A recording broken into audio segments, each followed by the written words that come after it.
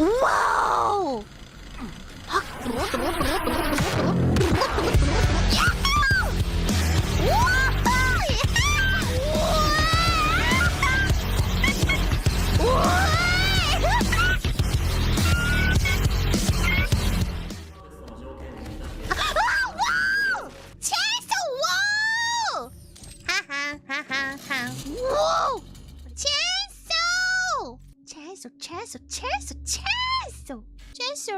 채소. 우와! 채소, I love you. 채소.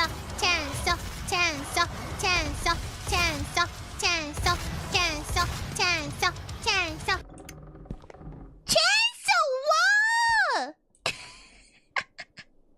채소. 나이스. 死んだの？ごめん。そんなつばじゃなかったんだって。えへへへ、これもらえる。あ、もらえないの？クソ。いや、いた。チェーンソー。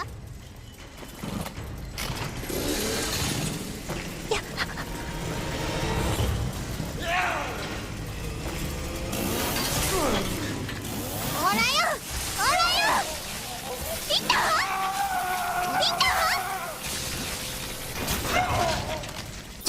取る？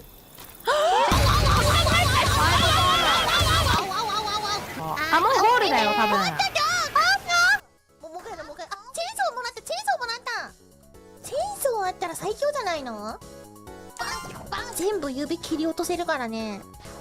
ね、ノーマルでこれか。いや、でももうちょ、あ、チェーンソーだ。強いか、これ。わかんない、これ。一気にテンション下がるのやめない？もう失礼だよ、チェーンソーに。あ、チェーンソーか。あ、強いのかな、これ。わかんねえ。わかんねえけど。あ、ボンクか。ボンク。あ、弾消せるの？強いじゃん、じゃあ、チェーンソーね。誰？強くないとか言ったやつ。俺のだ。G。なにこれ、すごい。縦につけるのかな。ひゃー、自分を傷つけちゃいそうだよ、それ。うわー、シールドチェーンソーなあ。やばい。はあ。うわー、すごい。なんだこれ。すげえよ、これ。みんなこれ。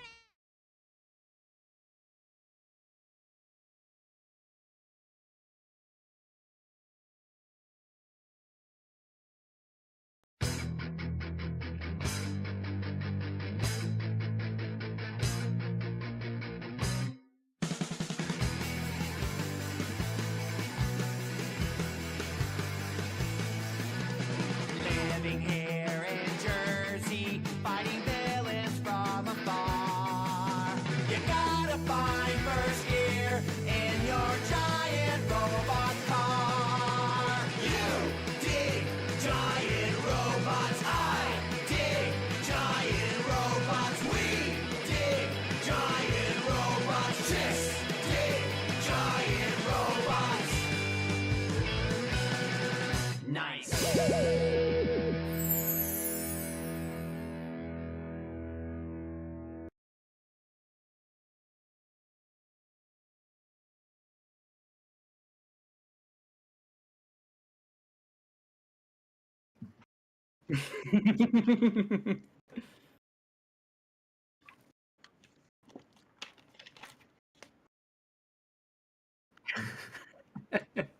Or may have seen coming a mile away.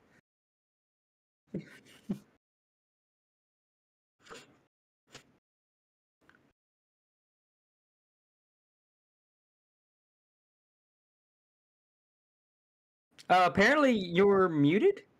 You're muted? Yeah. Oh, I see. Okay, well, while OBS. he's muted, this is my podcast now. Hi, everybody. Hang on. Hang on. So anyway, welcome to the Anime Boomer podcast starring me.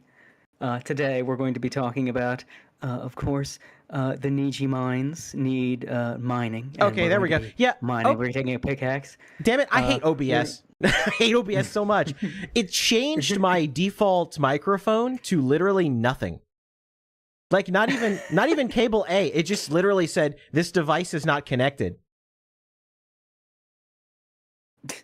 So we hit the trifecta. We were late. We're gay and we're muted. We did it. The boomer trifecta tonight. Get the slot machine victory sound with some confetti coming from the ceiling. We just need the chainsaw. Whoa. Oh, hang on. I think I have a thing for this. Let's see if I can find it. Oh. Let's see if I can find the thing. The thing here. Let's see. It's in Anime Boomers. It's in this button. Ah, this is close enough. Close enough. Oh wait, I've got one for it.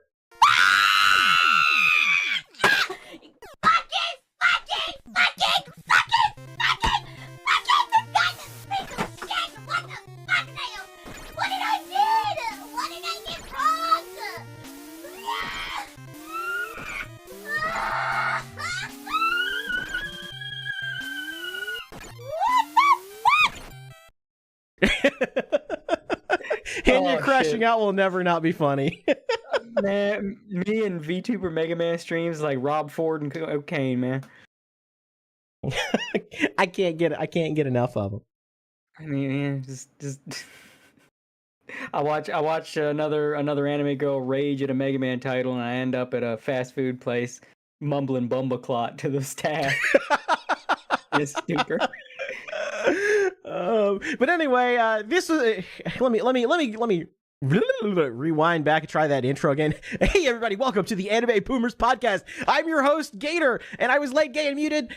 We hit the boomer trifecta tonight, but we got some great stuff to talk about tonight. We got the Twisty leaks, of course. A second black screen stream has hit the Niji Tower. We got an NTR manga ending in a surprising fashion that you may not have expected. At least the fans seemingly like. How can you? I don't understand. It's all about getting cucked, and like what did they expect? What did they expect the ending was going to be? And then of course we got other stuff. Kirsche hit 100,000 subscribers on YouTube, and she's now the VTuber MC for Fish Tank. She's got a merch website of her own now. We've got Asmongold streaming on Kick and the rest of OTK going over there. Twitch is burning. It was actually down for like a couple hours the other day. There's a lot of crazy stuff going on. Man, what a month it's been. And Off-Kai Expo hasn't even happened yet. We will probably get to maybe a third of it, and I have no idea what else will come out of our mouths. But only a third of it will probably be the actual topics on hand. Well, you know how this podcast goes. We tend to fly by the seat of our pants and just kind of ramble on for 6 hours about Overlord and Final Fantasy. You know, this podcast is cooked when they announce the new book. Oh yeah, of course. Like just go ahead and set your DVR, because when the new book comes out, it's gonna be. We might as well just have a fucking Overlord episode at that point. One of these days, man. One of these days. Oh, well, we have to stream now, Conan fan. Besides, Lord knows the concert will probably be going when we're done. They got started late. Yeah, we got started a little late. Yeah. Well, they got started late because the concert started. Actually, you know, that reminds me. I need to go ahead and plug the Niana concert into my downloader, because the last time she did a concert, like half the VOD got eaten, but I just happened to have a backup copy of it so that she didn't lose any of the stuff. Oh, did I miss Lisa? Was Lisa? Yeah, Lisa was up. Ah, Lisa, you're tearing me apart, Lisa.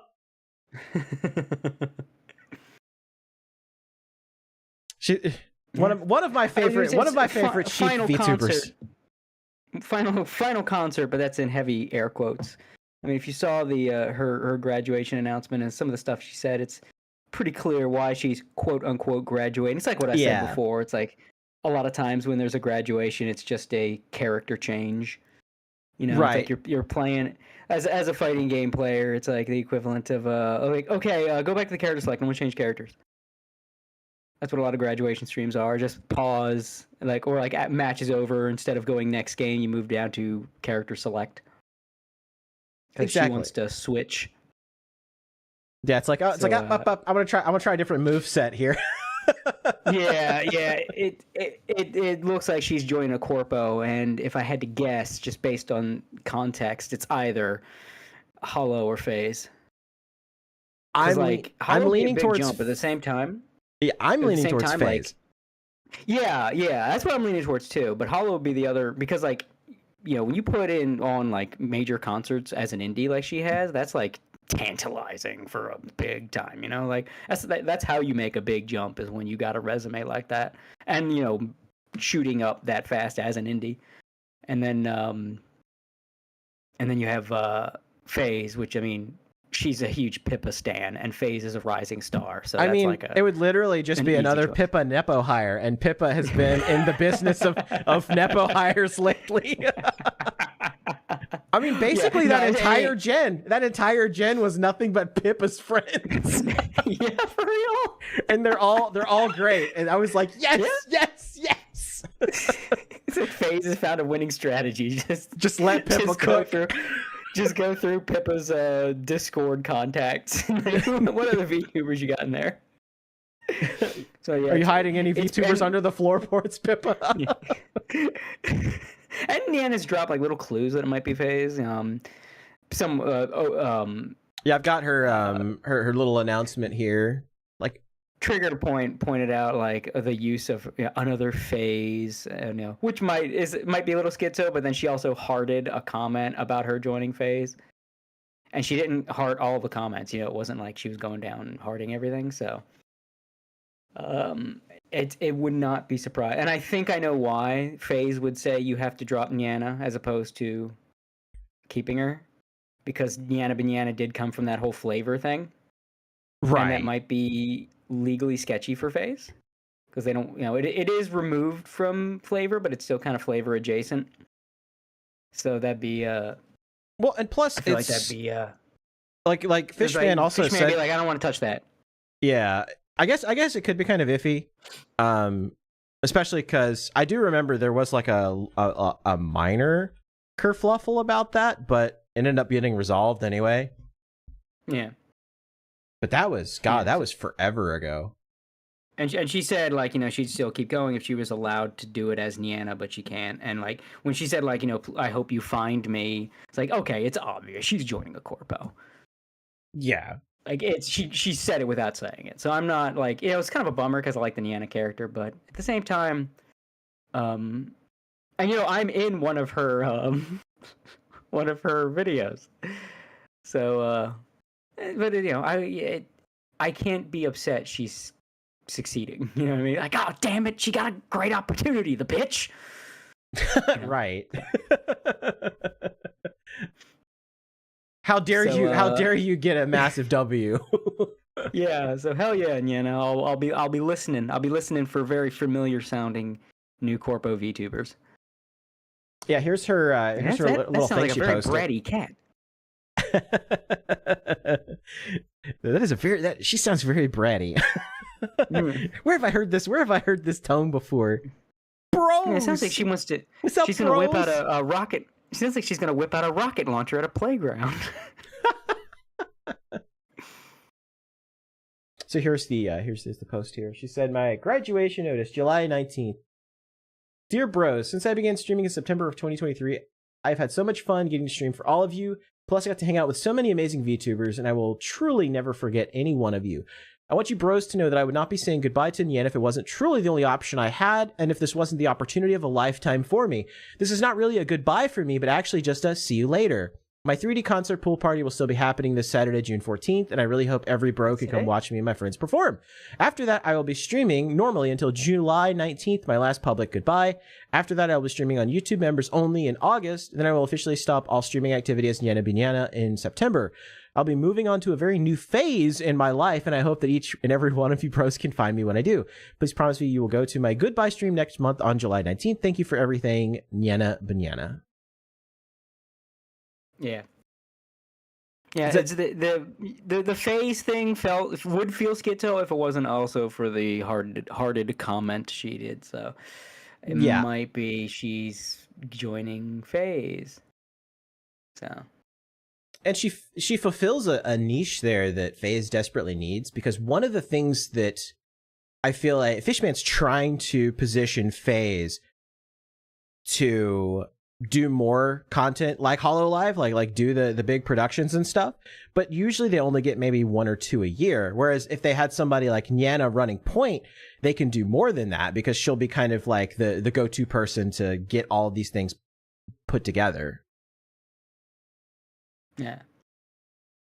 And maybe she has contacts in other companies too, so they can have like big multi-talent massive mega streams, with not just FaZe talent, like where they did the collab with Mint. Yep. Yeah, Fishman was like, jaws in the water with Mint.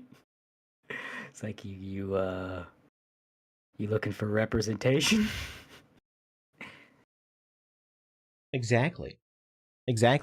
And also the Fishman, massive Fishman budget. That's the other thing too. Like, just imagine what she's going to be able to accomplish, like with Fishman money. Yeah. Oh yeah. And of course, like, if she did, if this was kind of a joke, wink, wink, nod, nod, and she did join HoloLive, like, that's literally like right up their alley. That's the kind of stuff they do. But I really do think she's going to be in phase. I would be surprised, but like happy for her if she did get in Holo. Yeah. I mean, that's still a big W. But like phase feels like more of a personal W for her. And I think that's more likely what it is. I think Holo is like holding back on new people. I think so too. They keep bleeding talents, but again, they got to stop the bleeding before they have anybody new. Well, I think because with Holo making a lot of changes and trying to kind of like reposition themselves in the market, I feel like they're trying to hold off now on bringing on new people. Like, I think it's one of those, like, if it fits, then maybe they will. But I think they're holding off primarily to focus on the talent that they have and on retention more than anything else, because they've lost quite a few people over the course of the last couple months, and they're kind of going through like a rejuvenation and a restructuring. I think people, it's good to be concerned. It's good to be like, oh, I don't know if I like where this is going. But it's not like panic button, freaking out like, oh god, the sky's falling. We're not there quite yet. Yeah, I think there was like a come to Jesus moment with them losing so many of the biggest people, and especially when Guru left. But I am hoping that like they're fixing what needs to be fixed and confronting all that and everything. So we'll have to see what it looks like. But I'm optimistic. And I just noticed some weird shit in my keyboard. It's just distracted the shit out of me. It's like, is that a giant dead bug? No, it's just some discoloration. I got one of them. I got a brand new keyboard. I got one of them ones that glows. I didn't care about the glow. Yeah. It just said it lasted. It just said it lasted a super long time. It's like, oh, good. I have a keyboard that'll last. So I'll get this one. And I just noticed, like, under my end key, it's like, I think it's just glue or something, but it looked like, what the fuck is in there? Just big ass black garbly thing. Like, ugh. That threw me off. That's why I kept like stuttering, like, what the fuck is in my fucking keyboard? I gotta get something to fish that out. But anyway, that aside, Niana and all that aside, I feel like before we get into like the Twisty shit, we gotta talk about fucking Rent a Girlfriend, because oh my god. Oh my god. Oh my god. I gotta pull the panel up, because this is I know there's gonna be the uninitiated out there. And for those uninitiated, so Rent a Girlfriend, it's the cuck manga everybody's been making fun of for a while. Isn't that even the premise? Like, this guy is just hiring a girl to be with him. That's literally what it is. He's literally hiring a girl to be his, rent a girlfriend. Yeah, it's like he's trying to impress this girl, and he keeps hiring. What is she, like an escort or something, or is it like a maid? Not a maid cafe, but like a what the fuck's it? A hostess, I guess. But he like actually goes out with her or something. I don't know the total details. It's Japanese shit. I have not actually read it. I've just kind of learned about it through osmosis from other people making fun of it and people doing videos laughing at it. It's the cuck manga. It's the cuck manga. That's what it is. And people got very mad at me. Like every time I bring it up and make fun of it, people got really, really offended by that. I have VTubers that have blocked me after I made a post making fun of the cuck ending, and I was like, come on. It's funny. VTubers blocked you? A VTuber blocked me. I'm not gonna say who, but I was very surprised. It was what I was following, and they were they're very into NTR apparently, because I saw them like crashing out about it. I'm like, what the fuck? Why are you so mad about this? Why are you taking this so personally? Why are you so into NTR? Bro, that's so fucked. But so it's finally ending. The final, we're 300 plus chapters. With him getting rejected. Yes, that is the punchline. Is that he goes through and spends all of this money on this one girl to try to to super simp, hoping that is going to be the way that he gets into her pants, and then she just straight up says, "No, sorry, I'm not interested." After 380, almost 400 chapters to see a man get rejected. The man who was cucked to death. Yeah. And then the rabbit hole goes deeper because the dude that made this manga, the man himself, he got some demons. So where do I start? Do I start with the fact that the cuck main character is apparently, he views it as him, like his self-insert is the cuck? Do I bring up that the main girl in Rent-A-Girlfriend is his pretend made-up girlfriend, despite the fact the man is married? Now, people were coping initially, and I fell for it. I fell for the fake news that the girl is based on his wife. No, this is not an Oda situation where he's drawing his wife in the manga. No, like, so no, it's just the guy is him. The girl's not his wife. No, this girl is like, he made his ideal girlfriend, and like to the point where he rented out like a house. I don't know if it was like an Airbnb or something, just to take pictures around the place, to have her interacting with it like she was there, like she was real. Yes. Like, there's a whole gallery of pictures that he did where he took a photo of like the house he was in and like drew her in and like blended her in with the background and everything. Like they're sharing a house together. It's the most schizophrenic. It's crazy.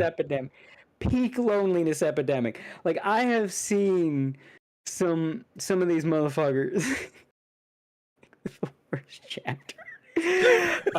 Yeah. And again, to do that when you're married, like, that's, what does his wife think of that shit? Like, you're married to a guy and he's just concocted his cuck fantasy. Yeah. Around this imaginary girl.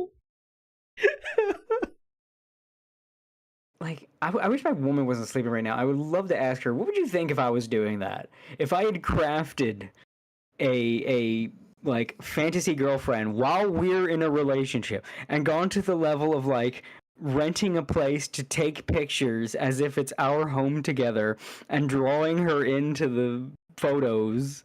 I gotta see if I can find the pictures because they're so, like, it's peak mental illness. It is. And then this man is married. How are you acting more lonely than actual lonely men? You have access to pussy, my guy. It's right there. You chose to marry it. It must have been worth something. There's literally a panel, and this is where everybody started making fun of it. This was like years ago, where someone posted the panel, and he's literally getting a boner because he's thinking about someone fucking his girl, and he's like losing his shit. Yeah. Yeah, the infamous him floating in the pool, like, yeah, sobbing with a boner. Yeah, and I think someone made the edit where he's doing the furry baw meme. And I found it. I'm gonna post it in stream chat. That's got the Oh four yeah, there it pictures in is. it. There it is. Here, we'll pull Yeah. this. We'll pull this up. This is crazy. Yeah, Kendrillion on Twitter says, why are y'all shocked by this? The author stated in the past that Chizuru is his girlfriend and he's married. He rented a real house and draws Chizuru interacting with the environment. Kazu's the cuck of his own story because the real main character is the author. This is some next level Minhara. Look at this. Yeah. I like that he got the sheets. He got the sheets and put something in there to raise them, just so she doesn't look like she's in it. But then he put too much. I don't know how fat he expected her to be. He's got it open so much. I think it's like she ripped funnier the sheet. to imagine that he had his wife like actually go under the covers. Well, see, I don't know what's funnier, that he like him putting objects under it to make it look like someone's in there, or if he actually had his wife go under the covers to make it look like a person was there. And she's like, "Oh, you're taking such a sweet picture of me." No, I'm going to Photoshop you out and put my wife in there.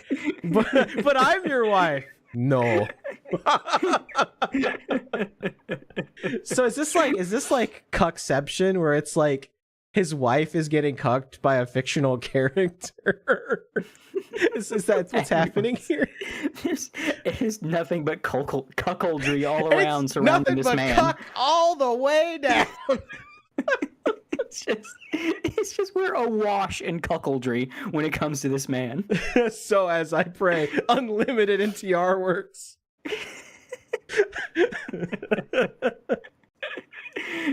This is just the most schizo shit. Never let this man cook again. Never let him cook. His kitchen privileges have been revoked. Conan fan just said Nyanna was unable to the concert today, so we got was a preview. The rest will be tomorrow night. Oh, okay. Oh, yeah, that reminds me. I should still also download the VOD before it gets nuked by YouTube. Let me do that right now. Hopefully it don't blow up my internet up here. Let's see.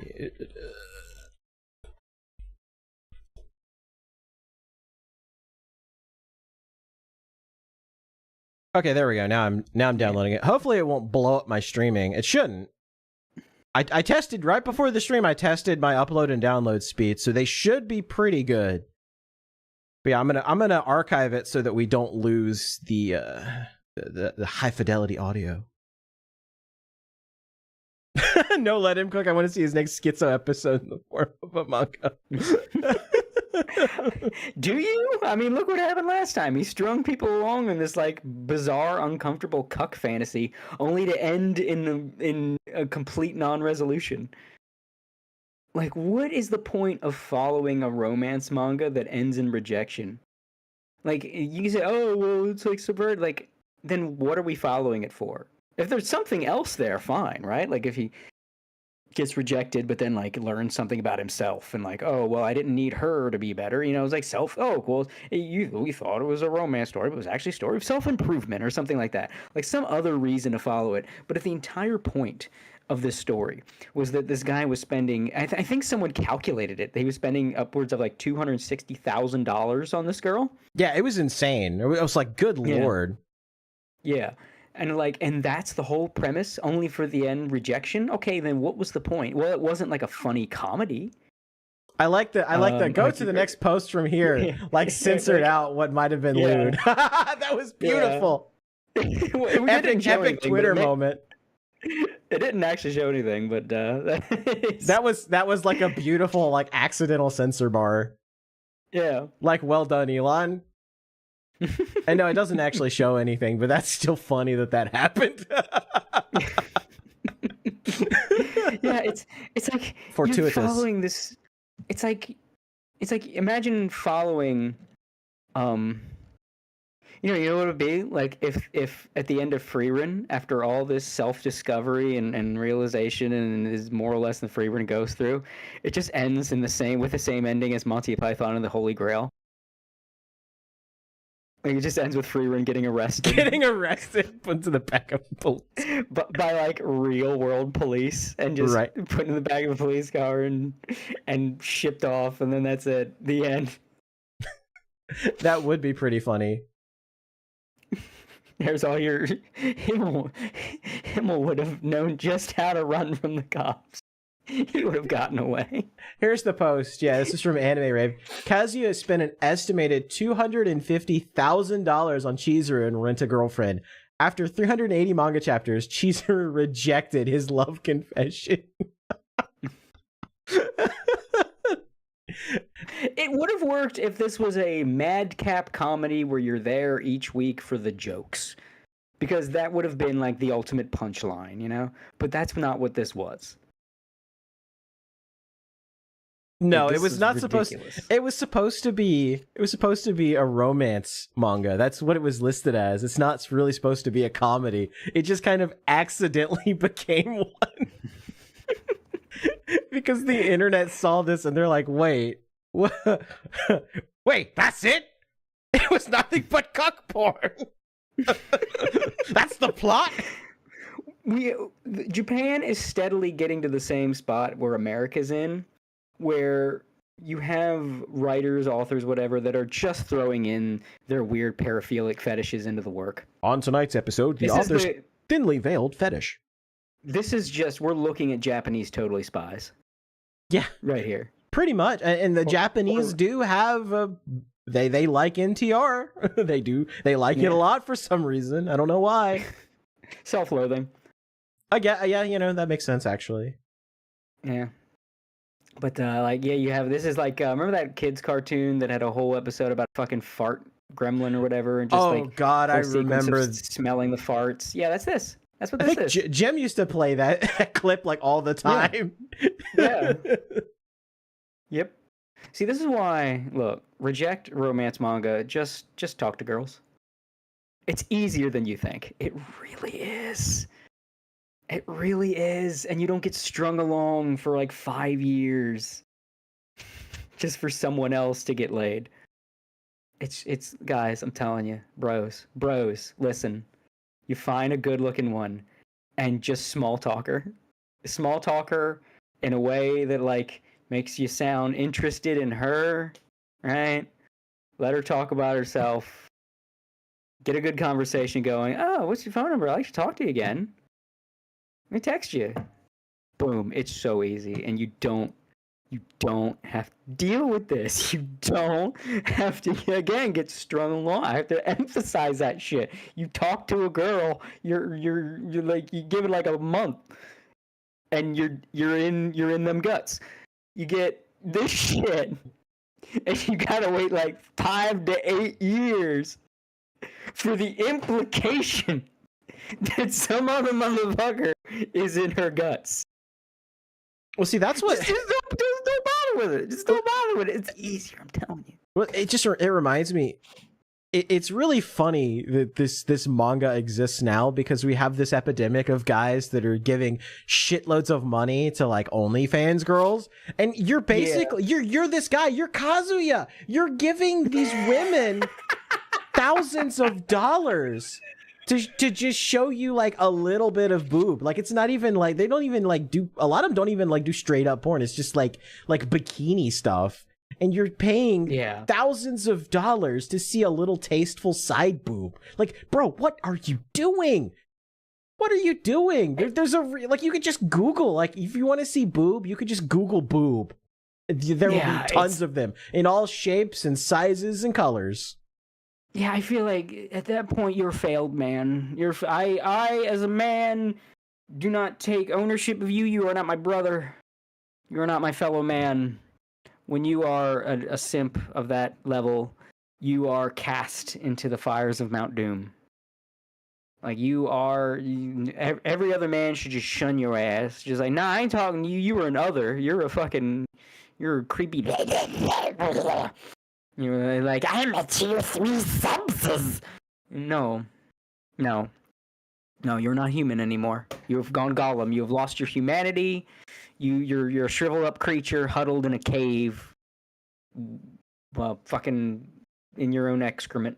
See, this is even funnier if some of the other characters are into him, because he just like threw himself at this other girl, ignoring all the other ones, to get completely and totally rejected, and he's probably totally ruined his chances with the other ones too. Like I feel like if he really wanted to end the manga the way it should be ended, he should just take and redraw that one picture from Twitter that everybody's been reposted, and it's just the night sky and a bridge. I will not elaborate further. That should be the last panel. I will not elaborate. It took me a second. It's a nice view. What a nice view. Oh. You sucker punched me with that one. I wasn't ready. We have a little fun on this podcast. Oh fuck! I guess the thing with like other girls being into him, that's not even an absurd thing. That's like common in anime. Just losers attract women. It's just like every other anime is, hi, I'm Richiko, Lil Dick, and I have a bowl haircut, and I have no personality. And then here comes like Giant Tits McForeign Exchange going, oh, no personality, you say? Mm-hmm. And you say that you don't have any social skills? Oh! Like, that's every other fucking anime and manga. Pretty much. Hey, like... baby, have I mentioned that I have no marketable skills? Did I mention my crippling social anxiety? And you just hear the sound of liquid pouring onto the pavement. Is it her getting wet? Is it him peeing himself? Is it both? That's where the suspense is. You gotta wait till next chapter to find out. But that's like every other anime manga. Because it's like wish fulfillment for loser dudes. I said before, like that's kind of when anime got a lot less fun. When it became about like, hey, he's just crazy. Oh man, you want to see like the story of like in a space colony? There's like a political scheme going on in the space colony where like a corrupt politician is trying to have weaponized zombies, and then the main character gets roped into it because his sister got made into a zombie, and then now we gotta stop it. But his beloved childhood friend is the crooked politician secretary. Well, we gotta hurry because he might just make his secretary one of them weaponized zombies. Next, you gotta never know. It's gonna be explosions. There's probably robots somewhere. And it's like 4 of the most gorgeously animated episodes you've ever seen in your motherfucking life. And then we stopped doing that because every other anime had to be, hey, what if a loser like you actually got chicks? Pretty much. Speaking of getting chicks, I see what you've pulled up here. Yeah, this tweet from Pulp Fan. I had more progression in a manga than this guy. For those, most of you know who Pulp Fan is, but for those who don't know, he was such a big fan of the character Pulp from Monster Musume that he ended up getting drawn into the manga by the author as Pulp's actual boyfriend. It's beautiful. Like it is beautiful. He turned his memes into dreams and became the husbando of his waifu. Based, unfathomably based. Oh, the man crossed the boundaries of fiction. He did. He crossed dimensions just to be with his waifu. Oh shit! So I can't even make fun of that. That's like unprecedented. That's king shit. Yeah. Didn't even have to spend $250,000 to do it. Nope. He got it for free just from hard work, dedication, and being like a ripped bodybuilder in Japan. Yeah, that's the catch. If you want to get with your wife, or you have to go to Japan and get ripped. you have to go to Japan and become a Giga Chad. Oh shit, that's fantastic. We had him on the show. He was great. He was fun. Yeah, it was awesome. Good it was awesome dude. having him on. We'll have to have him on again. Oh, yeah, definitely. Good dude. Yeah, hopefully Good I dude. can. Hopefully I can eventually take a trip to Japan and hang out with him. Yeah, hell yeah. Yeah, and he's not only that Pulp fan, man. You got to respect this dude, man. He manages to like get everywhere. He's also an emote in Pipkin Pippa's chat. Yes, he is. So dude, I must kneel. Like this man got written into the manga as his wife and husband, and then ended up in like one of the greatest VTuber ever's chat as an emote. God damn, dude. Leave some for the rest of us. Holy shit. Yeah, there's a Pulp fan appreciation moment there. Became straight Cho Anarchy, kinda, except straight. Absolute Giga Chad. For real, absolutely. So, on the subject of manga too, we were talking about. We haven't talked about it on the show. We probably should. This is the Anime Boomers podcast. We're talking about it like in private. One Piece. The Yes. newest chapters. Bruh. Yeah. Like I feel like Oda is ever since Wano, we've just been getting endless lore vomit. Yeah. For good, mostly good. A few bad here and there, and I don't know. I'm worried, man. I don't know how I feel about the now that they're showing Emu's powers. Mm-hmm. Because like I'm there's worried. there's a way that it could be okay that they're doing this, and there's like a bad way to do it. Yeah. And it's really there's something. it's going to depend on how his power works, whether I'm cool with it or not. Yeah, like there's the shogi thing, right? Yeah, because Where that's there's, what I some kind- think. Like you know, you go in and you flip the pieces or whatever. Yeah, And then yeah, they're your and then, pieces we've seen now. The shogi. Yeah, and like even the guy getting transformed just because he was like in proximity, Mm-hmm. so working like a shogi board, or not shogi. I'm saying shogi. It's reverse eye. Reverse eye. I'm saying I don't know why I got shogi in the brain because it's Japanese. I'm racist as shit. No, the reverse eye. So like it might not be, and you know, magic is a thing now in the 11th hour. We got the glyphs, you know, teleporting and everything. So it might be like not his powers, but something he has access to, because we know he has access to like the ancient super weapons. That's where the kill sat. They have a kill sat. I think it was like heavily implied, like that's one of the I don't remember which Greek god it's named after, but like that's a kill sat. It's like okay, it might not be. I think his powers were like the shadow monster demon shit.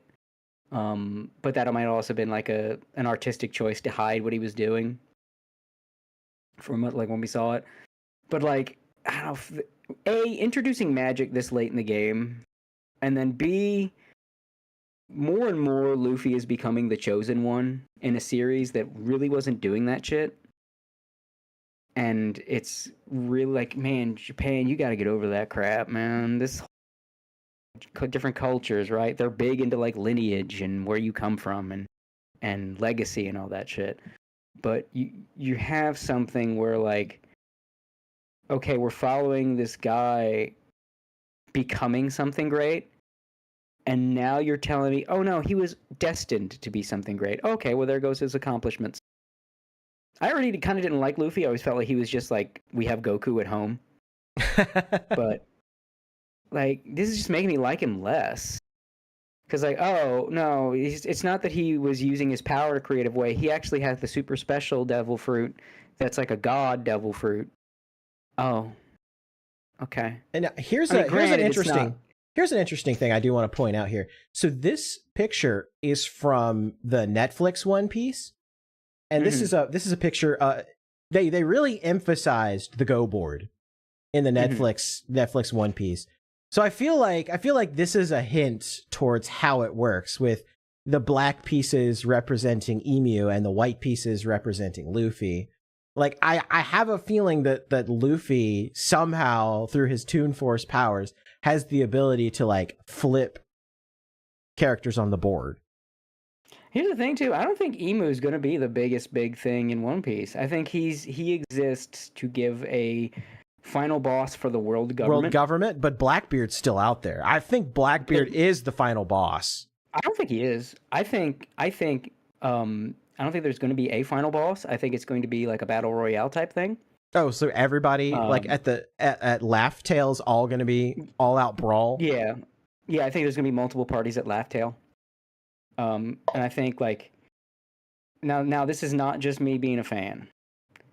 I think Crocodile's going to be a big fucking deal at the end. This is not just cuz he's my favorite fucking villain show and favorite fucking character and one of my favorite villains. Well, they're setting up for it with the Cross Guild or whatever. Yeah, Cross Guild is like setting up as this big thing. And there are two little like narrative things. No, three. There are three narrative things that it's like, I can't ignore this. Oda's been like, feels like he's just had this in his pocket for a long time. Number one, he's really held off on stereotypical pirate things and saved them for major characters. You realize there's been no one with an eye patch in the entire series? Not a one. Not a single character with an eye patch. I'm now trying to think. There's no one. In fact, he said flat out he was saving it for someone special. There's nobody with an eye patch in the entire series. So you have that. And now, what's the one guy with a hook for a hand in the entire series? Yeah, Crocodile. Yeah. And if you also remember, One Piece was not originally supposed to go this long. But he never said what the ending originally was because he's still going to use it. Do you remember when it was supposed to end? Alabasta. Oh yeah, you're right. Yeah. And then what did he do? He broke Crocodile out of jail, put him back into the setting, and then kept making him important. So you're gonna have like, he had him like team up with Mihawk, who we know is Zoro's final boss. And then you had them in the same group with Buggy. Cross Guild is just set up to be a big fucking thing. It's like Mihawk and Crocodile and Buggy under the same banner. Yeah, three former warlords of the sea all together now. Not even just their status, but like their narrative status, right? You have Buggy was like the first antagonist. He's a recurring antagonist, one of the most major recurring antagonists. Like, yeah, he's a joke villain, but he's like the most recurring, like closely connected. Then you have Mihawk, who one-shotted Zoro and basically set up his entire arc. And still is like he is peak swordsman. Anyone with a sword will always be below Mihawk. He is like he's the strength marker. Like kind of like Zeno in the Dragon Ball universe. You can't go higher than that guy. Right. As Conan fans pointed out, Crocodile was the first character to truly defeat Luffy multiple times. Yeah, beat his ass. He keeps getting set up as like he knows all the shit. Right? When we first found out about Awakened Devil Fruits, who told us? Crocodile. All this thing like, oh, he was the Buggy's whole thing that he set up. Oh, well, Crocodile gave him the money to do it. That's how he made Cross Guild. He came to collect, and then he just took ownership of Buggy's entire operation. So it just feels like Emu is the big thing for the world government, but I feel like the world government was never supposed to be the final boss of One Piece. I feel like the final boss of One Piece was always supposed to be pirate related. So I feel like Emu is there to have a guy that Luffy can punch to end the world government. Yeah, I found the post from Oda. He said, a pirate with an eye patch will appear in the final phase of One Piece. I'm itching to draw that character as soon as possible. Maybe people have a preconception that many pirates wear eye patches, but actually I've never drawn any pirates with eye patches. Mm-hmm. Yep. Still not. Oh, careful. Still never seen eye patch guy. I was thinking about X Drake, but then I realized his bandana that's over his eye has the eye hole cut out specifically. Mm-hmm. Mm-hmm. Yep. So I feel like One Piece will not end with a battle against the world government. I feel like when he was originally doing One Piece, he probably just wanted the world government there as an entity. That's a foil. Characters, foil for the characters to run away from. There wasn't supposed to be giant evil conspiracies at the head of the world government. They were just supposed to be the cops. Because it's a story about pirates, right? You need the cops. You need ocean cops. Right. You need a compelling Navy. reason for them not to just like stay in one place and never go anywhere. And it represents, this is an adventure, but we have a time limit. Yeah, and you need you need the Navy if you're going to have piracy. A story about piracy. So that was the world government. And then over time it became like, okay, they're a force in the story that would have to be dealt with. And there was so much bureaucracy in it, like all these multiple guys in multiple places and all this stuff that, I need a guy for, this is an action manga, I need a guy for Luffy to punch. And when Luffy punches that guy and that guy goes crashing down off the cliff or whatever, that means the world government is beat. And so I think that's the point of Emu. Yeah, we also don't know Crocodile Secrets. Yeah, I think Laugh Tale, there's not going to be a final boss, or if there is, it's going to be something we haven't seen, like the Ghost of Gold Roger, or something that's at Laugh Tale. But I think that would be lame. But Japan does like to pull that shit. I mean, I've gotten a lot of good series that pulled a fucking final boss out of its ass. Final Fantasy. I don't feel like Oda's going to do that though. I feel like. Yeah. Especially because we know that when Roger and his crew went to Laugh Tale and saw what the One Piece was, they laughed. Mm-hmm. So it's got to be something that's like either like hilariously ironic or something that's just like the last thing that either the most obvious thing you would expect or the last thing you would expect. Yeah, I think it's going to be good, right? I think just the idea like Blackbeard being the final boss, I don't think so. He might be part of that battle royale Laugh Tale, but like, well, if you want to get technical with it, the final boss technically is going to be Shanks. Might be, yeah. Because I feel like that's how that has to be Luffy's last fight. Like he's about to go to where the One Piece is, and Shanks is just standing there. I don't think he's gonna fight Shanks. I think it's gonna be there probably will be like a battle, but it will be a friendly one. Well, it's not gonna be like a he's trying to kill him. It's gonna be like if you're going to do this, I'm the skill bar you have to climb. You have to be stronger than me. Prove it. Yeah, but I think if I had to make a solid guess of the ending, I would say Laugh Tale, Battle Royale, you'll probably have Cross-Skilled, Shanks, and if he doesn't get an arc of his own, Blackbeard will be at Laugh Tale. And I think it's going to be like a messy final confrontation. Here's the thing, no. It can't be Blackbeard. Here's why. Zoro has to beat Shiryu before he beats Mihawk. Yeah. Because the Blackbeard pirates are clearly supposed to be evil foils. Straw Hats. Yeah, they're supposed to be foils to the Straw Hats.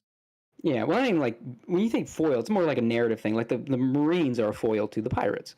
They're more sort of just evil dark, counterparts. Counterparts, yeah. But that's not enough for a narrative closure.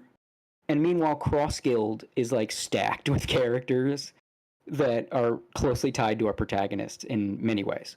Especially now that, like, another thing that pushes my theory is Nefertari Vivi becoming prominent again, with Emu having this fixation on her and the Nefertari family. So now Alabasta is important again.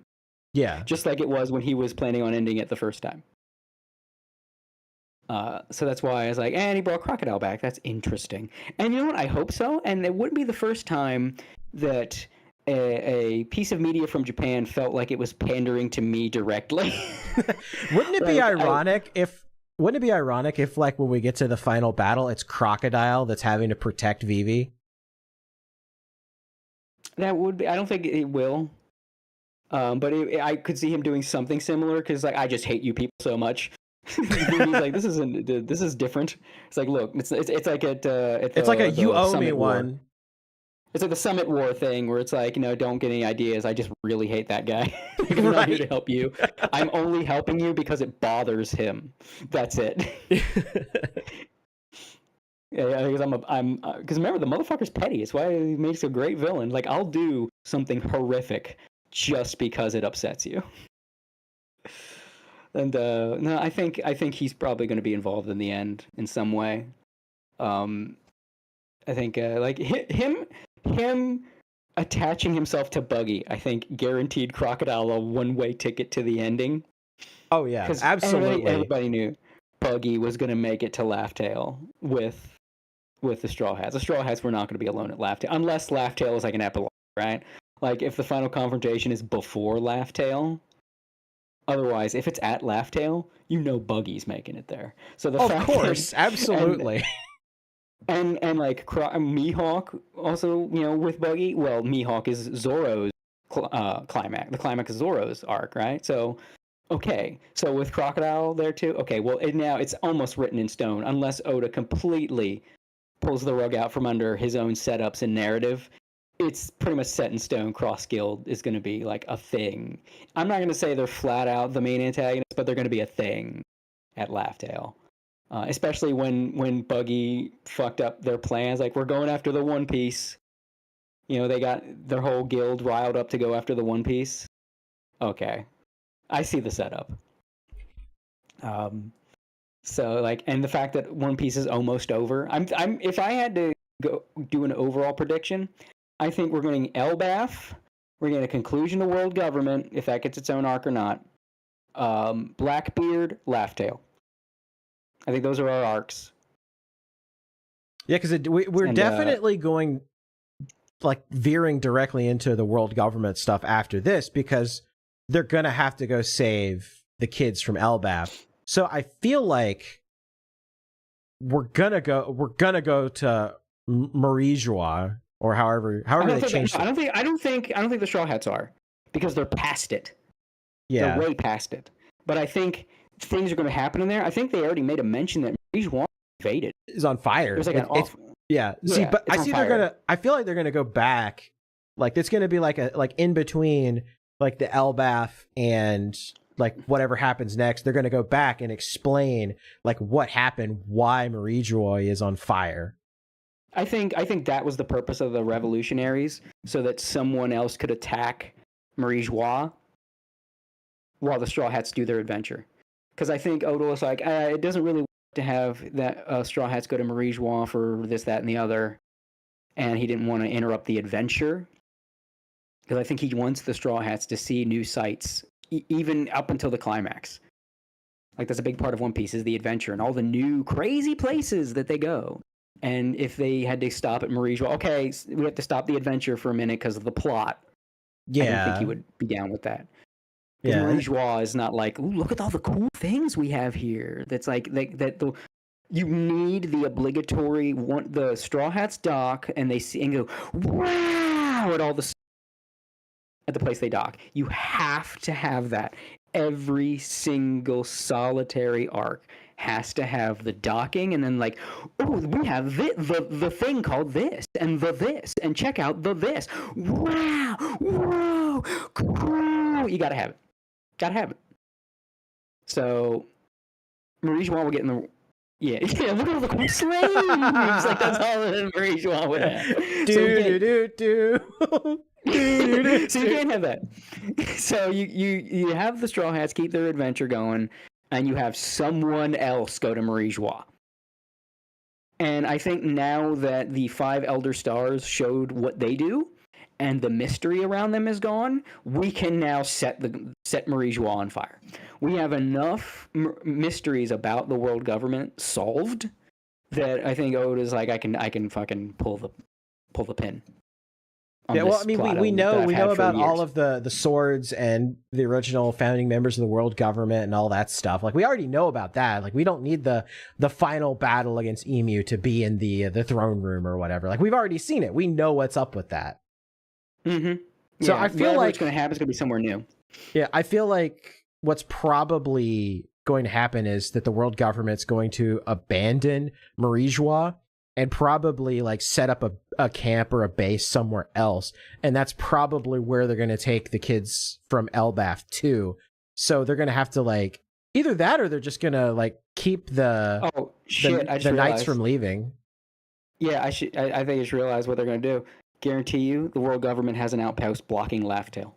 And that's where it's going to be. I bet so. Yeah, you're right. Yep. They probably know exactly where it's at, and they've already set up some kind of base specifically to prevent people from reaching Laughtail. And which is probably why nobody's gotten there since Goldie Roger. Mm-hmm. Yep. And you're going to have like major people in the Navy, Marines, whatever. They're going to. In fact, I think it's half and half on if Luffy fights Emu.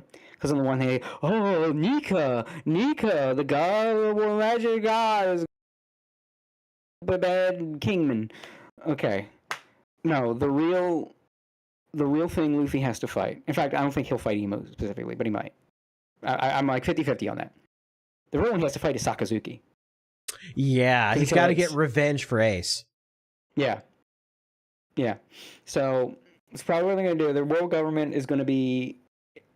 If I had to guess, they will be toppled in terms of political influence, authority, and power in the coming arcs, possibly by the revolutionaries, and then the remnants they're probably going to evacuate Emu, like get him out of there. Emu will be in exile. Like people think, the world government's gone, but then like those in the know, like Dragon and will be like, oh, we know it's not really gone because where did Emu go? He was supposed to be here. We didn't fight him, even if they killed the Elder Stars. But there is still Emu. Where is he at? And then he'll probably get moved to this outpost. And Zugzwayne brought up in the chat that we haven't been to God Valley yet. Yeah. Or the ruined remains of God Valley. So there's a couple places the Straw Hats need to see. Straw Hats need to go to. I don't know if the Straw Hats will go though, because again, the Straw Hats cannot go somewhere where they can't go, wow, every time. Well, I mean, God Valley would definitely be that thing because it's literally split in half. Yeah, that would be like a whoa. But we've also already seen it. Yeah, like everywhere they go, we haven't seen.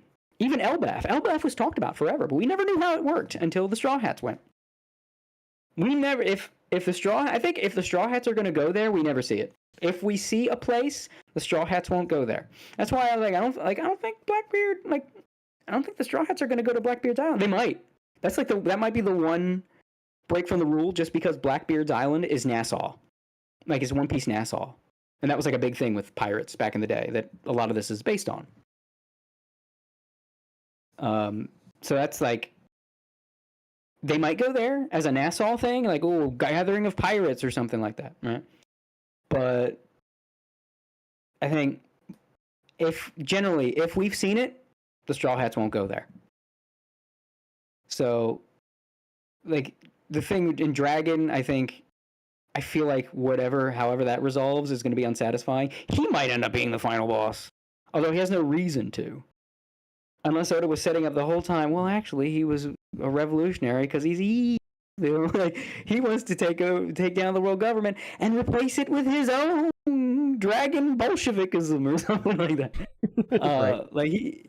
It's like Russia, he's like Lenin, He's like One Piece Lenin. Who knows? But I feel like that ship sailed when Ivankov joined up, and like Ivankov can't be evil. He's too wacky, and Oda clearly likes him in a want him to be liked kind of way. But that's like, I don't think Dragon's gonna end up being evil. I don't know what the hell Oda's doing with him though. It feels like Dragon was supposed to be important.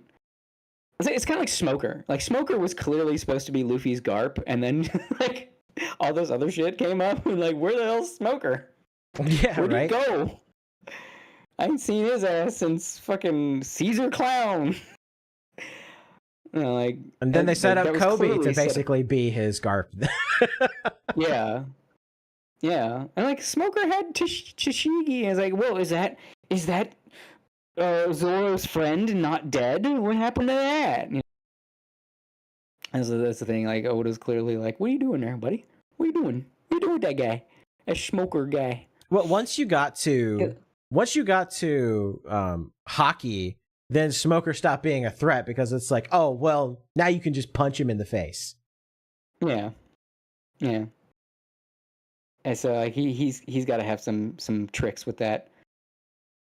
But and like even then, yeah, because like other Logias you can hockey your way through, and I think Oda might have even admitted he came up with hockey just because so he didn't have to keep coming up with fruit weaknesses. You know, right? So and I kind of get that. I feel it's a cop out, but I kind of get it. It's like, okay, well you're just kind of admitting you're not as good at this as Araki. He didn't have to do that. He came up with shit for his wacky ass fucking powers. Like that's kind of why I liked One Piece was the logic, and they even brought up like I don't know how devil fruits interact. You know, one you think is weak. It's like that's why Buggy the Clown is immune to Mihawk of all people. This one of the strongest men in the world cannot lay a hand on Buggy the Clown because of his fruit power. Because of his fruit power, it literally is. It literally is being chopped to pieces. Yeah. Exactly. So it's that kind of thing. It's like that. I like that. So I think like hockey felt like a fucking cop out in a bit, but I kind of get it too. Like, you'd have to do that for everybody. And how the hell are you eventually gonna fight Smoker? Like, what makes smoke hard? Like, nothing. It's like I got my anti-vapor gloves from Vegapunk, and no, that's not gonna work. So okay, yeah, I'll give it to you. I do think it would be funny if in the final battle, like Smoker's there, and he's like, he's like, oh, I've got to power up, and Smoker just gets vacuum cleanered up by Frankie or something. That would be a very Frankie thing to do. He just vacuums him up, and just launches him into the stratosphere. It's like Crocodile, he could still keep playing the threat because of the, he can cut lava with sand, and he has a game-breaking one-shot. You know, if he grabs you, he wins. Pretty much. Okay. Like, but they're like someone like Smoker, like, okay. And I'm like, is that why Oda hasn't used him? It's like, oh shit, I power crept him. He was supposed to be a major threat, and I fucking power crept him. What do I do? And then Smoker will come back, and I'm like, I actually know Smoke Fu. I can do all this. Oh, I can get around your hockey. Because I know about hockey. Because like he's like, oh, well, Smoker's like a professional guy. He's seen a lot of shit. He knows his shit. So like he would know about hockey, and he knows how to circumvent it or whatever. Well, yeah, I mean, if he just you still have to hit him. That's the whole point. Yeah, like he could just. I turned to smoke before you hit me. Like that's how I beat your hockey. You know, you still have to touch my smoke. But if you don't touch my smoke, he gets like Kage Bunshins with his smoke or whatever. So it's like after images. So he like tries to punch it and there's nothing there. Yeah. So like he could do that, but again, I feel like Oda just got like he's like I don't want to play with you anymore with Smoker. Yeah, just throws him in the toy box. Like nope. Yeah. I'm into magic now. Like I got glyphs, and it's Shank's twin brother out of fucking nowhere. Yeah, I'm still know how I feel about that quite yet. I mean, it's nice to get some backstory on Shanks, but the evil twin brothers kind of overplayed a little bit. I kind of would have rather preferred it just be Shanks. Yeah, but I think that would have been bad too. Like Shanks was a celestial dragon the whole time. When? It's like well, I mean, this is basically the same thing, right? It's like, oh yeah, he comes from celestial dragon family. He was just orphaned. Yeah. I'm like, that doesn't make it any better. I would have rather had him just been like, oh yeah, he was a celestial dragon the whole time sort of deal than him having an evil twin brother. And it's like, didn't we do this? Didn't we do this with Doflamingo's family? Yeah, that's the problem I have, is that it's kind of like repeating the Doflamingo arc again. It's like, why don't you just have it be Shanks? Like at the end of this whole thing, they're like pretending it's like an evil twin brother, and it's like, no, actually, it is just Shanks. Yeah. I feel like that would have been. It's not.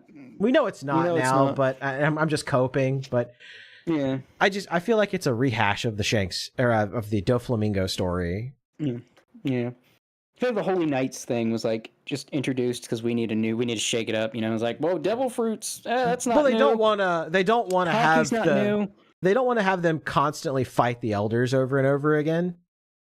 Well, also like the whole now you have a class of guys that are like immortal.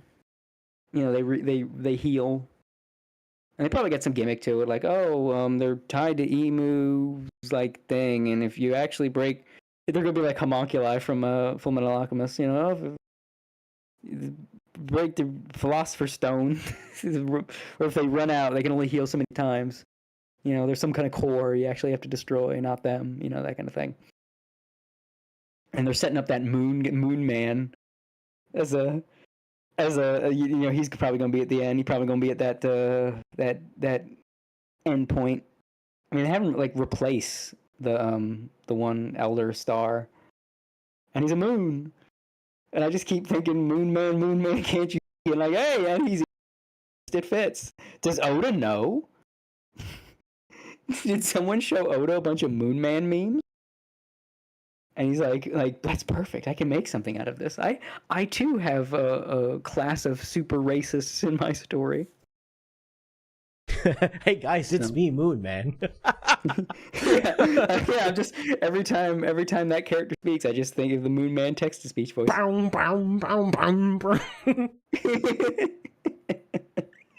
Sicker than your average hockey user.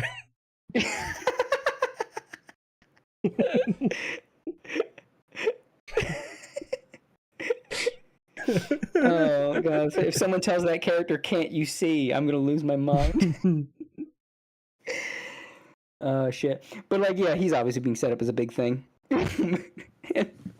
Part of One Piece canon. I mean, when you think about it, if you think about it, right? Like, what does hockey do? It turns you black.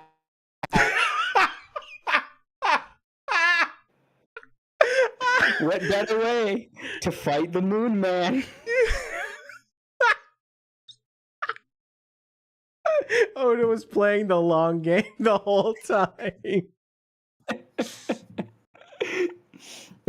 Luffy, why are you black? Oh my god, you can't just ask people why they're black.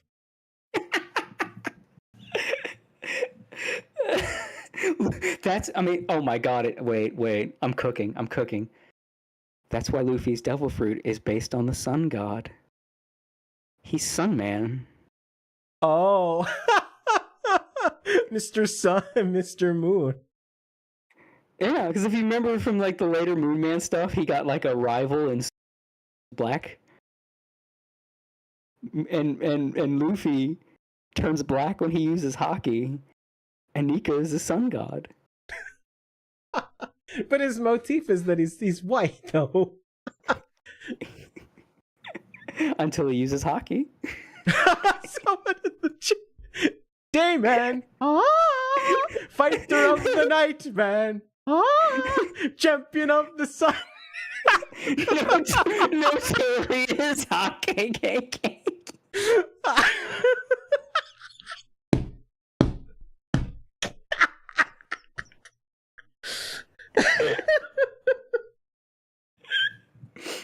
Don't shoot him, this man's not black. That's Luffy when he turns the hockey off.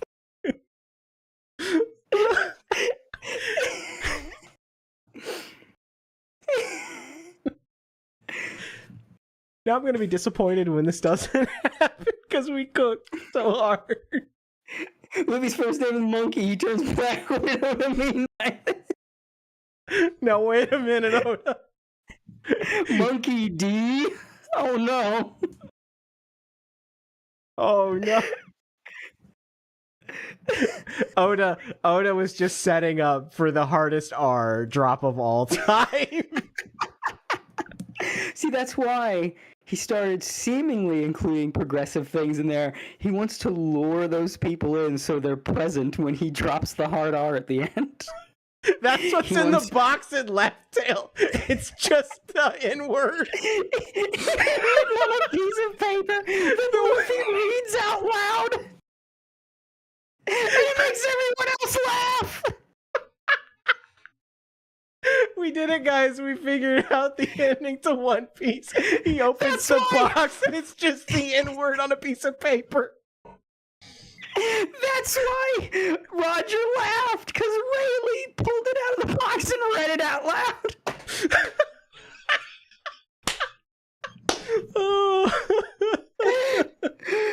Oh, clip this shit.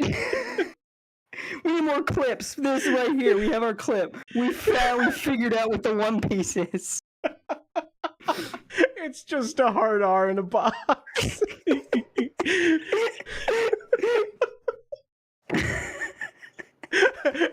Roger laughed. Because Rayleigh said the N-word. Because Rayleigh dropped a hard R.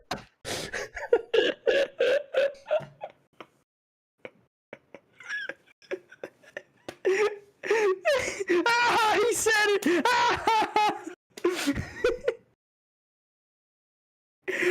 Oh shit!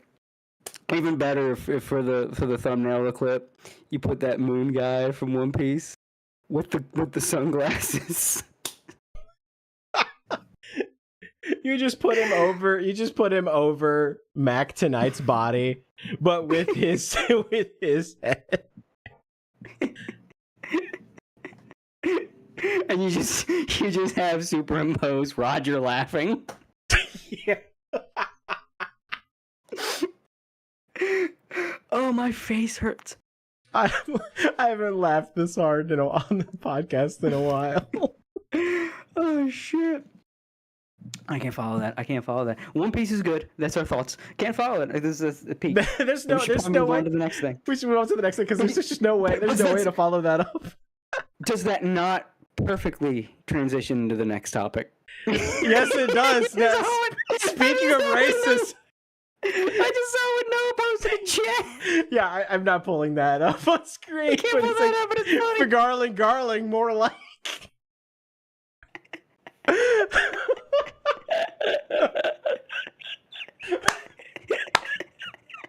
Oh god, we're so getting fucking canceled for this. God, it's worth it.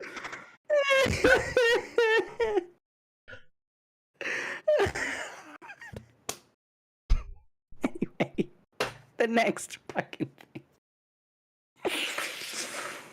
Oh, so anyway. Twisty.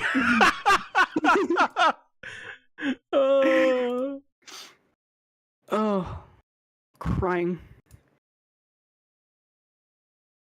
Oh, so we've got two videos for this.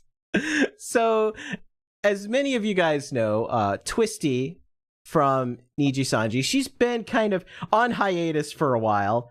Some things came out about Aster, that he's a creep and possibly a sex pest.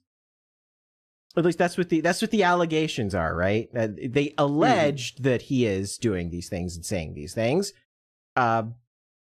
So there was that, and ever since then, both Aster and Twisty have been on super secret probation, hiatus, whatever you want to call it. And more recently, some leaks came out. This was like from a year ago, where somebody had secretly recorded her having a conversation with some of her friends and saying some interesting things, related to our previous topic of conversation. Yeah, allegedly, Aster is a creep. Yes. We don't have 100% proof. It's just what they're saying. However, well, I mean, there is the someone clandestinely recorded a Discord call with her, and that's where this came from, and they posted it. Yes. Yeah. Yes, so yes. I think we can confirm it was said. I mean, I don't know. I don't remember. I didn't listen to the whole thing. Exactly what it was beyond like spicy. Like she don't like Niji Sanji's fans, and she like saying spicy stuff. I don't know if she said anything like overtly, actually, like yes, the white race is superior, or anything like that. I don't think she said anything like that. It was just more like talking about how she doesn't like Indians and She doesn't like Indians, and she hates Niji Sanji's fan base because they're Twitter alphabet people. We'll just put it that way. They're alphabet Americans. Yeah. Pronoun Americans. There you go. So I'm pretty sure, like, if this was supposed to end her career, I mean, someone didn't read the room about how times they are a-changing, because, you know, you try to think, look what Twisty said, and you're just gonna have based, and so you're saying I should subscribe to Twisty? Yeah, well, it's only something that would get her canceled among the people that already hate her, which are the Niji sisters. That's why this episode is called Nijisister 9/11, because the reason they're pissed off is because she hit them so hard, both of their towers fell. It's like, you know, when you insult somebody so hard that it just cuts deep into their core and makes them have that moment of self-reflection, like, oh my god. or in Chris Chan's case, it cuts so hard it leads to total ego death. Yeah, exactly. Exactly. Because never forget, it was Clyde Cash that killed Chris Chan. Yeah, and he's never recovered since. Like, he's just been on one long, endless crash out from that one event. Yeah. Yeah, and Twisty's the Twisty leaks were pretty much that, but for the Niji sisters. I don't remember the extent of what she said, but it was like, oh my god, these freaking what did Twitter TRs. Yeah. You can't say that word on YouTube or X anymore. She actually, I believe she put out a whole thing. She did, and we're gonna kind of go into her like, because I have the whole video from her stream earlier. This, hold on one second. The text apology that she posted. No, this. Ah, okay. I don't have that. That is important. Yeah, well, we will definitely pull that up after we play the leaky part of it. Yeah.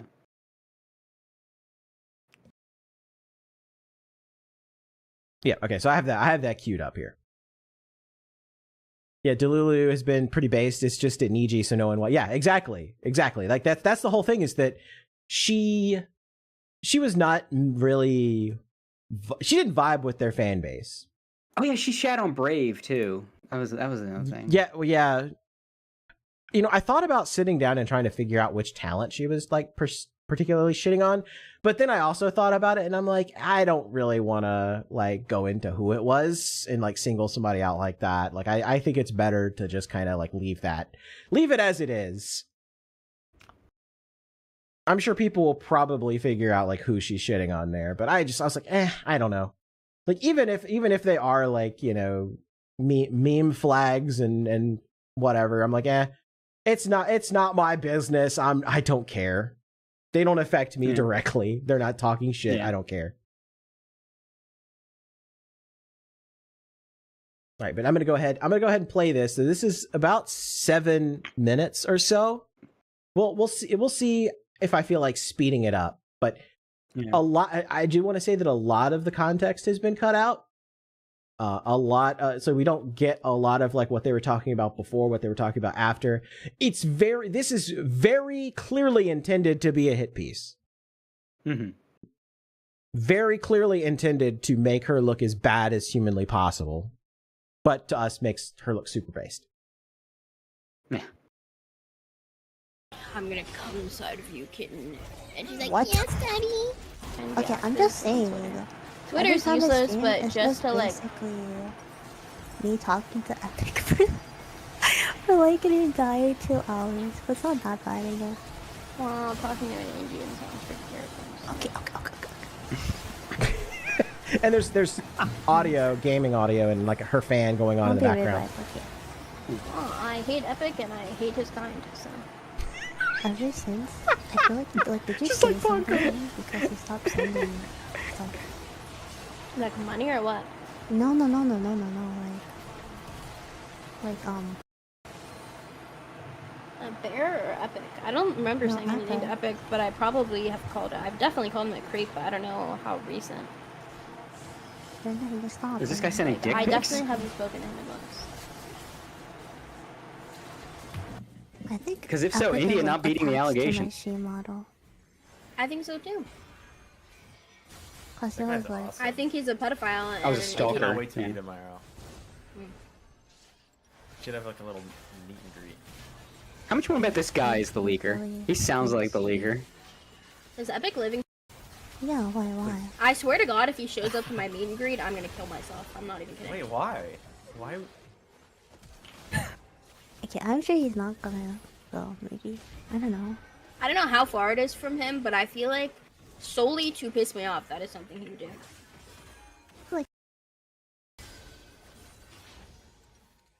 And I can meet him there. It'll be perfect. No.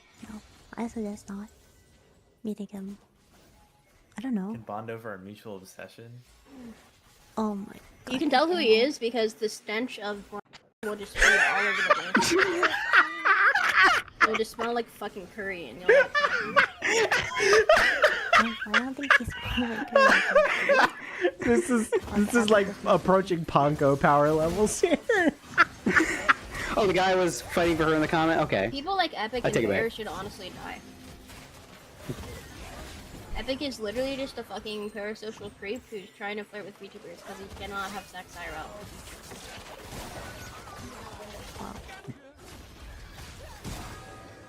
I don't know. He's obsessed with streamers. I don't know. I think he's just lonely, I guess. No, he's a fucking loser. He is a manipulative loser.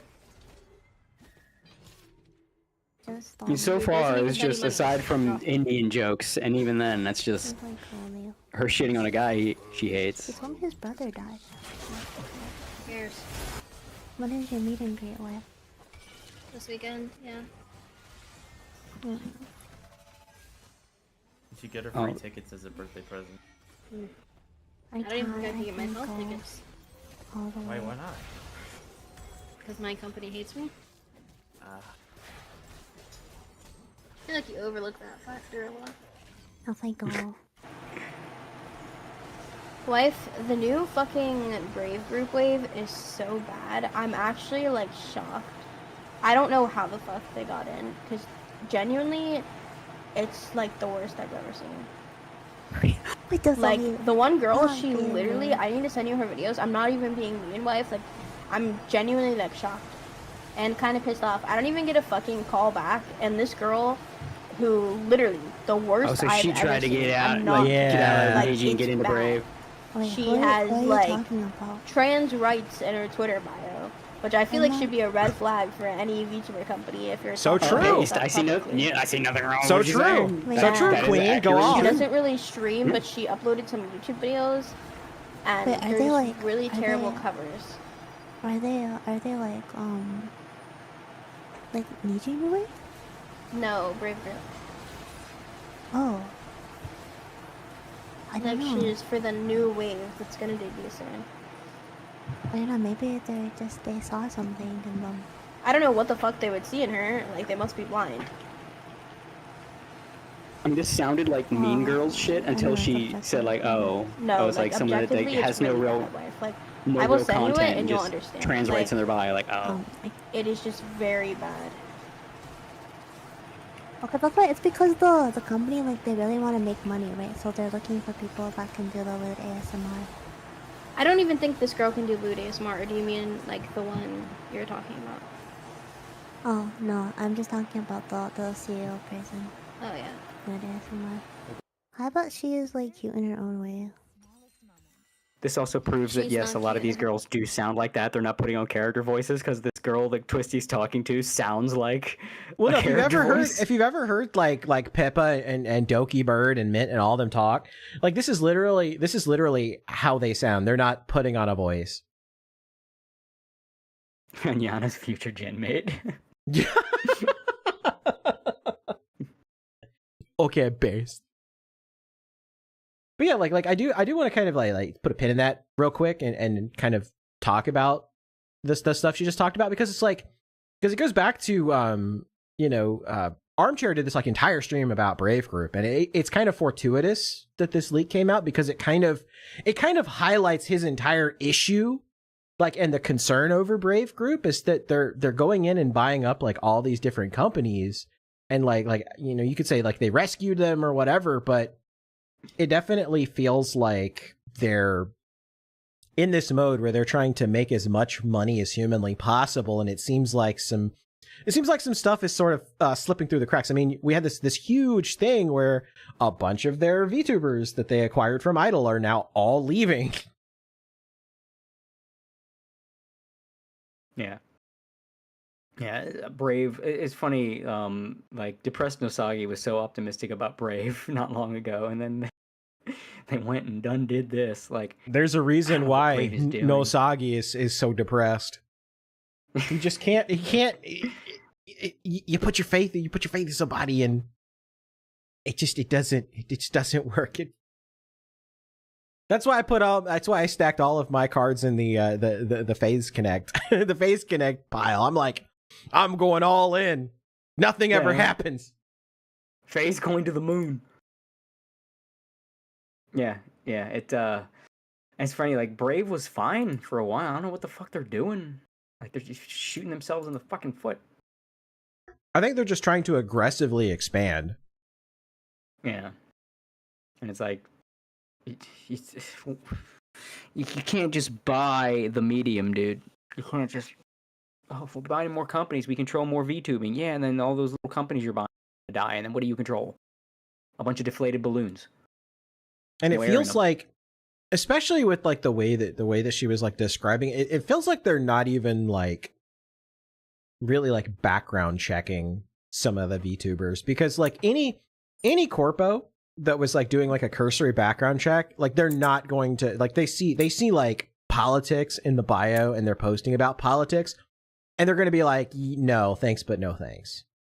Like, clearly posting about politics, right? Like Kiki Hime posted a lot of left. Like when Hollow Myth dropped, there were people trying to like get everybody to hate on Kiara, because like, oh, look, her past life, look what she was saying. She hates Trump. It's like, well, is she doing it as Kiara? No, she's doing none of that as Kiara. Then I don't fucking care. But like Kiara was posting a lot of, in her personal account, she posted a lot of politics. But it wasn't her, like, it wasn't in her bio.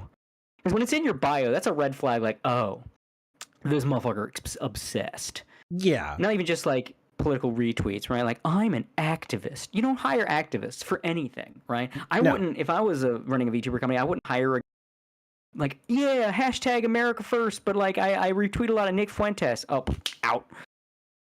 Like, no. If they're going to be... Yeah. If they're going to be that hung up, then that tells me they're a liability, because that'll probably come up in their work. They won't be able to put that shit on the door, at the door, to just be an entertainer. They're probably going to be like, trans right. It was bad enough.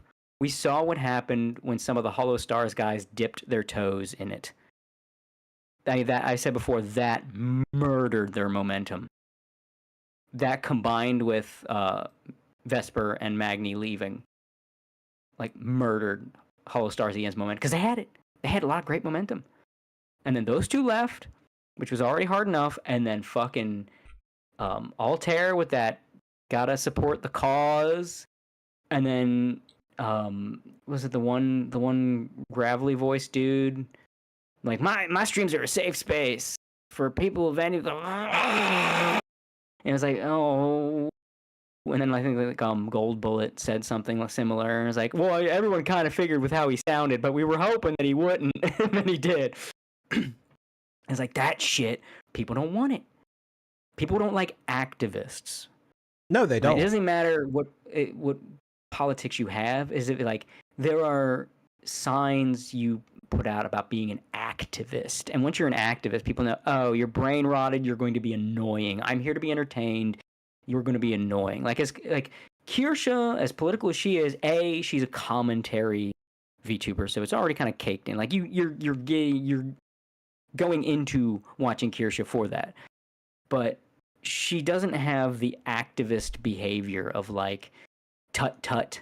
You know, let me get on my soapbox for a minute. You know, she just like, we're gonna do our politics moment. She's basically just aping Adsman Gold's formula. To be fair.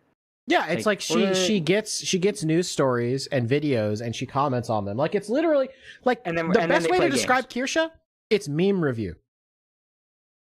Kirsha streams are basically like well, Pewdie did see some like political memes and stuff. It's like it's like a mix of Pew News and meme review. Like that's her streams. Yeah, it's like she's political when they're talking politics. When it's time to have fun, she stops. And when you have and laughs about the fish tank people. the guy with the folds on his bald head. Stuff like that. Like yeah, like it's when it's time to have fun, it's time to have fun, right? And if you're an activist, you're announcing to people, I can't have fun. The cause is too important. You should not be talking about safe spaces on a Minecraft stream. Unless it becomes a Zatsu, because you're just like doing some menial task, and even then, you know, at your own risk. You know, it's that kind of thing. Nobody wants that. So, like, when she says, you know, oh, they got trans rights in her bio, what do they think? And that should be a red flag. Yes, it should. She's 100% right. She's 100% I'm sure correct. People say, oh, but you'd be fine if it was a right winger. No. Because, like, if you're being hired to have fun, and now, granted, I could trust a right winger more to shut up on the job. I couldn't trust a left winger to shut up on the job. That's just how the world is right now. I might think that like someone that's like MAGA could be a VTuber and never talk politics. But at the same time, I still wouldn't trust them 100%, but I'd trust them more than the trans rights person. I think the trans rights person would do it like first week. Like they'd just be like twitching, like they just like they nipping. That's because they've made an activist cause their entire personality because they lack one. Whereas if you look at girls that, you know, they have a personality, they have well defined in their mind who they are. Like, yeah, they may be left wing, but they don't make it their entire life. Like you talk about Kiara, like a lot of the HoloLive girls, a lot of the FaZe girls, a lot of the you know, whatever VTuber company, women in general are going to lean more to the left overall. Now, there's of course the obvious exceptions. There's the couple, you know, based GigaChat VTuber girls, especially in FaZe. But you know, there's a lot of them that are going to lean towards the left. But you know what? You don't notice it because they don't talk about it. They don't make it their entire personality. Right. And of course, they're catering to like let's be real, like the VTuber scene, the VTuber sphere is like 90% GigaChad chuds. like that's who the audience is. Yeah. Well, that's kind of where the Overton window is shifting. Like, I think that's just where most people are going these days. And especially, like, the VTubers have a lot of lonely dudes, and lonely dudes are going to be loud about it because they're mad. Because, like, they're lonely dudes a lot of the time. I mean, a lot of it is because there's just pathetic motherfuckers. Like, you could get in a woman and you don't. But there are also a lot of guys that were sort of left behind by the left-wing feminist worldview that dominated everything for decades. So they're mad. So they're now the window is shifting. They've got a lot to say. Well, that's why you see the youth aspect of it shifting. Like, because you know the youth guys are into video games and anime and waifus and you know popular media, and they don't like seeing all of this stuff be co-opted by aging boomers and hippies. It's so weird to see the paradigm shift, because before, like, the boomers were like, you know, the most solidly right-leaning people, and there was this stupid boomers watching the Fox box, you know, being stupid, and then we've seen a total paradigm shift now it's like, you know, as the boomers age out and are you know passing away, now it's like the hippies are the old farts and they're all like ultra liberal. And so it's like, and now the kids are growing up and they're like, nah, fuck you, Dad. I'm going to go out. I'm going to start a business. It used to be punk rock. It used to be punk rock to draw a pentagram. Now it's punk rock to drop the N-word. Yes. And that's kind of where we're at now. Like, slurs are the new 666 on your notebook. Like instead of drawing like pentagrams, upside down crosses on your notebook, it's like fuck you, mom and dad. You're like drawing like instead of drawing swastikas. Slayer and Megadeth, you're drawing friendship, windmills of peace and friendship and understanding. Yeah. That's kind of. I think And that's Kanye's where we're gonna be releasing at. songs about his favorite German leaders. And unironically, look how big that song was. Kind of still is. Like it's still in everybody's heads. Like that was no joke. And I think that if anything, that was the proof that like that's where we're at now. That's the new world, baby. And so now it's like if anything, that's a big reason why if someone is a little spicier, they're actually less of a brand risk. Because like if you're going against the Overton window, right? If you're going against the vibe, you have more of a reason to be loud about it because you need to like, not let your voice be lost in the crowd. So you've got more of a chance of going political on your non-political streams. So that kind of thing. So it's like, if someone's more like shit posty and like right coded, and if I'm hiring them, and not just because of my own points, but I'm gonna look at that and I'm like, well, I could probably tell him don't do that on stream, and he'll listen. But if I tell the activist don't do that on stream, they might think, why? Why? Do you want to just accept fascism? Is that what you're saying? Because silence is violence. That kind of thing. It's like, ma'am, this is a Wendy's. Yeah. Yeah. So she's right. Like that is like if trans rights are in your bio, that should absolutely be a red flag for any VTuber company, unless you're going for a political commentator, because that's happening now. Kirscha's not the only one. They're like, and it just makes sense, right? VTubing really is just entertaining as a character. So how then you choose to entertain as a character is, if you want to be a commentary channel and just commentate as a character, like Kirscha, she's a Fox girl that comments on real world affairs, but she does so as a Fox girl. Reject Fox News, embrace Foxu News. Yeah, exactly. And it's that kind of thing. Like, yeah, if you want to comment as a character, yeah, makes sense. So, like, we're seeing more of that. But, like, I mean, it's kind of saying the same point over and over again in different, like, emphasizing different things. But the gist of it is, Twisty is 100% correct when she says that should be a red flag. Twisty did nothing wrong. Yeah. Twisty did nothing wrong. Yeah, because it's not like, oh, well, it doesn't conform. Bad. No, it's because there is a pattern of people that have this in their bio that are outspoken about this issue and being annoying and causing problems for everyone around them. It's the same reason, like, there's pro-Trump people I wouldn't hire because they're weird about it. Like the weird, like right-wing cultist kind of people. The Q people? You could just say it. The weirdo Q people. Yeah, like they're a Q motherfucker, like a Nick Fuentes orbiter or something like that. And yeah, that's a no. That's a no. So it's the same thing, but it's just like, yeah, the people that do this are more likely to be a problem. Like if you're like trans rights, you're probably not, like, you're not the kind of person who can turn that off to just play some video games and have relatable fun. You're not going to be the kind of person to have a relatable anecdote that's not about, so yeah, my non-binary trans friend, Stacey Mia, like that I cohabitate with in my poly... Like, your polycule. Yeah, like, you're not going to be able to have... You're probably latching on to some kind of political cause because you're a fucking nut. So what are you going to...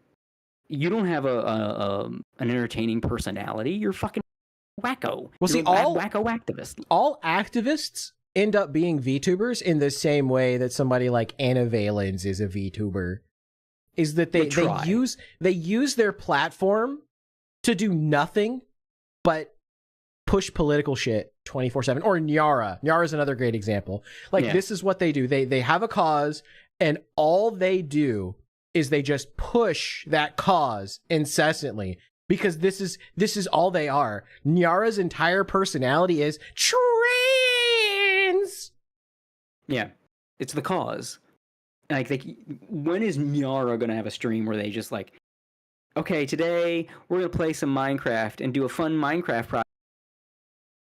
And like, I'm gonna interact with Chad. Like, hey, you guys, how you guys doing? Like, oh, how are you guys crazy doing? You know, it's funny. I can do a more convincing female voice than Nyara can. Oh, hello, guys. How are you doing? Well, welcome to my stream, my little strudels. I'm aping Mrs. Doubtfire here, but it's still more believable. You don't sound like a lady. You sound like Tommy Wiseau.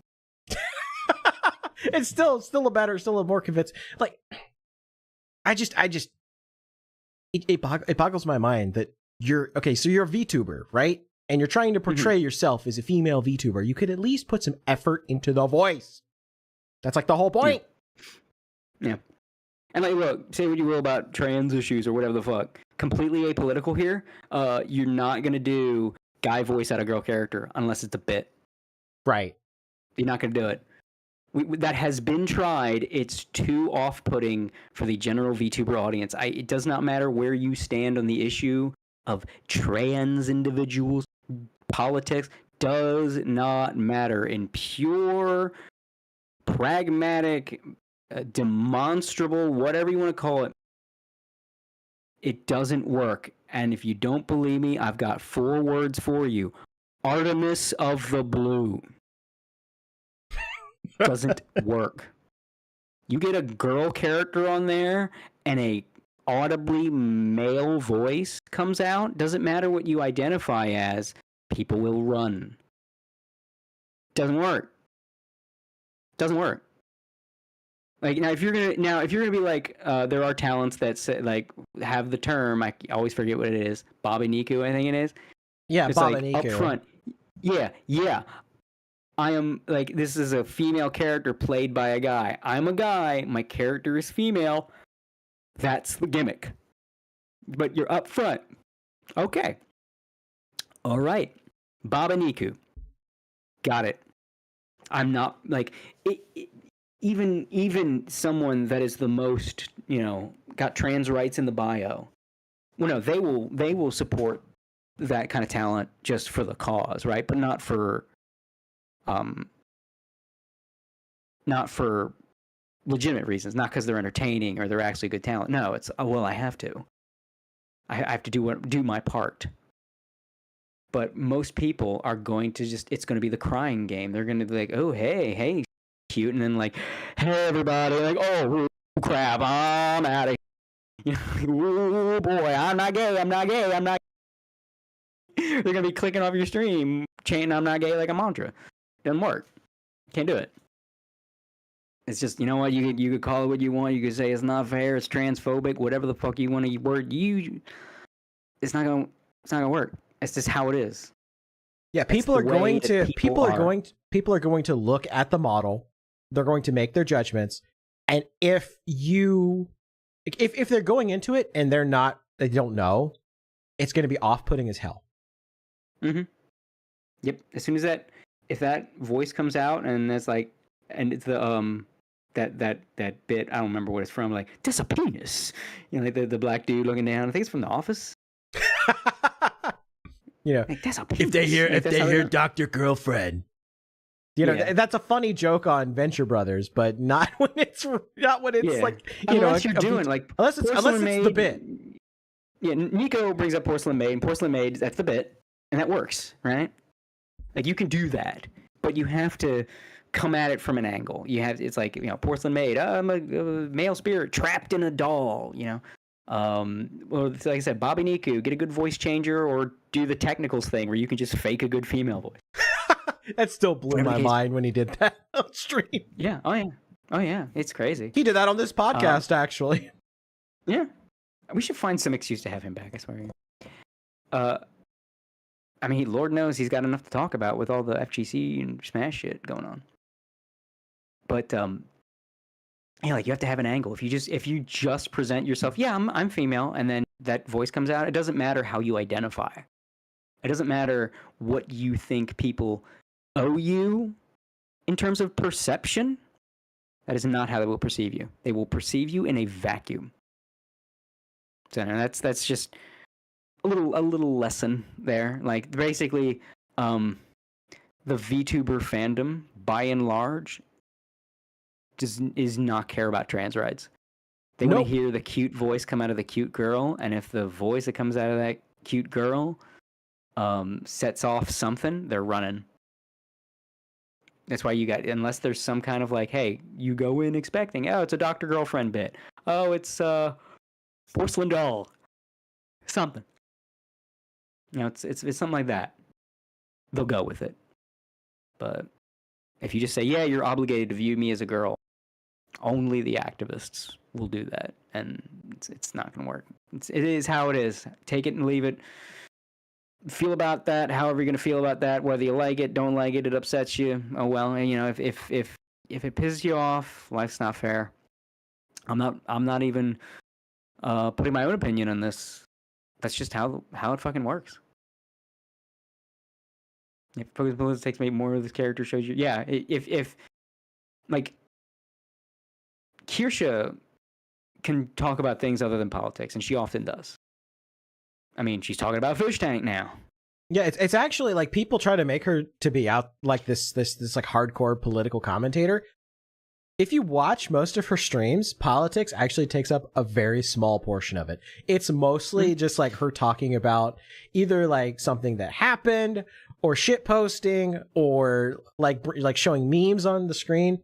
Like politics actually takes up if you look at like her total amount of content, it actually takes up a very small amount. It's usually like segments in weeks. It's like, oh, this week is very politics heavy, but this week is like, you know, nothing's happening.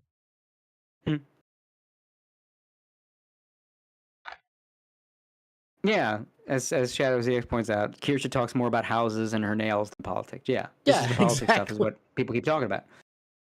Well, that's what people get mad about. Yeah, because how dare you? And you know, I love that it doesn't work. I love not just that it doesn't work, but how much it doesn't work. It backfires.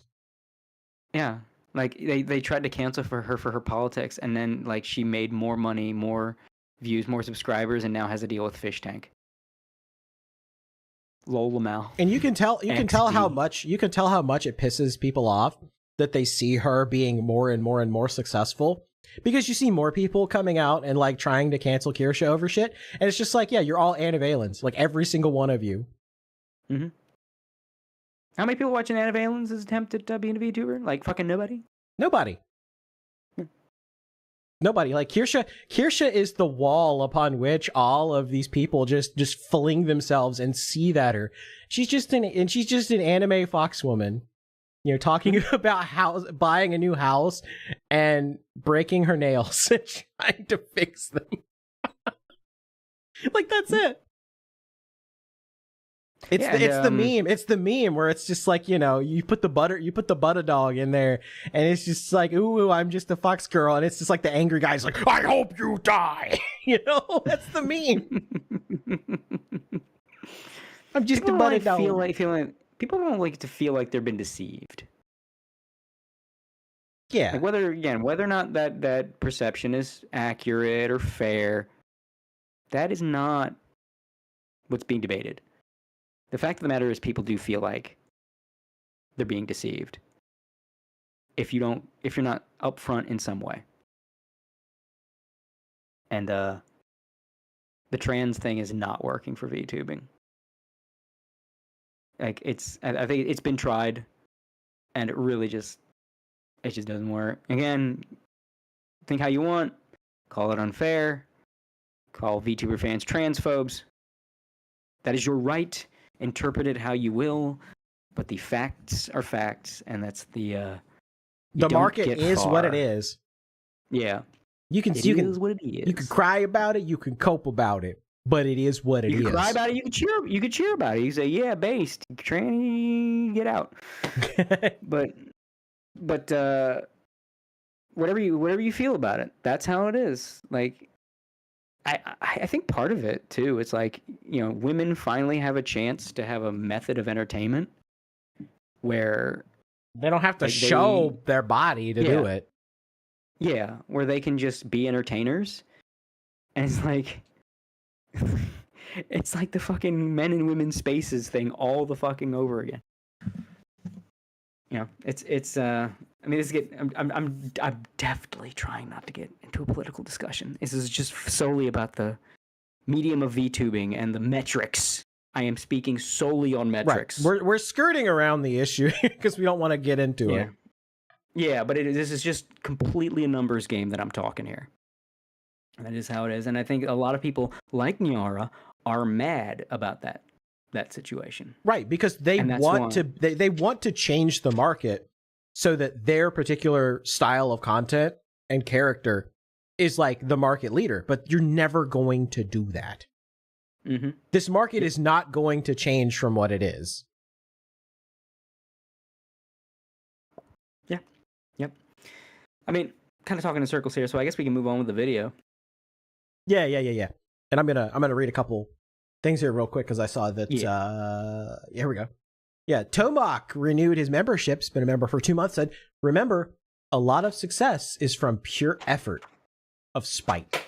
This is true. A lot of Kirscha's success has been just purely because the hatred fuels her and the audience. And what better way to show that these people don't matter, that the haters don't matter, than to push somebody to the moon and make them even more successful, because that is how you defeat the haters. You don't have to, instead of like getting into squabbles and like having to address every little stupid thing they say, just monetize them.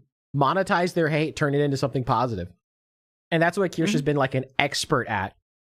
And so I caution, you know, the Anna Valenses of the world that, you know, crash themselves up against the Buttadog wall and seethe about Kirscha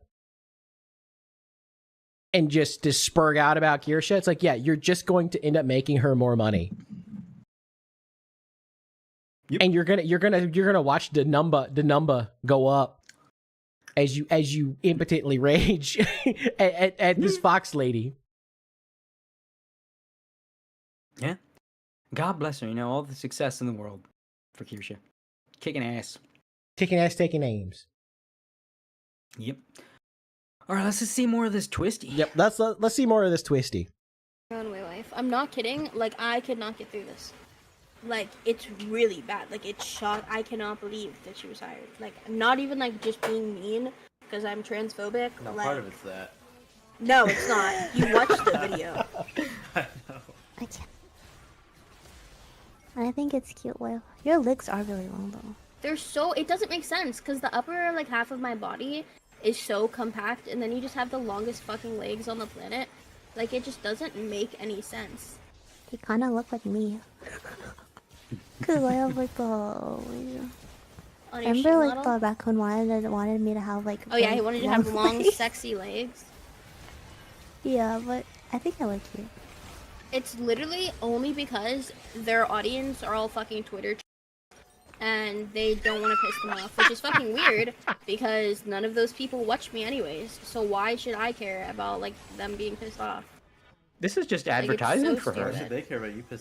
One-shotted the entire Nijisister army with that one statement. For fun. Like, maybe they could have looked into the future and like realized that the girl who talked about wanting to be a lolly wanted to be a lolly. I don't know. That just kind of seems weird to me. I feel like it's pretty obvious that they knew that based on what they were talking to you about. Okay, no, it's because they want to hire you, right? But then they're like, okay, they just fucking lied to me pretty much. They literally just lied to me.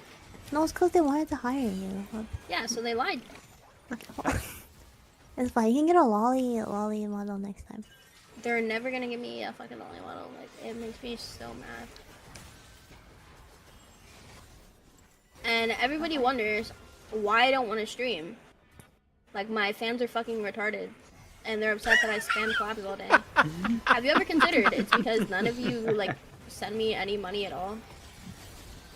Like, it's just crazy to me that they don't understand, like, the connection And I mean, I can't blame them because they're all like underage kids, and that's Niji Sanji's fan base. But why do you One want shot to at Niji pander Sanji to again. those people?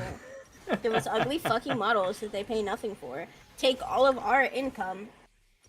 Like, I'm so sick of pronouns. You're so fucking annoying. Why are all men just men? I don't know. Like, they're literally all the same. Bear has a fucking mental breakdown because he thinks that we're actually dating or something. And he messages me and spams me nonstop because he can't understand. Okay, guys are just, I'm gonna put Yeah, men are fucking mentally ill and I think they should all die, honestly.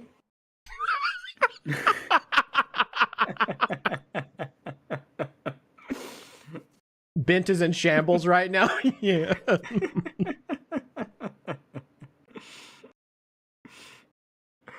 Oh shit. Well, she decided Well, to we have join a the company. follow-up. Good job, you played yourself.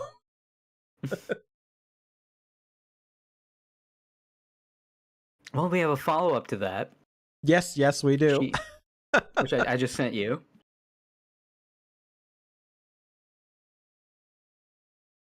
Yeah. The post. Was this after her apology stream or was it before? I 'Cause- don't know. It was it was shown to me recently in the AO Discord, so I'm guessing it's recent. One of the guys in the AO Discord does a lot of stuff pretty closely. Yeah, so when this screenshot was taken, it was like 16 minutes after she posted it. It must be on the comment of the. You know, I could actually go to her apology video and just probably find it. So let me go look there. Yeah, here it is. A sincere apology and my truth. Hold on, let me mute the tab so I don't like. Well, I mean, her video is quiet anyway, so it doesn't really matter. Mhm. So it was 2 hours ago. Yeah, so this was after the apology video. Mhm. Okay, so this is her top comment on the thing here. Let me zoom. Let me change it so I can zoom in on it a little bit better. Let's see. Go here, and then I can do this. There we go. Now I can zoom in on it a little better. So this is obviously this is her past life, Delira. So this is what she posted as the top comment to her video here. She said, I have full receipts, I have Discord logs, I have messages to staff members and legal. I will not be sharing these. The full call will not be shared because it mentions who else was involved, and I'm not okay with bringing somebody into things who is not comfortable speaking up. I cut the clip as it is to avoid any possible way of involving them because they are directly mentioned a few seconds after. Her second point says, quite frankly, I don't care if what I say upsets people. If I didn't regret my words, I just wouldn't apologize for them. I think a lot of people have the wrong idea about things and just automatically assume that apologizing is lost on a lot of people. And honestly, I agree. Forgiveness can be lost on people. No one should even be expected to forgive someone for anything in the first place. If you're apologizing to please people, is there any point? I think that I went too far and could have expressed myself in different ways, and that is all there is to it.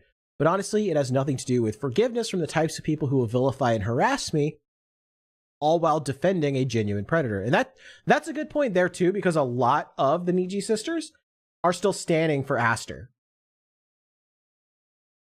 And they're still defending Aster.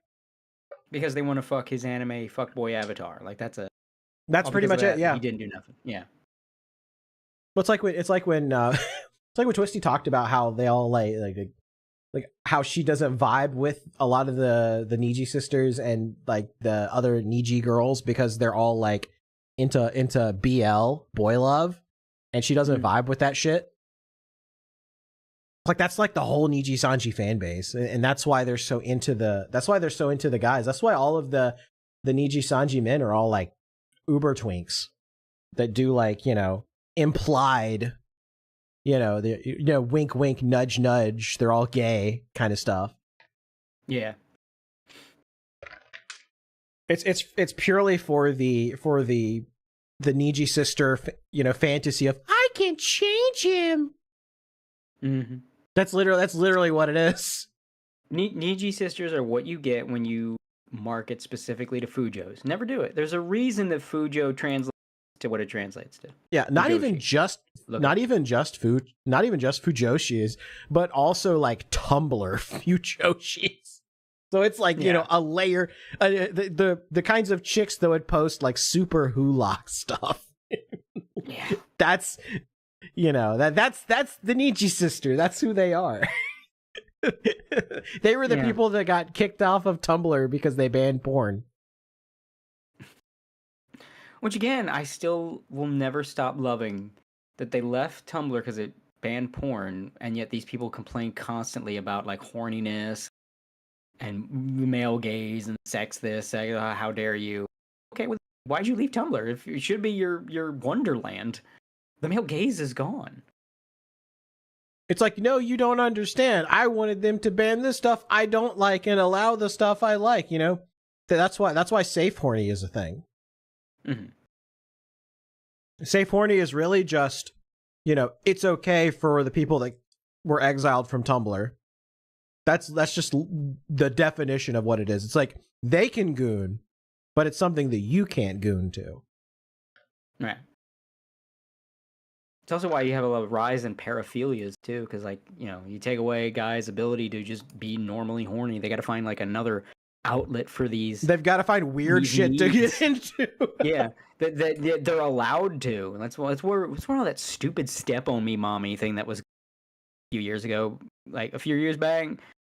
I guess when there was constant "step on, ooh, mommy." That's what that was. The outwardly horny was like, oh well, the woman had to be in a position of power over them. Then it's okay. You know, you can't be the powerful male, but you can be on the ground getting stepped on. Then that's allowed. So nuts with that shit.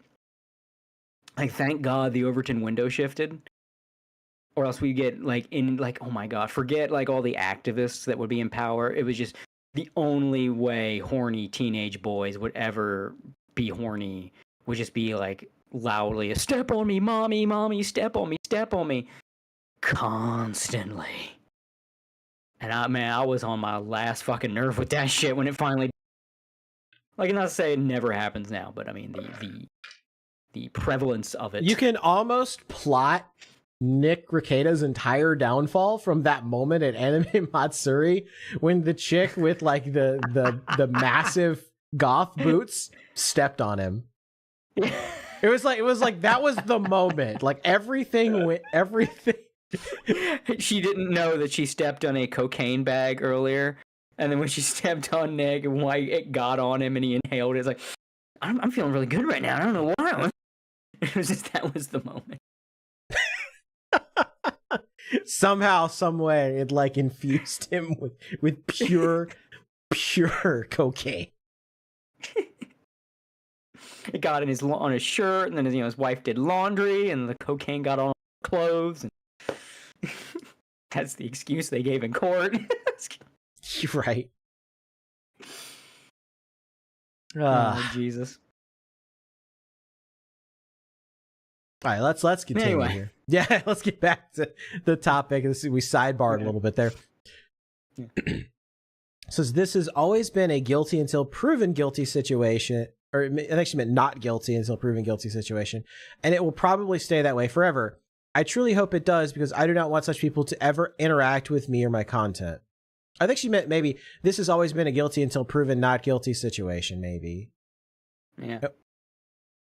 Yeah, I think she meant, yeah. Yeah, a guilty until proven not guilty. Yeah, and it'll probably stay there forever. I truly hope it does because I do not want such people to ever interact with me or my content. Yeah, so she's basically saying, like, all Nijisisters are bad until they prove me otherwise. Yeah, Nijisisters get out. That's what she's saying. 3. So don't begin to assume you know anything about my job, contract, or terms when you have absolutely no idea outside of, oh, well, this person said this. Like I said in the video, everyone has very different experiences and lots of people have very different circumstances too. I'm telling you mine. Said 4, I wanted to leave last August. I wanted to leave again 4 months ago. 5, I don't hate all men. I think they're all mentally ill, but so are all women and so am I. So, but see, if everybody's mentally ill, no one is mentally ill. I think she quote unquote hates all men because she's down bad. I think that's what it is. Yeah. Which goes into the final point, was why I think like she hates all men because she wants one and they just won't give her any. Yeah, I mean that's Like, and she doesn't want it from a, she doesn't want it from a, what's that stalker guy she was talking about? No, she the Indian guy. needs Yeah, no. yeah. She just needs good, not stalker D. She needs and she can't needs somebody get none. who's not going to spam her with send Bob. Yeah, exactly. Exactly. And like they won't. And she's like, why won't you? God damn it, men, I hate you. There you go. Telling you. And if you think I'm wrong, wait till we do the last one. 6. I have no issues with Brave Group as a whole. I will not mention the VTuber in question, but I still stand by my words here. Yes, I was jealous and petty, and it was definitely in bad taste, but I'm not going to apologize for disliking someone in private or being upset for my own personal reasons, nor for thinking that hiring people who are open about politics is bad optics. At this point, she's already terminated, so it'd be an apology to the wind. Huh. Yeah. I'm kind of curious who that is now, actually, but... Oh, you know what? I wonder... I'm not going to say it. I was thinking about it. I'm like, no, I'm not going to say it. You know what? Don't say it out loud. Type it to me. I just want to judge your guess.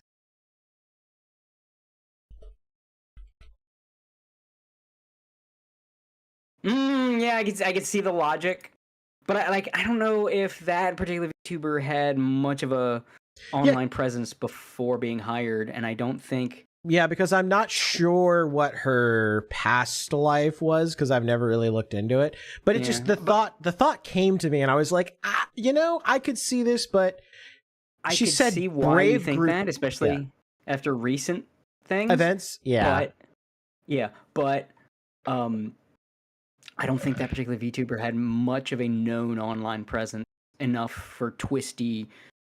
Because to I have think seen the them, implications. yeah. Yeah, and I think Twisty was in Niji Sanji at the time, which also wouldn't match up, so I don't think it was them. But I see why you think. Yeah. I get it. I it's like I don't agree with it, but I get it. Yeah. And like I said, that's just kind of me spitballing, because I don't know a lot of the past lives for Yeah. Brave. Also, Noah in chat, Astra is not the Indian dude. The Indian dude is It's somebody from her apparently audience. like a stalker. Yeah, Yeah, it's like a stalker from dude. her audience. Yeah. He's like, I might be a stalker for like other girls in Niji too. Yeah. Because, I And mean, like a known Niji did creep. release that big thing about how they were going to go after those people, so... Yeah, he's like a But- known creep. Yeah, this is kind of been like a big problem for Niji. That's why we were laughing that this guy is not beating the Indian allegations, because the whole vagine, the way Yeah. that Indian Bob? guys are known to get around girls on. Yeah, and sexually harass the shit out of them. Yeah. I was like, you're not helping, bro. you're a why Muda Twitter for a week. Right. If it wasn't for guys like you. The kind of guys who like fucking reported Ponko's Send Bob song because they got super mega ass hurt about it. Mm-hmm. Mm-hmm. Yep. Because she was talking about them. India is actually really, when you think about it, people shitting on Indians. India is 2 countries. There are 2 Indias. Yeah, There's they're first really. world India And then third there's world India. there's first world India, and then there's fourth world India. Yeah, yeah. Because you think like the worst shit from India, right? And then like that's third world India, and India really does have like I think that's their culture's got like a history of like a caste system. Oh yeah, it does. And, like, it does, and it yeah. never went away. They've still effectively got Yeah. a caste system. Yeah, so like it was so ingrained that as they modernized, it's like the effects are still there, and so there is absolutely beautiful side of India where the people are normal and as great as you could be, and then there's the other half of it, and that place is every joke you could make. Dad, And, what's that shadowy place over there? That is southern India. You must never go there, Simba. You do not want to go down to that. You don't go over there. Just Do come not over do here. We not have- redeem. Do not redeem, Yeah, Simba. Do not. That's where do not redeem comes from. Is that pooing in the loo over there? And like there are people you talk to, because I've heard accounts from people that came from India. They're like, that's why I got the fuck out of India. There's that e-girl. I don't know if you've seen the post on Twitter, but there's the e-girl that's like, I'm going to take a solo trip to India. And I just hear boss music. I posted on the AO account of like the Indian alley lurkers are going to be eating good. Like, Why is no girl? she's just walking down the street? It's like, why do I hear Dancing Mad start playing? It's like the Middle East. You know, it's like you have your UAEs, and even Saudi Arabia's gotten a lot better than it used to be. But you don't go over. That don't mean you go over the whole Middle East. That don't mean you take a bike ride through the whole place. You stay over there where they let women drive. Those are fine. Don't go over the whole place just because you think they're all the same people. India's the same way, but it is one country. It's like, yeah, it's one country. Yes, yeah, it is one country, but not really. and because I have spoken to these Indians that hate the other Indians. I have heard the accounts of the places you don't. In the chat, bobs, but to the tune of one wing. Bubs, bubs, bubs, bubs, bubs, bubs, bubs, bubs, bubs, bubs. Virgin. Do not redeem. Do not redeem.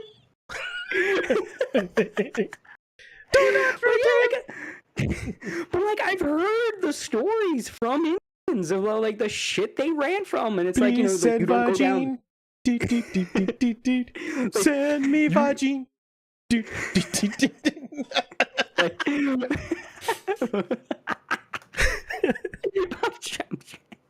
We're having way too much fun on this episode. Oh God!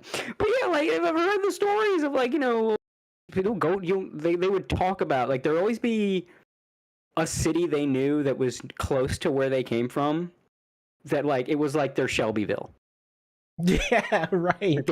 If you got them started on like stories from back home and shit that pissed them off, they had a Shelbyville, and that's like the two Indias is Springfield and Shelbyville, and like I hear about her talking about the stalker, and I was like, oh, that's a Shelbyville. Yeah, you know it's that is Shelbyville.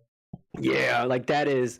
I have heard like the dudes I've talked to, accounts I've seen online of people talking, like yeah, I can see it, man. I can like this dude in his home, and like the I can hear like animals crossing the mud streets as he's got VTuber streams on. You know what I mean?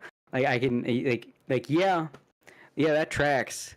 I think one of these days, like right now, you've got like the types that like get mad when you make fun of India.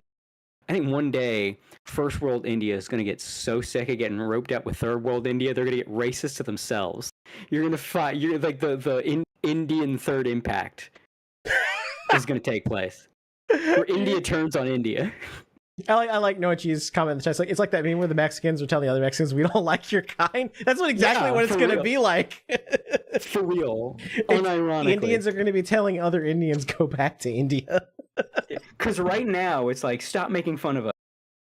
And then it's good, like, when they're going to realize people aren't going to stop making fun of Indians, they're going to turn to their poor neighbor. They're going to turn to like their poor cousin that's currently texting a girl for bobs. And it's like, you motherfucker, it's all your fucking fault. And then it's just gonna, the fireworks, man. The fireworks. I don't think it's gonna be anytime soon. It's gonna be, fuck you, bloody, fuck you, mother. You are the fucking. Yes. It's not gonna be anytime soon. But it will happen. And it will be very, very funny for everyone else when the Indian internet civil war happens. It's no, let them fight. Yeah, it's like I said, like Latinos telling other Latinos, you have to go back. Yeah. It is like in America, it is straight up like legal versus illegal immigrants, and like, they hate each other. It's that, but like Indians in a nice city and Indian city. Poop flinging.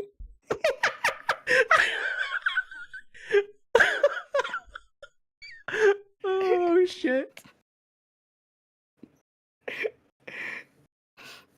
It's like, I know how to use the bathroom. That is not me. That is not us. They're just gonna start like, that is not us. Like, no, it's gonna be like that Chris Rock joke, but for Indians. They're gonna come up with a name. That's when it's gonna start. When Indians come up with their own name for that type of Indian, that's like, here it comes.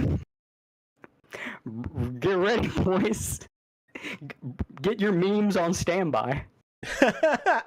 Indian men are about to drop the hardest slur for other Indian men on the planet. Better use it while you can before it gets banned.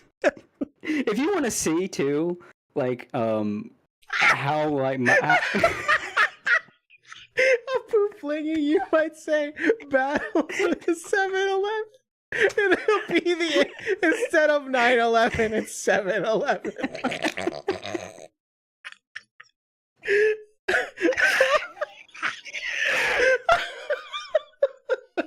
Jesus Christ.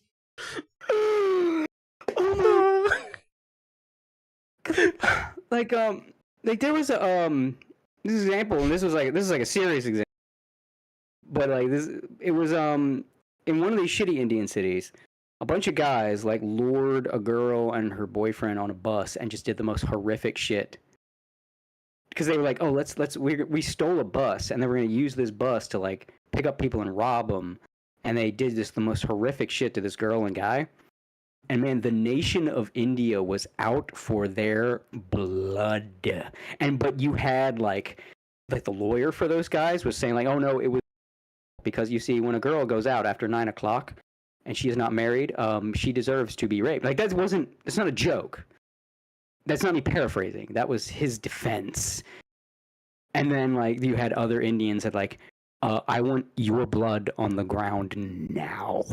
And, like, that was, insane. Like, if you want any encapsulation of the duality of India, it was that case. Because you had, like, what these guys did, and you had the guys that were, like, making excuses for them. And then the other Indians that were like, nah. Like, I mean, their punishment was brutal too. Like, they all got like public executions. And like one of them killed himself in prison. And like they were all begging and like it was very cathartic. It was like they were all like, and basically the other Indians stopped crying. Like the family of the victim was like, it was a beautiful day when they died. Like it was. But again, you had guys like that lawyer saying like, yeah, well, if she didn't want to get brutally raped and disfigured, she shouldn't have been out after 9 o'clock. like just that. Just like, literal, like evil shit. Yeah, India is a fucking trip, is what I'm saying. That is a fucking. I am aghast that they are not Buddhists, because my God, did you motherfuckers embrace the yin yang? Your nation is a yin yang. I must redeem. That by the way, I think someone said like that one joke did more damage to an entire nation than any terrorist attack ever could. Yeah, for real.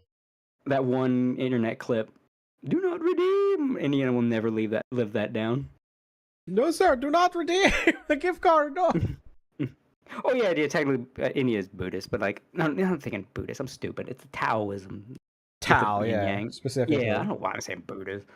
Yeah, that's what I'm saying. It's like the duality of India, and like, so when like I said, Twisty, when I hear her talk about her Indian stalker, like, oh, you're being pursued by that half of India. Oh, I feel for her. Like, oh, that's not, because you know they I mean, you heard that bus story. There's no chill over there. that half of India, there's no chill in that half of India. Even like when they're harmless, they're still extra annoying. I don't know what it is, because I'm not from India, and like I don't even have the benefit of like I don't like all the Indian guys I used to talk to. That's like way in the past. I don't know any of them anymore, so I couldn't even ask them. Like, what is it about like poor India? It's like they just can't comprehend that it's not working. It's not working. Like the Bob's thing, people didn't make that up. Like that came from somewhere. Yeah, it came from like girls' DMs where like a guy would just come out of nowhere and like reply to their, you know, their picture and be like, "Hello, you have very nice booty. Can you send Bob?" Yeah, and it's like yeah, Instagram. Yeah, exactly. It's like creepy Instagram comments.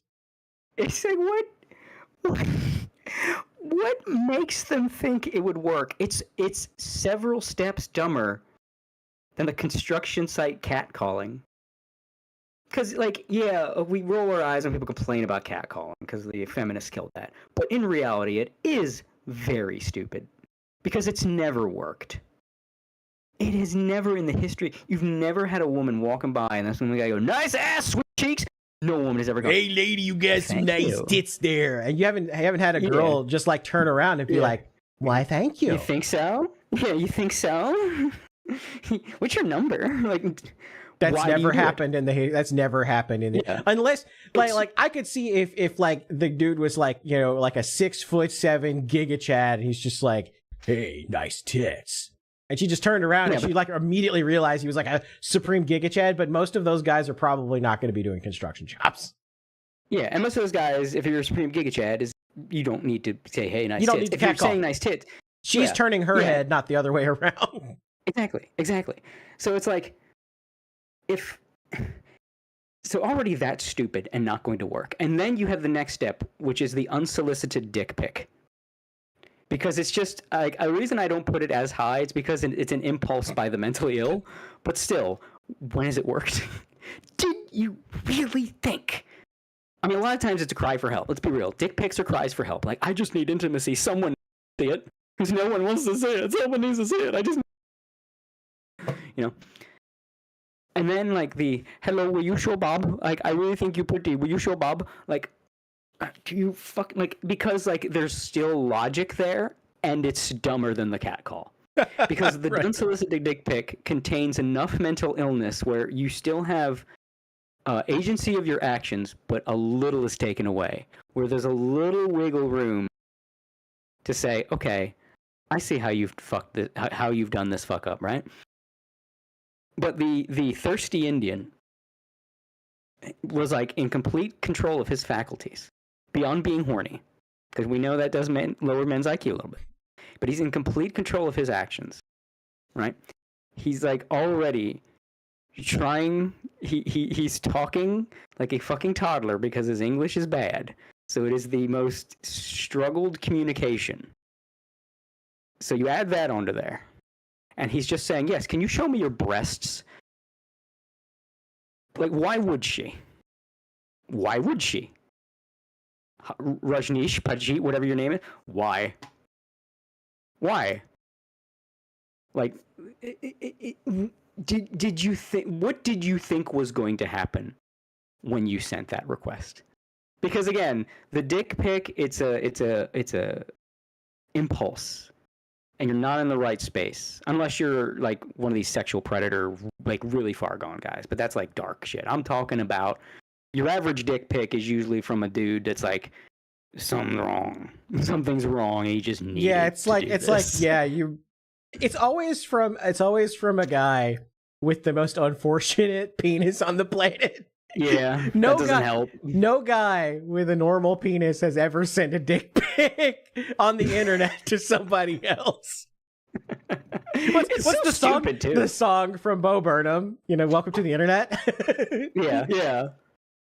It's like, but like again, I would put the Indian fumble worse because it was a logical choice to do this.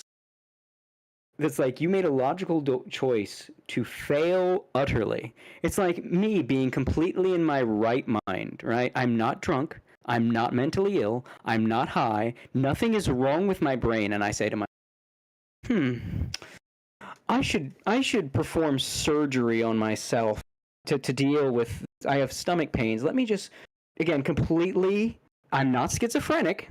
I have decided it is a logical move to pick up this knife and just cut myself like a shameful samurai and open it up to see what's going on with my. Oh, that's the reason. Pains, and that this will work, and that I will be able to sew it right up and go about my life. This will work. It's at the same level of brilliance as that thought process. And like that's why it astounds me. I think like that is why India will never recover. We will be saying bobs and vagine, show bobs. We will be making show bobs joke until the moment of Indian Third Impact. So probably the next 10 years. Yeah, pretty Anyway, much. that's my thing. Yeah. All right, Anyway, we should probably read the rest of this thing. Yeah. We got So sidetracked with an Indian lore.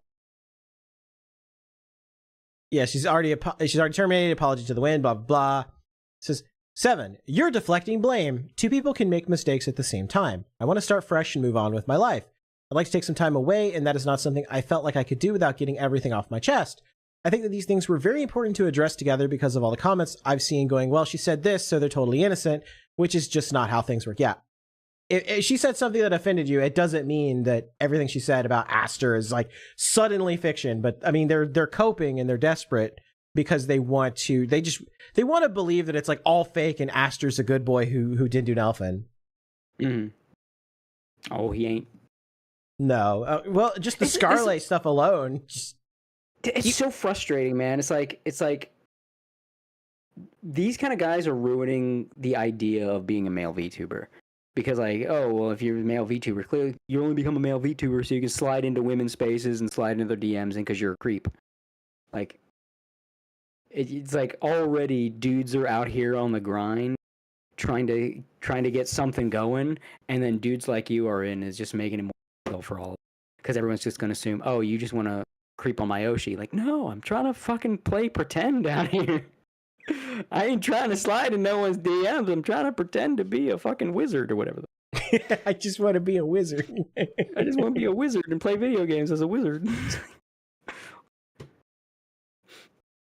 All right, then she continues, says, I feel like my statement on Twitter covered the majority of my feelings about the situation, and while I considered speaking more on what had happened, I think it's ultimately not relevant. I cannot go back and change the past.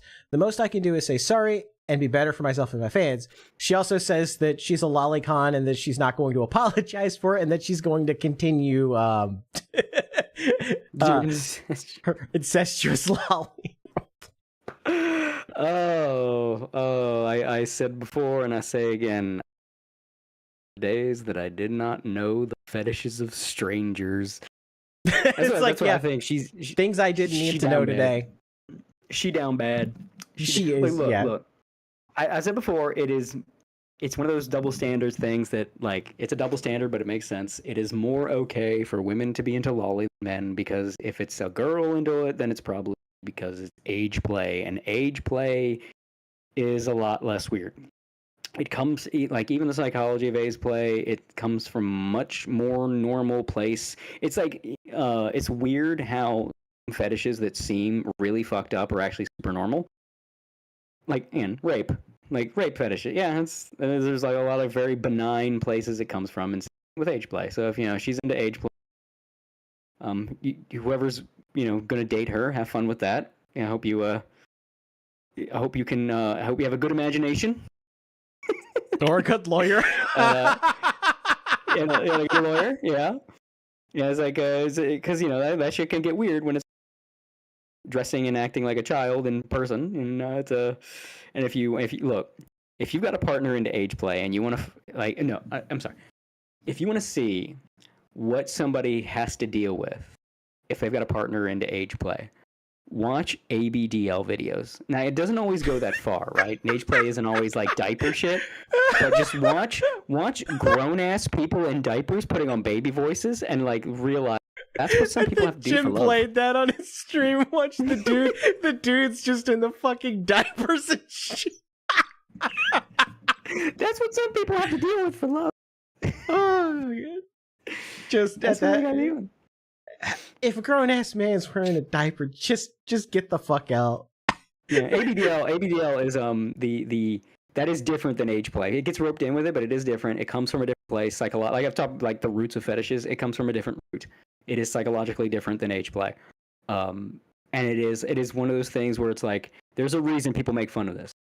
There's a reason people kink shame. I think deep down people are subconsciously aware. I think kink shaming is healthy, actually. No, it is. It is. I genuinely think we are subconsciously aware that certain kinks are red flags. That you can't have this fetish at all if you're okay. And ABDL is one of them. It's like piss and shit. Like piss, shit, vor, ABDL. Yeah, pee pee poo poo, the vor, the. Yeah, and by the way, Noah on our earlier discussion, he says like I know a way to stop the Indian pretty Indian girls of VTuber. I mean, Niji Sanji almost had that, and they dropped the ball. But I mean, a lot of people like Noor. But yeah, you're probably right. Like as I said before, you know, light side India and dark side India.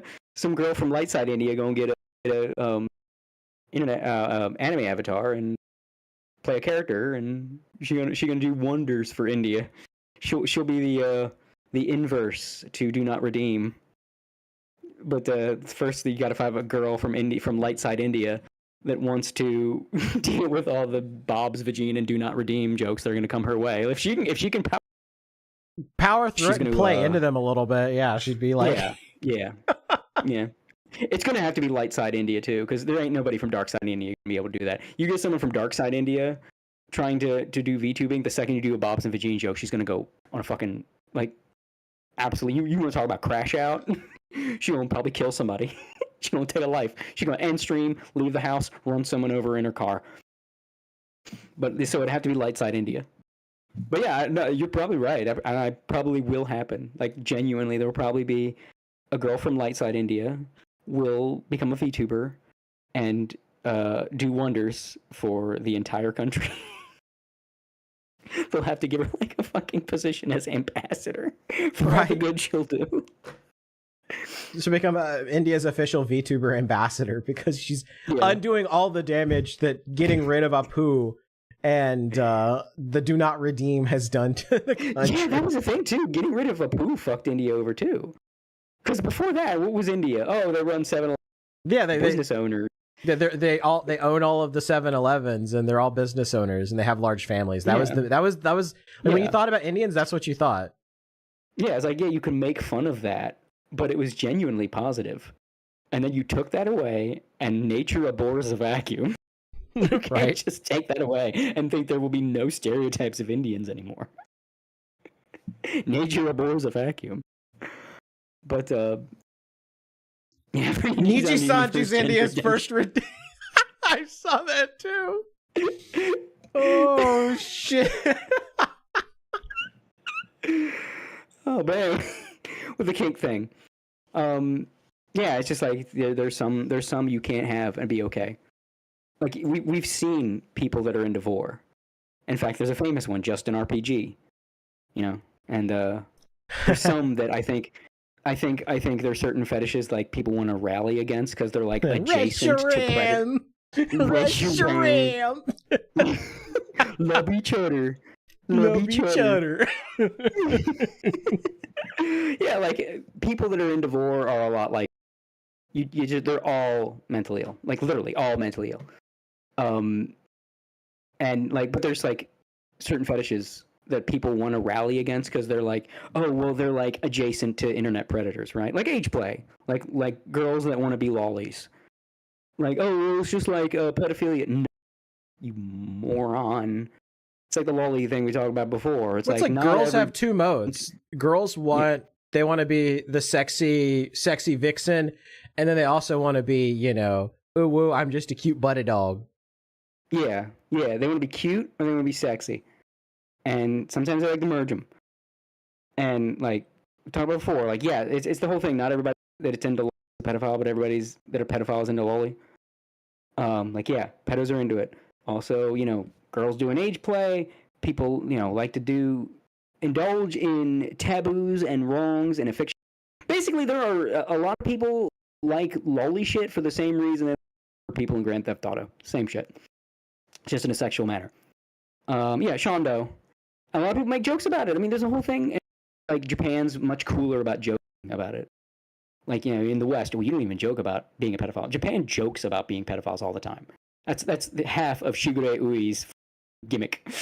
Like, where her chat will, like, she does it outside the loli thing, too, where it's like, chat will be creepy intentionally because she gives funny reactions to creeps. So it's like this whole give and take of, like, we be creepy to you, and you be funny about it. And so she started doing the thing to, like, ramp that up. And, like, the whole, her debuting her loli model was, like, you know, it's like her backdrop was a prison. Loli God Requiem, the lyrics are, you know, getting arrested and calling the police. So it's like, yeah, it's just, people indulge, like, the Uro thing is kind of annoying. Because I understand the concern that real pedophiles can hide in that shit. You know what I mean? It's like, you know, the whoa, cunny jokes, but then, like, it's clear when some people mean it. Right. It's you can usually tell when it's like somebody that's doing it, you know, to be funny versus somebody that, like, you know, is actually they are the guy in the meme. Yeah. And I think that's, people are so afraid because, like, oh my god, there's, like, predators everywhere on the internet. Children never safe. First, what the fuck? That's number one. Number two, like, just because predators hide places doesn't mean now we have to upend everything where you think they could hide. Oh my god, we have to, like, burn down the forests because someone might hide behind a tree. Like, that's what a lot of these people have in their head. You can't make jokes. You can't have the presence of loli material. Like, yes. Is it creepy? Fuck yes. But is it, like, an immediate scarlet letter? No, that's stupid. The world is complicated. Well, especially when you look at the character, when you look at a lot of the characters, and a lot of them are just like wholesome small chungus streamers. They're not like into the sexual aspect of things. They just have a cute character that they portray. Now, there are absolutely pedobaiters. I've seen it. I don't remember her name, but I know there was, like, this voice actress that gets hired. You know, these voice actors that get hired for porn, like porn stuff. Like, can you moan for my source filmmaker porn video? Yeah. And there's one that specifically does, like, because there's also, like, porn audio stuff. Like, it's like, I guess it's kind of an ASMR thing, but it's like a radio play, like porn radio plays. And, like, there's this girl that does really depraved pedo ones and shit, like, specifically for pedos. Yes, that does exist. Does that mean then? Oh, are you talking about the Biddy Cat shit that happened? Oh, is that what? That name sounds familiar. That might be her. I think that was her. Yeah, because there was like a whole thing about that a couple months ago. That sounds familiar. That name, because I forgot the name. But I think you're. Because Kirsha covered that. Akko covered that. Like, that was like a big thing in the VTuber sphere. Because okay. Because it was so fucking creepy, and she was like actually, like, I might be misremembering this, but I think it was that she was, like, actually trying to shield a pedo or something like that. I mean, that wouldn't surprise me. But, like, that name sound. I didn't know she bled into VTubing, but I can't say I'm surprised. I mean, if somebody like that feels like they'd be drawn. If I'm remembering that drama correctly. Yeah, like, if you're regularly loli thirst trapping, I'm suspicious. More of your audience than you, right? Don't do that. If you do it occasionally, I find it gross, but I'm not going to call for your condemnation. I'm not going to... Because, like, yeah, okay, you want to be cute, but you're a grown woman, you want to have a... You want to be a little bit naughty or taboo, whatever. It's a thrill. I get it. But What like, a thrill if you were with darkness and silence through the night. yeah, I get it. But like, if your brand is like, I'm the little girl getting molested, okay, now we have. And like when she says, "Okay, I will continue to incestuous lowly roleplay," don't do that. If I could give you advice, don't do that. You kind of If you're you gonna- make the Yeah. Michael Scott cringe face. You're like, you're like, Yeah, I don't know about that. Yeah, don't do that. Don't do that. Oh, like, I get it. I get the thrill. I get you feel wanted, and you have a weird fetish, and you're down bad. It's this whole problem now people have. That's why I talk about knowing the fetishes of strangers. People are lonely, down bad. It's like a desperate grasp at intimacy, where it's like this thing that's private about themselves. They just want someone else to know, so that they don't feel alone. I get it. Don't do it anyway. Don't do that. Just you take that. You keep that, you lock that away forevermore until you find a very special someone that is willing to go along for the ride for your freaking. If you find something else private to share with the world so that you can have that intimacy, don't do the big one. It's like, You gotta find like someone that can love you when you're at your freakiest phantom. Yeah. Don't let that be public. You know, don't you hold that. If you want to do ASMR role play weird shit to make money off of simps, and you know you feel lonely and it makes you feel wanted, okay, there are healthier ways to do that. But if that's what you're gonna do, that's what you're gonna do.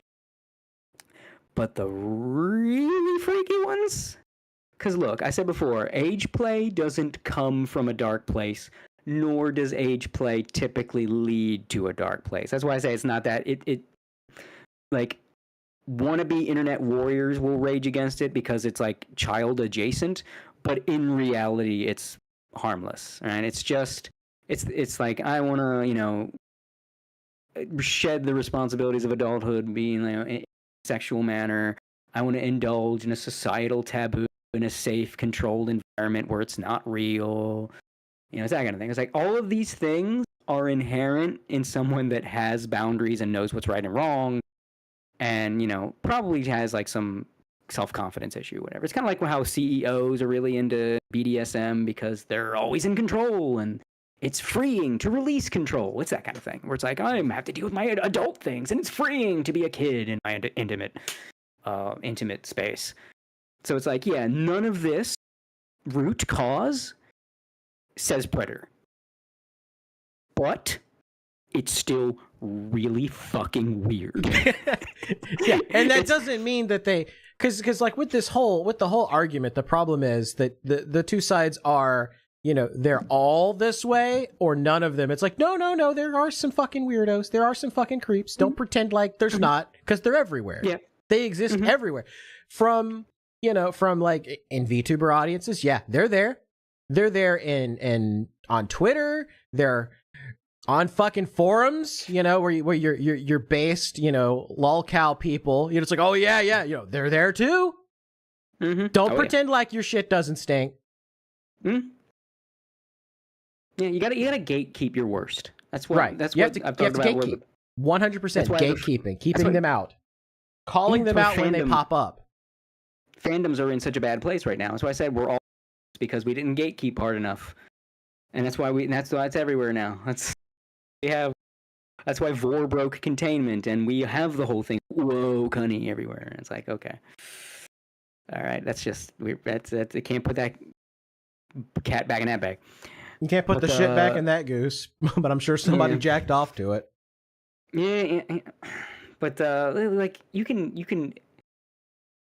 There are, again, it's like they said, the rape fetish is like really common for women. It's like super common. It's like the most common fetish for women. It's like normal to have. Like even the root of it is normal. It's like, oh, this thing that I'm generally afraid of, I'm taking power over it by wanting it essentially and engaging in it in a controlled environment. Engaging in blank in a controlled environment is kinks and human fucking behavior. Is I want to engage in thing that's bad, but in a controlled environment where it's not real. We're that for murder, rape, sex, all kinds of. It's just everybody does it. But even if the root is normal, right? Like, okay, rape's super common for women. You don't then, as a woman, go on social media and just keep going, rape me, rape me, rape me, rape me. Like, no, that's still weird to do. That's even still if it's very common, weird. Yeah, even if it's common and normal behind closed doors, it's weird to do in public. You know what it is? Kinks are like shitting. You do it in private. You don't have an audience. If there's going to be an audience, it's because there has to be. You don't willfully go out in the middle of the street, go in the middle of your neighbor, go to, hey, watch this, and just drop trowel and take a dump in the middle of the road. You don't do it. You don't do that. Same with a weird fetish. There's plenty of weird, like, fetishes that are weird on face value, but, like, again, when the root of them, where they come from, yeah, the kidnapping kinks. Like, oh, I've been tied up, and oh my god, I've been kidnapped and raped. You know, like, that's, again, super common. It's super weird in public, but behind closed doors, most normal shit in the world. Most normal shit in the world. If you know, I was still single and I'm dating, I find some girl and she's like, hey, I want you to pretend that I'm an elementary school student, you're a predatory teacher. I was like, oh, that's fucking weird. All right, if that's what you want to do, you know. Like, why are you talking like X-Death?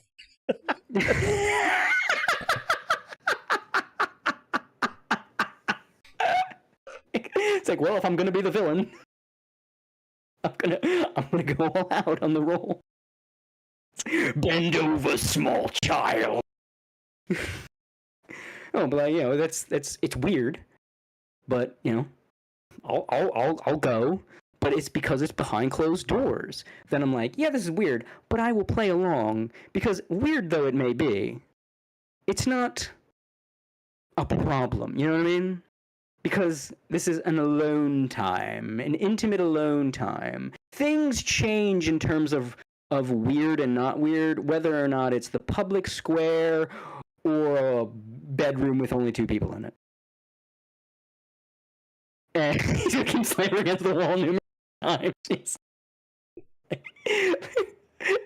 Well, you want it up against the wall, go up against every wall.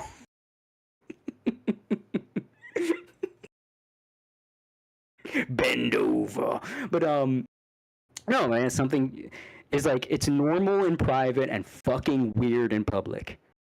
And I think that's really that's the like problem with the 90% of internet kinks. is that people's kinks are now just being blasted out there on the internet for everybody to see. And so now it's like, oh, this is what people are doing behind closed doors. It's kind of that's kind of weird. It's kind of fucking weird. Yeah, like Delulu, I would keep that. I would put that in a little box. Put that in a little box and save that for a rainy day when you find a special someone. Save that for the right fella, not the general public. Maybe new. It's been new. Yeah, denormalized feet. Denormalized feet. I've talked about it before. If you want to end, well, I think it's the becoming the mask foot fetish was a meme, and then a lot of people it stopped being a joke. It's like the Sawa shit post. It's like you teach a man to shit post, and he'll become racist, and then get into feet. First ironically, then unironically. Hang on, I'll go find it. I have it saved somewhere. If I could go find it. Yeah, it's actually real. And then there's also male sexuality being shamed. So it was like one of those things that said, like, men have to have an outlet. And if you take away their normal outlets, they're just going to latch onto weird ones. And I think feet became an outlet for a lot of, like, dudes that just, like, no, you're not allowed to like breasts. Stop talking about breasts. Don't you look at those hips. Stop staring at that ass. And it's like, I knew I had this video somewhere. I guess I'll look at their feet. I have, like, every Sawa meme. Yeah, Megatherion, Began we stopped bullying people at school. The jock bully was the unsung folk hero we never appreciated. Yeah, because the problem was we were told that he was picking on a poor, innocent guy that didn't mean any harm. He's just a poor little... Because he's small and scrawny. No. It's because he's a fucking freak. That's why they got picked. You know how I know? I've been on both sides of it. Because I can tell you, when I was real little, I was a shithead. I was an antisocial shithead. And then I stopped, and I became sociable, and I made friends, and I became one of the popular kids. Now, granted, part of it is because I saw Dragon Ball Z and people were starting to take off. And so I was at the table of the popular kids telling them, yeah, I saw that shit. Guess what's going to happen? I can tell you what's going to happen in next week's DBZ. And that was my in. But you know how I was able to do that? Because I was sociable and stopped being a little shit. And once I stopped being a little antisocial shit and stopped thinking I was better than everybody, now I just think I'm better than some people. Once I stopped being everybody, guess what happened? The jocks stopped picking on me, and I started going to their house. And they started offering for me to hang out while they smoked weed. And that's how I learned to never smoke weed. Right? By the way, I have kept that close to my heart. I know when I have kids, I was like, look, I could tell you not to do drugs, but if you really want to know why you should never do drugs, go to someone's house when they're doing drugs and don't do drugs. Will learn. And watch them. Just watch them. Fuck all the dare shit, fuck all those anti-drug cartoons they would shove down your face back in the 80s, 90s, whatever. No. The best anti-drug message is just being in the room with a motherfucker high off his ass. Yeah, exactly. You're just like, bruh. Bruh. This is fucking annoying. You mean this shit will make me annoying? I don't want this. Get it away from me. This shit's gonna make me annoying as shit. Here's the sour clip. Send a man a shitpost, and he will shitpost for a day. Teach a man to shitpost, and he'll probably become racist and develop a foot fetish. First ironically, then unironically.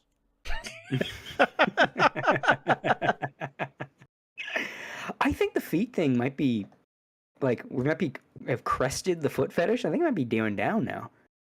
I mean, I still see the feet shit, but it's not like it used to be the first thing. You know what I mean? That's like the first, if everybody's first go-to. Yeah. Now it's armpits, I think. Yeah. Ever since the Pippa Pit stream. No, the threat of the Pippa Pit stream. The threat of the Pippa Pit stream. Yeah. And Mr. Medicator hanging it over like a sword of Damocles.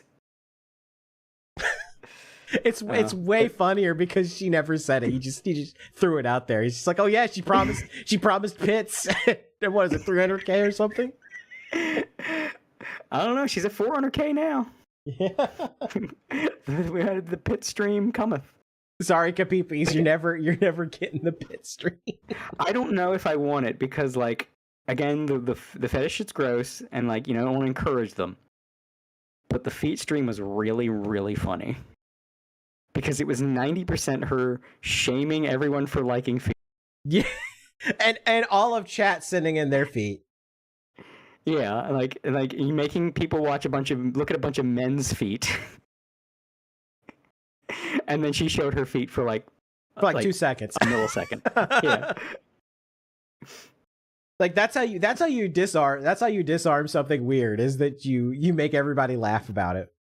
Yeah, it's like when she was playing Grand Theft Auto 5 and when she the yee ass haircut scene, and like immediately when the cutscene ended, she switched to a PowerPoint presentation of why she can't say the N-word. That was great. That was so great. See, this is why Pippa's one of the best. For real, man. That's why she's the go.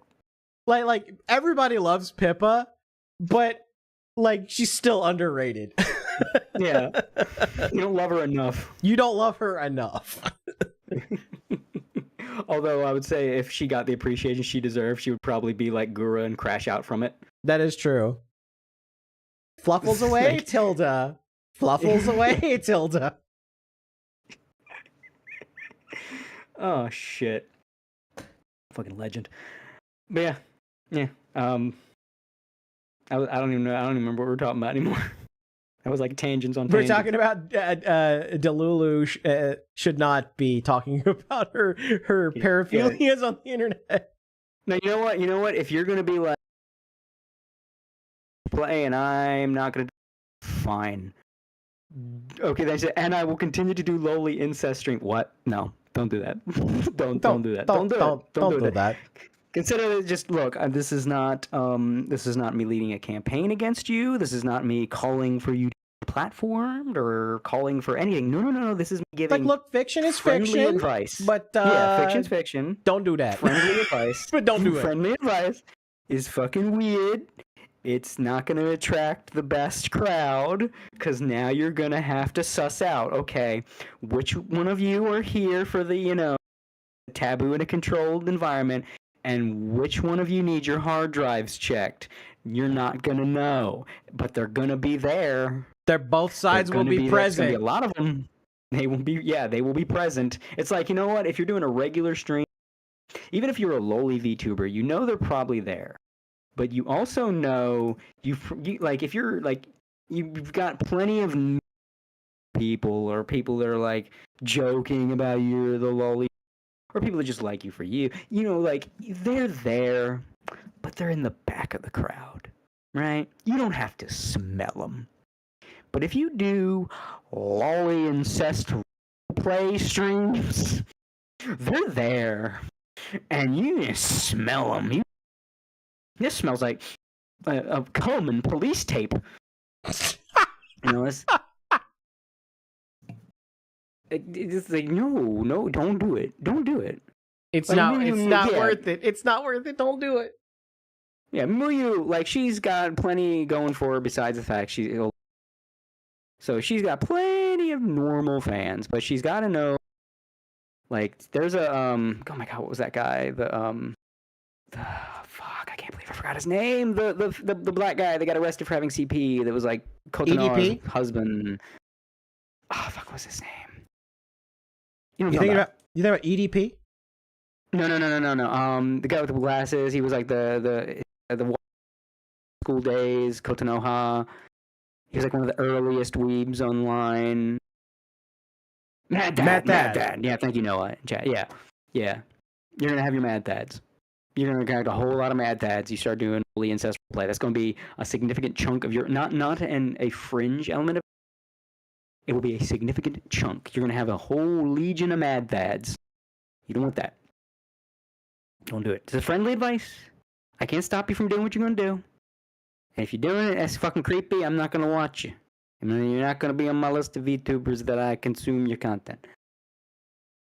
But it's a fucking bad idea. It's a bad idea. Don't, you know what? It's like, we talked about India before. It's like you're going to visit India. You're on light side India. Beautiful country. Oh my God, the cities, the people. Oh God, so much culture. I love India. I want to see more of it. Don't go over there. You got a false sense of security from light side. Don't go to dark side. It's a different India. It's only technically one country. Right. It's don't do it. So that's kind of I'm giving that. You crossed to the wrong side of the tracks, and you're in Flavor Town. Bam. Yeah, that's and bam is the appropriate word. Yeah, don't do it. That's my friendly advice. Because again, I feel like life is complicated. Life is nuanced. You don't have to immediately raise the fucking. Did she say incestuous low play? How dare you? You're a danger to the children. No. She's a fucking weirdo. Sharing too much. She's oversharing. Don't do it. Right. Yeah. Don't do it. So, I think that was the Twisty stuff, unless there's more. Yeah, we just got a little bit left to read here. It says, aside from all that, I truly believe if you continue to support and defend my job and the individual mentioned, you are no better than me. You can deflect and call me a liar all you want while downplaying the severity of the situation, but at the end of the day, I know what I and others have experienced. You are the reason that they continue to treat their employees poorly, the reason they allow truly vile people to do truly vile things with no repercussions and will continue to do so. Believe all women until it's one I don't like, right? I truly hope you will never have to go through the same. Yeah, that last line is like mic drop moment because she's right. It's like they say believe all women. Oh, but I don't like this one, so believe all women is just a longer form of this works. Because people just want a narrative to use to raise a flag, to pull out the swords, and to push their ideology. Believe all women is just, hey, this will work. Yeah, it's like, hey, this was effective. Let's do this again. Yeah. Run it back. Believe all women is used as a shorthand for this is effective. Because it's brought up when an accusation seems like it'll be effective for the cause. Like Amber Heard, right? It's the most famous example of it. You know, it's like, oh, we have to believe everything that she says. I'm like, well, but a lot of the claims in there can't be substantiated. Yeah, but just imagine the damage if we didn't trust that she was telling the truth. What do you mean? Well, just imagine the damage. Imagine the damage to women. If you just believed her outright. Yeah. Yeah, and then it turns out, a lot of the stuff that Amber Heard said was bullshit. Total bullshit. Mm-hmm. She shat on his bed. She pooped on his bed. She did the thing we were just talking about. She did the thing that we just talked about. You can't. Yeah, there's a lot of stuff. You know, there's a lot of stuff you can take back. You can't unshit those sheets. Once they have been shat, they cannot be unshat. You can't unshit those sheets. Yeah. Yeah, like that's we're talking about Indians. This episode is sponsored by Curry. Indian goes up to the white woman. We are not so different, you and I.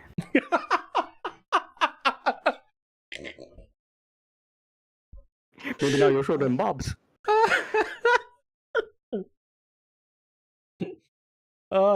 We should run a poll like how popular is Amber Heard in India? Do a regional poll. Do a regional poll. See which regions she's most popular in. Yeah, exactly. That's how you find out. That is straight up how you find out which parts of India to go to. Which parts are pro and which parts are anti Amber Heard. Yeah, we talk about light side India, dark side India. What's light side India? What's dark side India? Well, look at the Amber Heard poll. The dark side of the force is a pathway to many abilities some consider to be unnatural. Oh shit! I'm like Indian Emperor Palpatine. My brain just did like an AI edit of Palpatine Indian. Good, ask her for bobs, and then your pathway to the dark side will be complete.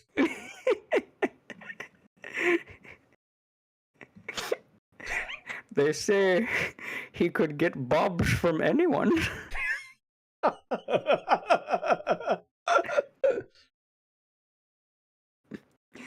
Oh, shit. Oh, God. Unlimited shitting. Unlimited shitting.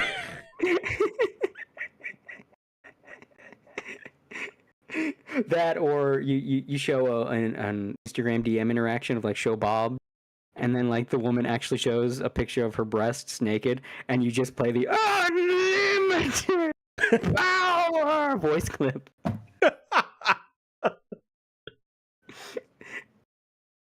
He could actually do it. This is the power the Jedi would not teach you. Is it possible to learn this power? Not from a Jedi. Okay, this is completely not left wing, out of left field. Left-hand turn. But speaking of Star Wars, isn't it weird that, these dark side and light side powers, right? Why is, like, overtaking someone's will and, like, the Jedi mind trick, which is just basically dominating someone's will, why is that light side? Wouldn't that be dark side? That is really a good point that you bring up. Yeah.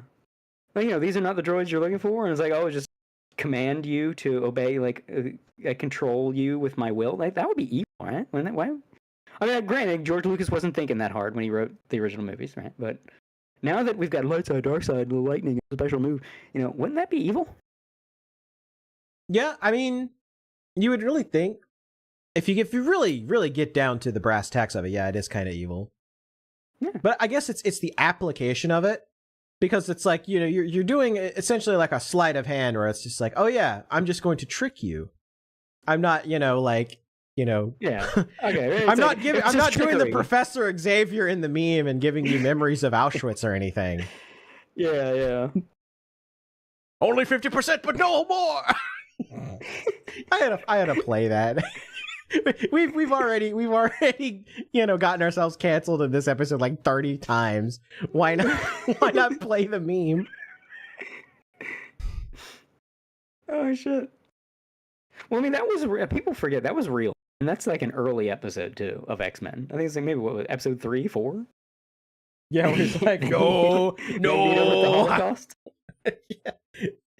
Don't make me remember. I like the edit where they played the Kanye song, and he's like, no.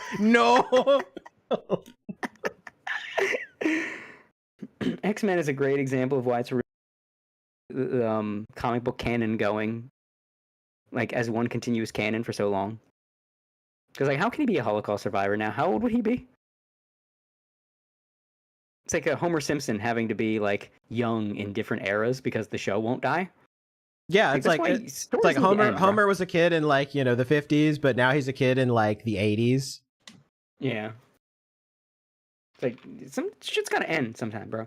Like it's funny as hell. So I saw me and my girl getting burgers like a couple weeks ago, and we're talking comics. So we'll talk a lot of nerd shit. And she genuinely, because she's not into superhero comics, right? She's total weeb, anime, manga, all the way. She had no idea that mainstream comics were supposed to be the same continuous canon and story since they were created in like the 30s, 15s, 60s, and all that.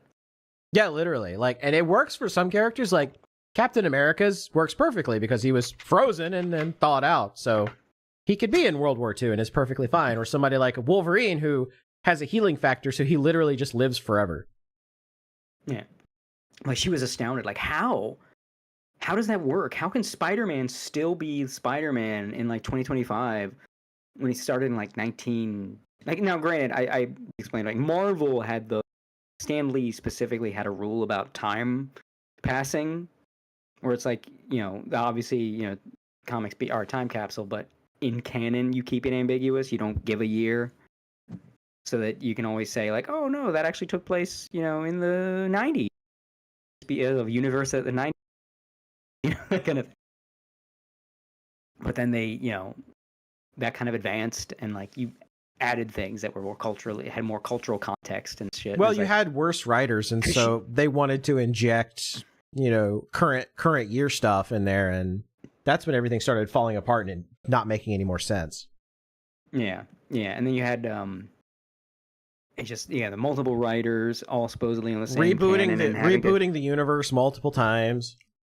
Because the way she thought it worked was the way that I feel like it should work, where it's just like you have different writers have their different canons. You don't have one main canon. And like maybe another writer can implement an idea another writer had, like another plot point from a different writer's canon. But it's like how superhero movies are. Like the Nolan Batman movies are different canon than like the Robert Pattinson Batman movies. Different from the original Batman movies that was like Tim Burton into other directors. Like one canon is fucking stupid for a lot of reasons, and I think that's also why superhero comics are kind of dying. Because like it's like, oh my god, what's going on now? Like I just wanted to pick up Batman and get like a good Batman story, but like Batman's on the moon because of the events of the Green Lantern book, dealing with Martian space women and a political political thing with Martian space women and the different factions. I just thought he was gonna like stop the Joker or something, man. Like it's that kind of shit. Like, you know, we talk about why superhero comics are dying because of the whole like, oh, and yeah, that's a problem. That is absolutely an element. But I think another element is like, man, I just want Batman. I just want Batman in this. What is this? What is this ongoing story that I didn't know about, and now I completely locked out of. You know, like, well, how do I go back to the beginning of the story? Well, that's it. Can I buy? Oh, it started 3 issues ago. Well, comic book shop guy, do you have that issue? Oh, you don't. It's just I gotta show up here. It's like you know what comic books are? They're about as bullshit as gotcha. It's like, oh, did you miss the banner? Oh, that character's gone. Can't have them. Nope, they're gone. No, not for you. Yeah, multiple continuities. Conan fan points out multiple continuities was helped keep Transformers Teenage Mutant Ninja Turtles relevant. Yeah, yeah. You need to have a story, and then if you want to keep doing, do a new one. You can't have the same story go on for 20 fucking years unless it's something like Berserk, where it's like a long tale, or like, you know, One Piece has been going on for a long time because it's one tale, one man's vision, one story. It's just a long one. You can do that, but you can't have a franchise go on ostensibly the same story by like a million different people with a million different directions going on for decades upon decades upon decades. That's just I'm supposed to believe it's just the same guy for the last 40 years with no change. Oh no, we changed the status quo. Dick Grayson isn't Robin anymore. You had to have. Okay, you added a new guy. Now it's Nightwing. Okay. And? Like, you're still telling me this is the same Bruce Wayne? How old is Bruce Wayne? This Batman, like, the animated stuff, had Batman Beyond. Like, okay, eventually he gets old. There's gotta be a new Batman. Sonic Archie isn't... Sonic Archie that almost had the problem, but I said before, that's a very different beast. Why I love it. It is insane. But, like, superhero comics do not benefit. I think superhero comics... It's a little bit too normal for superhero comics, right? Like, for Sonic, it's novel. They're like, why is Sonic the Hedgehog doing this shit? Is Sonic the Hedgehog? Wait, is this a Knuckles comic quoting a Holocaust poem? What the fuck? Like, if Spider-Man quoted, you know, first they came for the... I'd be like, okay, this is a fucking cringe Spider-Man comic. Yeah, Spider-Man, that's a problem. They did too much to the status quo in that. It's like, well, now that's not Spider-Man. It's not fun anymore. Why is he not allowed to Jane? Just let the man have his girl. No, it's a bunch of fucking loveless assholes over bad Spider-Man can't be happy. This Spider-Man has to live in a perpetual spiral of clone rejected scripts from Star versus the forces of evil. Yeah, he's a spider cuck. This sucks. Yes, this is, you know, it needs to be clean slate, start over, not in this ultimate shit. Start over with superheroes the way you expect them to be. Just get a nice, clean reset without like, oh, this time Spider-Man is going to be Miles Morales. No, Miles Morales. Put him, no. Throw him away. People are sick of him. They're fucking sick of him. No, Spider-Man is Peter Parker, and you're gonna star him as a teenager, and he's gonna have the girls at school. He's gonna have Gwen Stacy and Mary Jane, and eventually you are gonna build up the Gwen Stacy fucking dying, so that he can have his character arc, and eventually he's gonna be with Mary Jane, and then he's gonna marry Mary Jane, and you're gonna do that over the course of the next 5, 6, 7, 8 years, because that is Spider-Man. You can do different stories. You don't have to retread the same thing. You can give him new villains. You can you know, do a little, mix it up with the Green Goblin. You know what? It's like, again, the movie adaptations. Told the same story, did a little something different. Compare Doc Ock in the Spider-Man animated series versus Doc Ock in the Raimi movie, right? It's Doc Ock. You like me some Doc Ock, but it's a new interpretation of Doc Ock that has the recognizable traits of the character that make the character who they are, but it's a new spin. Or like how Batman the Animated Series reinvented Mr. Freeze. You know, you can do that. You can do that. Just give the people what they want, and once they're satisfied, then they'll listen to your new idea. But right now, comics have become such a clusterfuck. You need to start over. Just fucking start the fuck over. Well, it just became, like we were talking about activists. It just became a battleground for activists to push their bullshit on people. Yeah. Yeah. It's you got a problem with activists. You got the problem of canon bloat. things getting kind of out of control. Like there's so much canon now that it's like, wow, what do I follow? Like, technically all this is canon. I can't follow this. It's just one character got all this fucking history, and they were in all these places, did all this shit. What the fuck? You know, Harley Quinn should have never been ported to the comics. Let her be an animated series thing. As soon as she reached the comics, she was ruined. Yeah, DC tried with because New 52 couldn't commit. Because you had to do a new thing, but then it had to be, oh, well, it's got to be fresh. Right? Yes, they do. Give them what they want, and then you can do something new. Give them Superman, and he's an absolute Boy Scout, and then you have Lex Luthor, and he's the corrupt, evil businessman, and from there you can get creative. Superman, I mean, there's a lot of people want a classic Superman right now. They want an aspirational good dude, and you can really play that up. He's a small town boy, you know. There's a lot more you can do these days than you could in the 50s with a story of like a small town boy that's got superpowers. He could be like, oh, this country bumpkin, you know. You have Clark Kent, you know, he's driving Lois Lane. He's like country music, and Lois is like, hey, like, don't you talk bad about you know, Toby Keith or whatever, R.I.P. Toby Keith, you know, he's like, because he's a fucking country boy. You can work with that. You can give him some character that wasn't present in other Even Superman funnier media. if he drives like an old beat up pickup truck that was, you know, a hand me down from his parents, you know. Yes, and he would like that could be an aspect of his character where it's like he really treasures that truck because dad, he's a mama daddy boy. He loves his parents. His parents gave him that truck when he first learned to drive, and he's like kept that, and because he's super powered, super strong, it's really easy for him to it, right? And like somebody could even like a mechanic could look at the car, like you could have the car's got to get taken in, right? And he's and by the way, Cody, and the mechanic you've been cutting out like really bad. Am I? Oh I don't know if it's your mic is just like clipping or you're just getting too close or something.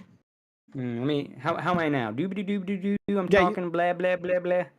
You sound fine now, but I've noticed that it would like cut out every other word. It might just be Discord being Discord. It might have been some random ass solar flare or something. But anyway, you could do like a thing like, oh well, he's got to let a mechanic touch his baby, you know, like, oh, you know, do that, but like, oh, because I don't know, he's got to help somebody and doesn't have time, whatever. You come up with something, and like, oh, you have the reaction of the mechanic trying to fix his car and like see all the like super strength DIY stuff he's done to fix, like, what the hell, like all this stuff, pipes bent into like the shape he needed, and like, what the hell, it's like a funny little and like endearing moment, and like the audience like, oh, Superman, look, the truck is dead again. And like that's a good, like, that's something new you can do while it's still Superman. He's Clark Kent from Smallville. He's got his mommy and daddy. He's a good boy, and his bad guy is the bad evil businessman.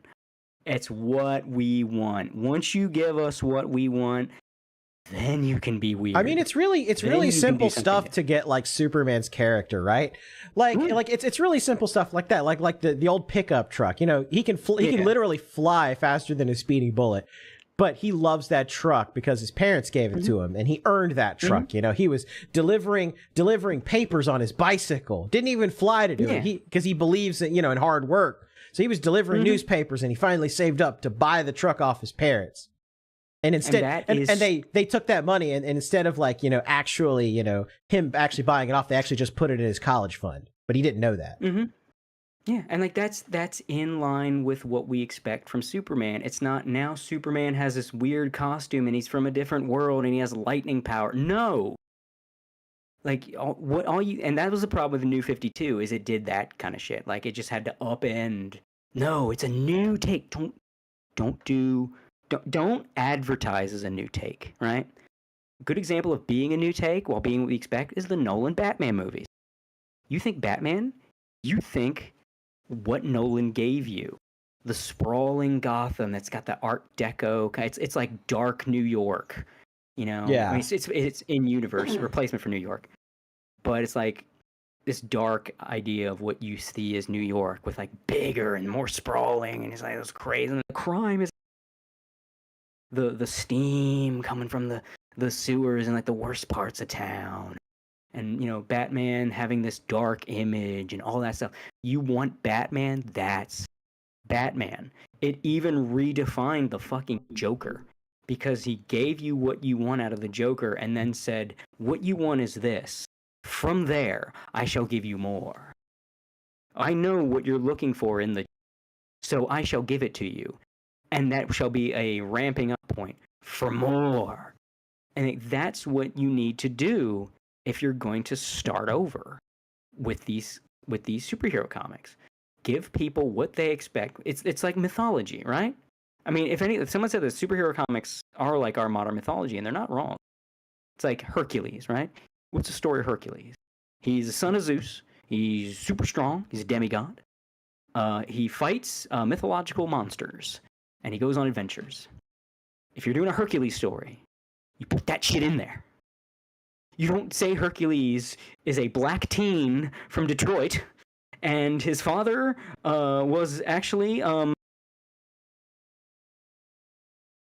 is Hercules. He's the son of Zeus.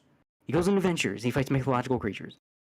His father was not Gilgamesh. He's not the descendant of Gilgamesh. No, he's the son of Zeus. You give people myths and premises have an outline, and you stick to that outline. If you break that outline, it is no longer what we're here for. Now, if you want to do an Elseworld story, that's fine. Like, there was Superman, Red Sun. You know, what if Superman landed in the Soviet Union? It's an interesting premise. That's a what if. What ifs are fine, but don't present a what if as the initial product. You know, don't tell me this is Batman when it's like, don't give Batman superpowers, you know. Oh, my version of Batman. No. Start with the basics. You got Bruce Wayne. He rich. Parents die. Batcave. Raised by Alfred. I'm going to make the city safe because Gotham is shitty. I'm going to save... it's not going to happen to any other kids after it happened. Revenge on crime. I have mental problems because of what happened to me as a child. And I weaponize it to save the city. You know, I brood. And on the rooftops, the cape at night. I fight at night. I have gadgets. I have the belt with the utility belt and all these things and gadgets, and I got a grappling hook. And more importantly, and wing, the cape. He's Sherlock Holmes. He's Sherlock Holmes with a utility belt. Yeah, and put kung that fu in there. Mm-hmm. You gotta have even if you down like no detective angle, but it was still in there. Like he's doing forensics. If you remember from The Dark Knight, he was doing with the bullets. You know, he still does detective shit. Batman gotta do detective shit. Exactly. Batman, you can't have Batman as like Space Crusader. Right. Batman can't be an action hero, you know, where he's just like, you know, boom, bam, boom, and that's all he does. Mm-hmm. Yeah. He's from Detective Comics. It's literally what DC stands for. Yep. Like, you need that shit. So, like, once you give the people what they came for, then you can do... Sky's the limit. And that was a problem with New 52. That's a problem with Ultimate, really. Because Ultimate was also running while the regular stuff was running. You know, it's got a little bit of an excuse there. But, like... Yeah, Ultimate was kind of like their test bed for... essentially, like how do we, you know, create the Marvel Universe, but in the modern times, and in a way that we could make, like, movies and stuff out of it. Yeah. Because a lot of the costumes, they toned down the campiness, and they did, you know, what Marvel ended up doing with their cinematic universes. You know, all spandex is now like leather armor, and you know. Yeah, I think honestly, what you want to do if you want to start something new like that. Again, I point to Nolan Batman because that's apex ways to do it. You don't start with the big one. You start with a known antagonist and storyline that you can present in a new way, but it still ticks the boxes, right? Like Batman Begins. You start, Batman. Well, we know Batman's also a trained ninja, so here's his ninja training. Here's his origin. Here's Batman stuff from Batman Year One, where he was like, starting out and getting the whole Batman thing started. And then you start with villains that people know of, but you don't start with the Joker. That was the problem. Although, in hindsight, it's different era, but that was a problem with Tim Burton's Batman. It started with the Joker. But again, it was like the one time they'd ever done really a big, right, and they really only planned to make one Batman movie. Yeah. So you want to do the big one, and then it just so happened that it's like, oh yeah, actually we want more because people love this movie. Mm-hmm. Yeah, but like in retrospect, now if you're doing multiple, if you're doing just an ongoing story, just starting a new canon, you don't start with the Joker, right? You start with like Ra's al Ghul, like a big. In canon, big villain, but in the mind of the general public, not that big. It's great. You can elevate him and make him important, and you put the Scarecrow in there. You can do a new vibe on the Scarecrow, and then you bring in the Joker. And then you get people like, hey, here's our new take. It's got all the stuff that you're looking for, but it's a new. The stuff that you're looking for is key, right? You can't have Daylight Batman. You can't have Sunshine Batman unless you're doing a Brave and the Bold thing, but that's like different. It's like the Adam West Brave and the Bold. That's like different Batman. I'm talking about like classic, regular old meat and potatoes Batman. You got all that Batman stuff I'm here for. Once you gave me that, give me your take. I got what I came for, And then you build up to your Joker. Once you've gotten the audience comfortable with them, here's how we're doing the thing you in this new flavor of it. Now that you're accustomed to the new flavor, here's the big one you've been waiting for in the new flavor. Now that you like the new flavor, you're going to want the more familiar things in that flavor, right? Like, you don't want the Joker from the outset if it's new, because then it's just, oh, how are you doing Batman? No, you introduce to this sort of new take on Batman. Once people are like, I'm on board. Let me see how you're going to do the Joker now. Oh, because I love me some Joker, and I clearly see a Batman story that doesn't Joker. Where he at? That's Batman's main guy. You have not done him yet. I got to get you used to it first. And then we give you what you want. You introduce somebody into a new... That's like... I mean, my God, that's... You can bring it back to anime. That's any kind of like new adaptation of something or new reboot or like even Dragon Ball, right? You got any new saga. It doesn't go right to the main guy of the arc of the saga.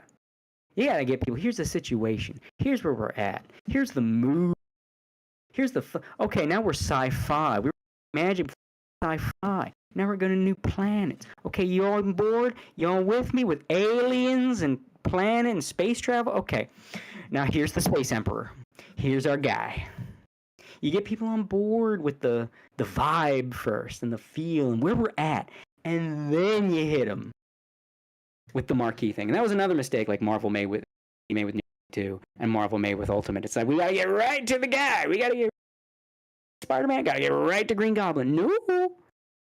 No, you start with like the Shocker first. You start with somebody that's like known but not, and you get them impressed, right? Check out my Shocker. Ooh, that's a cool Shocker. Get on your knees to second blow, but not right now. I've got to go. Fuck, I hate it when he rhymes. It's like you get them used to you get them to like your Shocker, so they want your Green Goblin. That's why you gotta do it. That's why reboots fail a lot, because they want to jump right into the big, like, the stuff you know. So, like, look, this is how we did it. It's like remember The Batman? That one animated series a lot of people didn't like. Yeah.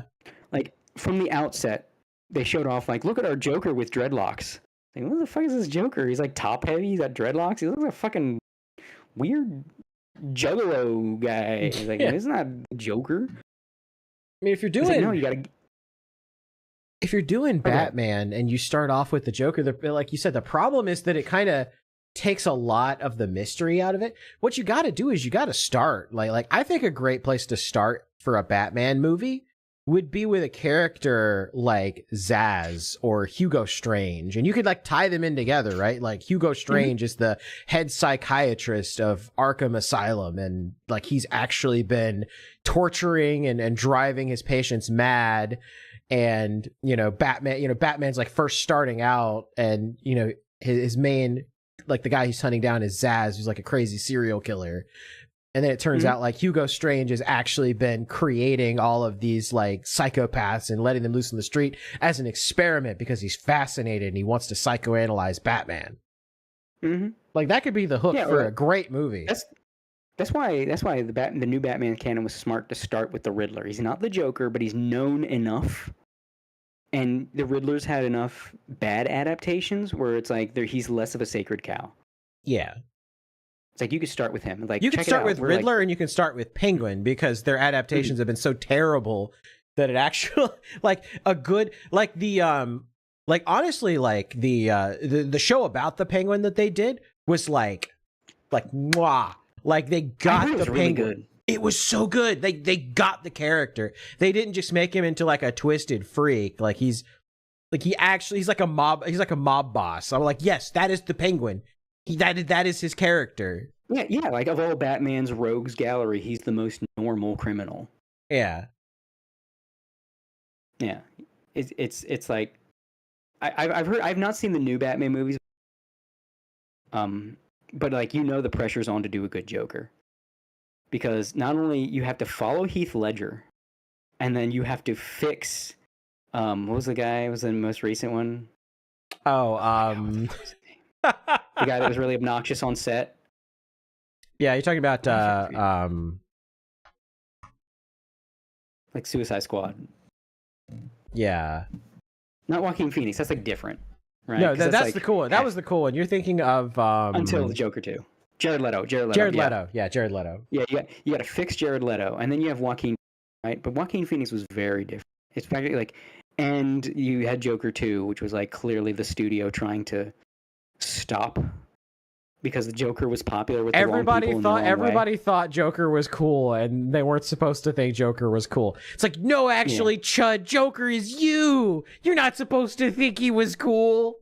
This was us making fun of you.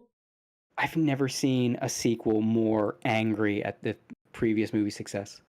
Yeah, like, that's the whole point of Joker 2, was just to kill Joker 1. Yeah, that's literally it. Like when he's bending Joker over and booty frog blasting his vent core.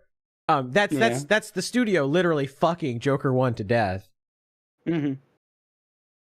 Yeah. No, you gotta like so they really gotta bring it with like new Batman canon Joker. Like I think people thought Joaquin Phoenix was gonna be new Batman canon Joker, and I wonder maybe if that was the idea before. Before Joker 1 did so well, and all of the people they hated thought it was super based and red pilled, and they had to kill that version of the Joker. Yeah, but like it's gonna be a hard act to follow, especially Heath Ledger, man. That guy. Even rewatching it, I rewatched it recently because my girl had never Batman movie. So for our anniversary, got a shitload of Chinese food and just binged the Nolan Batman movies. And like, man, Heath Ledger's performance was like, it really was like, that movie lives up to the hype. Like it's still like, it really does astound me how like some things get mimetic, just like something gets stuck in people's heads and they just keep making a joke about it or whatever. It really is like, no, that movie's this is a fucking superhero movie about a guy dressed like a bat. Jesus Christ. But like that's you have to follow that. And these movies, you're clearly going for a similar vibe. So how do you not only follow that, but do it without feeling like you're just imitating Heath Ledger's Joker? So I'm curious to see if they can pull it off, but I've heard good things about it. So I'm hopeful. As long as they don't try to integrate it into some DC cinematic universe where Robert Pattinson Batman is with James Gunn Superman fighting a really shitty Darkseid. You know. Like he's going to be our Thanos. None of that shit. But as Tomac points out, I think this goes on what we were saying, because they're bringing back Ronin Warrior. Yes. Yes, they are. Tomak for $20 says, like now we are getting a new Ronin Warriors. I barely remember the Ultra. I loved Ronin Warriors. That was like one. Ronin Warriors and Samurai Pizza Cats were like two of my earliest animes I remember watching. Same. It was so dope. Yeah. Ronin Warriors. Oh, yes. Power of the armor. Now, I'm not going to say they hold up 100%. But when you're a kid, that shit is tight. That shit was fire. Quake with fear. Yeah. Oh, see, Based. He was the coolest one.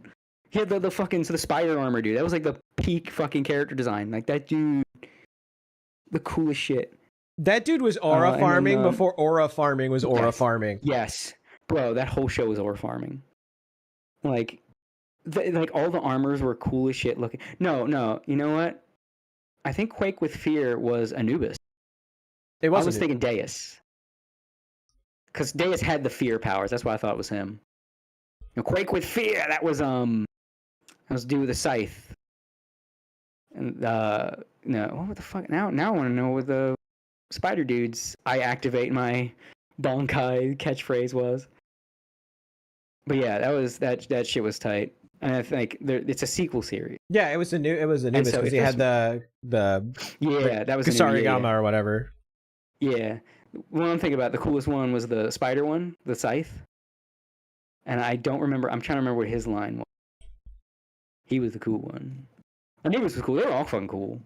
I like the bad guys had bad guy looking armor, but it wasn't like all black with spikes. You know what I mean? Like he's dark with spikes, but like that he was like really the only one. Like they looked like bad guys, but it was like still interesting. And then like the main bad guy died for a little while, and then the main bad guy came back for a big finale. But I like the fucking Lord Saber Strike was dope, man. That guy was so cool looking. And he used a fucking swords, man. He had the legendary sword. And he had the evil version of a tiger. The main character had his white tiger. He had the black tiger. It was cool, man. That shit was dope. Ronin Warrior is great. Yeah, and they're bringing a new one. And like we're talking about, like giving people what they want. How they got to start out. They got to start out with Monster of the Week at first. But you set up like that. Yeah, something's gonna happen. We're not gonna stay Monster of the Week. You have like a little stinger that here's a villain, right? But you don't lead with that because people want that. We gotta introduce our Ronin Warrior. Here's the armor. Where's the wildfire? Got to have that red wildfire. The way he upgraded it, the white one. So you gotta remember the white one exists. You gotta have that shit. Is Anubis, because he changed sides and became the new sage. Is he gonna be around? I don't know. But you gotta give the people what they want. Don't get weird. And once you give the people what they want, then you can do. If you want to take the Ronin Warriors into fucking space, that's fine. But you do that like halfway through. you wait the until, Gynax ending. Yeah, you wait until like they could do it like they could do cosmic horror type shit, right? Oh, the evil actually comes from space, some Lavos type shit. Oh, the evil, because it's like hell. There's the fight. The bad guys are basically from hell, not hell. It was hell with the serial. It was Hiffle. It was like Japanese hell. But like, like the actual hell is the gate to the super hell is in space and it's got tentacles or some shit. Like they could do that. They can pull that off. But like you do that halfway through. You give us everything we want. Like I don't want to see the motherfuckers transform and do some cool shit, and they're gonna fight some other guys and armor.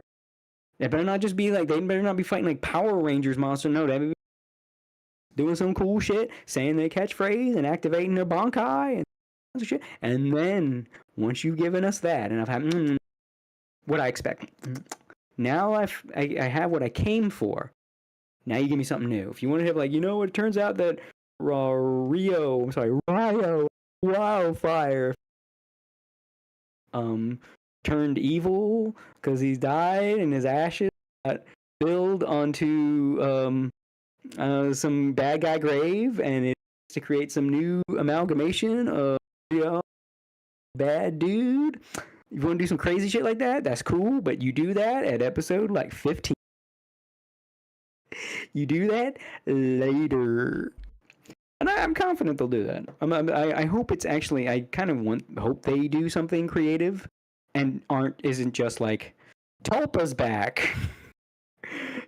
It's the Somehow same shit. Tulpa has returned. Yeah, it's like, bro, they killed his ass. I watched them kill his ass.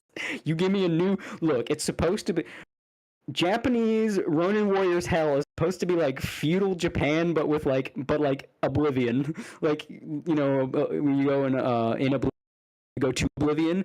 Like if that was Japanese, that's what Hell's supposed to be in. That's the dude. That's the dude. The coolest fucking. I remember seeing those, it's like Deus. Yeah, it's Deus. It's Deus. Yeah, Deus. I remember because as a kid, he was my favorite. I saw him. I was like, toy because he had the coolest look. He had the fucking spiders, the shoulder pads going straight out with the horns, and he got that cool ass mask with the eye patch. He's the coolest motherfucking dude. He had that spider web, fucking make you see. He was Scarecrow. He was basically Spider Scarecrow. Yeah, with his illusion power. Yeah, he make you see. And Kento would like fall for his tricks like every time because Kento's like he'd get all fired up. Yeah, he was a fucking hot-headed fucking and Kento, like he was the Earth guy, right? Yeah, he was Earth guy. Yeah, he had my favorite armor of the good guys. I like the bad guy armor. Kento hard rock. Yeah. Like I like the bad guy armors way more than the good guys. Of course, you know, not just because of my usual bullshit. But well, because the bad guy armors, like they look like bad guy armors. Yeah, but they felt more creative. Like the good guy armor, okay, they're warrior elements. Fire, water, blah, blah, blah, blah, blah, blah. But then the bad guys are like, okay, here's nasty dude and evil priest and spider. it's like different. And spider stuff. Satan. Yeah, spider Satan. It's like the good guys are just it's the elements. It's the elements. It's the colors. The bad guys even had like different color schemes. Like he's motherfucker's pink and green. Ain't no pink and green good guy. It fell into the trap of like the bad guys are just so much more interesting design wise than the good guys. The good guys are just like, hey, I'm break I guess, but are you fire? Oh, you know it. Oh, is that blue dude who's blue and much less spiky in his design? Is he both water and more calm of a character? Oh, he is? Oh. And it's like it's good to have a design that fits the character, but I always hated when I could just tell everything about a character from the character design. I liked it. Like you look at this motherfucker, but from there, man, you couldn't look at that and guess. Yeah, illusion. Clearly, illusions and fear power. No, maybe fear because of the spider, but like you don't go say, yeah, that guy's illusion. No, it's like you could do anything with that shit. It's just that you get that he's evil, but from there, sky's the limit. It's more interesting. I think if they're doing the remake, one thing I would like to see. Is I would like because the armors themselves are ultimately neutral. It really depends on who has the armor as to whether it's evil or not. What I would like to see in the new Ronin Warriors is they get mixed around. Yeah, I would like to see some of the original armors from Ronin Warriors, but being used by bad guys. Yeah. And how they change and how they look different. And some of the bad guy armors being used by good guys, how they look different. Yeah, like, see, like that shit, but like on a good guy, and like the blue. Bro, what if the new one, like the, what was the blue armor called? Like the wave something? Like, if so, of course, the red wildfire, that's gotta be the main character. That's gotta be the main character, and he's gotta have it. You're talking about the Strata, which one? The Strata? Strata. Yeah. What if the Strata was like you had the rival bad guy character and he got the blue armor? So it's like red guy, good guy, blue guy, bad. Because like you had the first series with like red, blue, all the elements are together. Now you can mix it up in the sequel and you can have his rival in the blue. So it's fire versus water. That shit would be cool, and it'd be interesting compared to like what the series was based on, like the color coded Sentai stuff. It's like you could stick to that because it's got its roots in Sentai, but it'd be more interesting. You mix that shit up. Especially if he starts out as a bad guy, and so he's got like the, you know how the armor has like the two horns and the big horn. but it's got like, you know, the horns are like, instead of like on the side, they're like coming forward and up, and you know, he looks more like centaur like. Yeah. Yeah, you could do all kinds of cool shit like that. Yeah, like he's got like giant hooves instead and stuff like that. You're not like Sentai is still a thing, but you're not as rooted in it anymore. Like there's all kinds of new archetypes and like styles of Japanese media that it can pull from. And I'm like, bro, there's room, man. There's room. Oh shit. And the design, man, you gotta make sure those designs live up. Ronin Warriors had some fucking banger character designs, man. I don't think there was a shitty looking armor. Of all the armor styles in that series, I don't think there was one miss, man. All that shit looked cool. It was just like, who was cooler? What's the degree of cool? But it was like, it was banger after banger. Everybody was dope looking. Made you want to buy the toys, right? And like, so you gotta live up to that. Are you just gonna do the same armors? You're gonna do, if you do new armor, you gotta do new armors for the, like, some of the villains, like the demon guys, right? Because they all look different. So it's like, what are you gonna do? You gotta bring it. You gotta have that sauce. If you don't have that sauce, I mean, like, what are you doing? So I'm looking forward to it. I hope it's as cool. And also, someone also brought in up to what you said. Also, Samurai Pizza Cats is getting something new too. Yeah, they had the trailer for the new game. Yeah. Yeah, the new game. Yeah, they got the fucking cast back. I know, that was so hype when they got the original voice actors back. It's so good. It is, again, Samurai Pizza Cats, like when the Hall of Fame of Locals. They made it work. That was quite literally. See, everybody talks about like Ghost Story saying they didn't have the script, but that was actually Samurai Pizza Cats. They did not have the script. Yeah. Ghost Stories was just, again, as I said before, a game of television. Like, the guys about the license told this guy, just do what you want with it. Like, Samurai Pizza Cats is, they just like, what the fuck do we do with this? What is going on? Well, we'll figure it out. We'll look at it and figure it out. And it's like the English version's more popular than the Japanese version. Like, it holds up too. Like, I have you heard of My Retro TV? Yes, I love My Retro TV. Yeah. I've played a couple times, like, while I'm working on Cloud Scratcher to get myself in, like, that old-school cartoon mood. So I'll just be doing Cloud Scratcher pages, and I'll pull up My Retro TV, put on a year in the 90s, put on cartoons, and just let it rock. And Samurai Pizza Cats came on. I think I moved to the 80s at the time. Samurai Pizza Cats came on. I sat and watched. I was like, I was fucking laughing, bro. Like, this is still funny. Like, I'm a grown-ass, still fucking funny. Well, because the jokes are like eternal jokes, because they're just like, they're shit posts essentially. Yeah, it was a shit post before there were shit posts.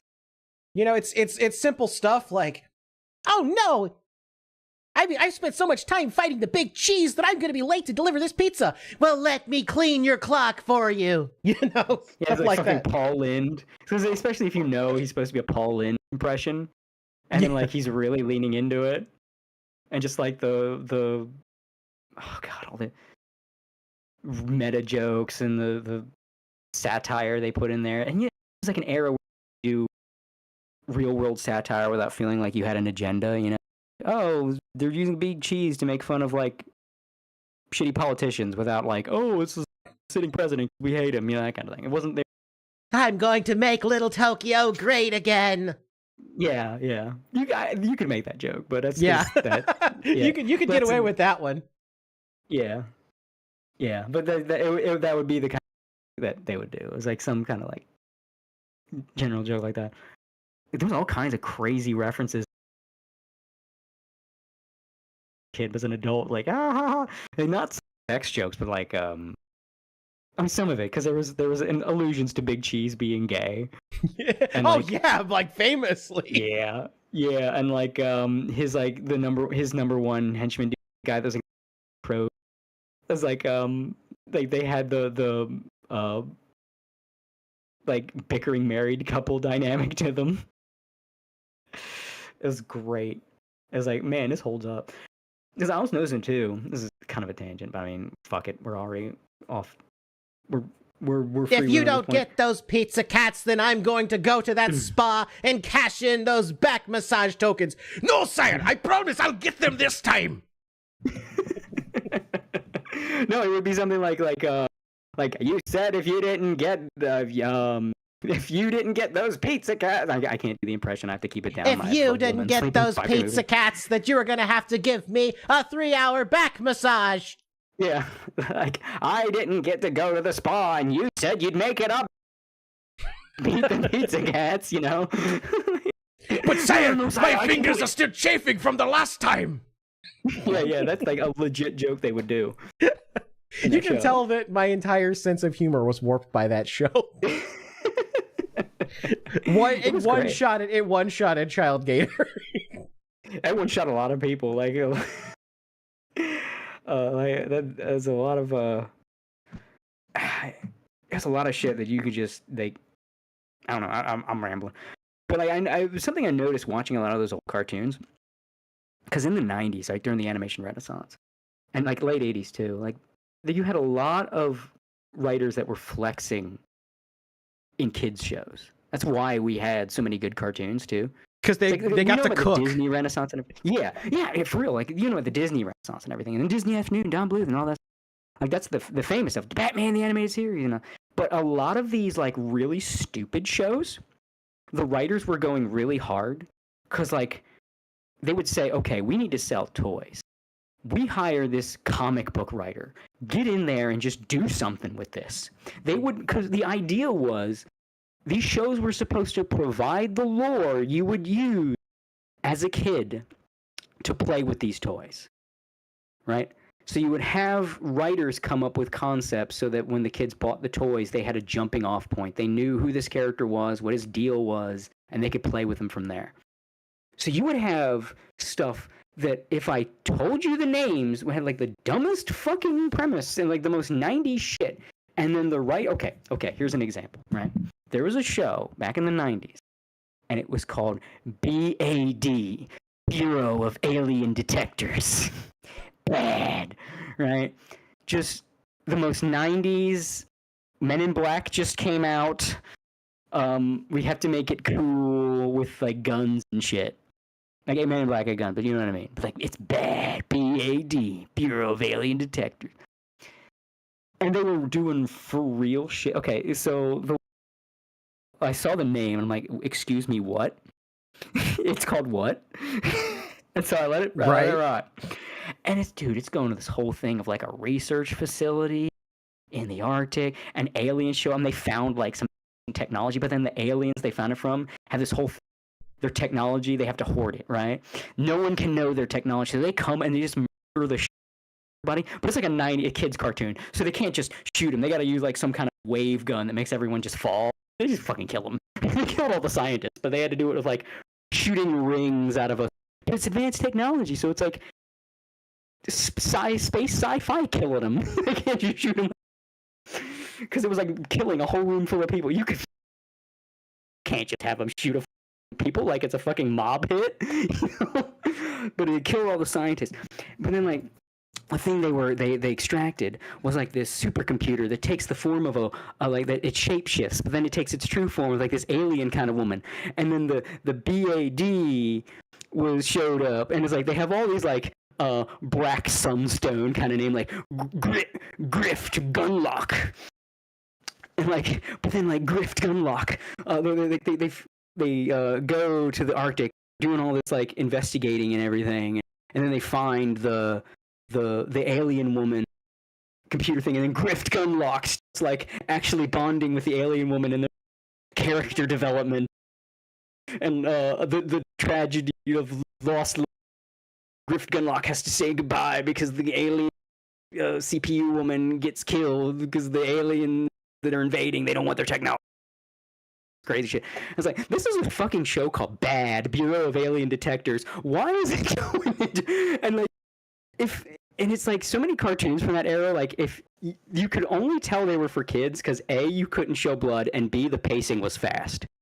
Like, bro, if there were more pauses between dialogue and a little more blood, this could have just aired as an anime. Like, the 90s were not playing with their shows, man. No, could they have, like, were the not.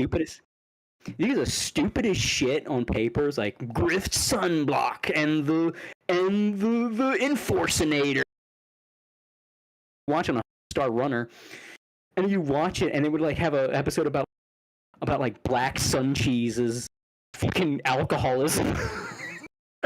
as they fight like communists, and they would name drop them as communists, like a communist sect terrorist cell, and they would use the phrase a communist terrorist cell. Like, excuse me, a what in this children's cartoon? And like, I forgot just how hard the 90s went, because I mean, I know how cool it could be. Like, what the fucking my entire fucking comic Cloud Scratcher is based on. It's the shit I grew up with. But like, there's a lot of that stuff where it's like, damn, man, they just went in. Like, they really did just take a bunch of like writers, and they did not give, like, the executives did not give a shit. Like, look, man, as long as they ain't cussing and fucking and bleeding, I don't care what you do with this goofy toy premise, man. Here's a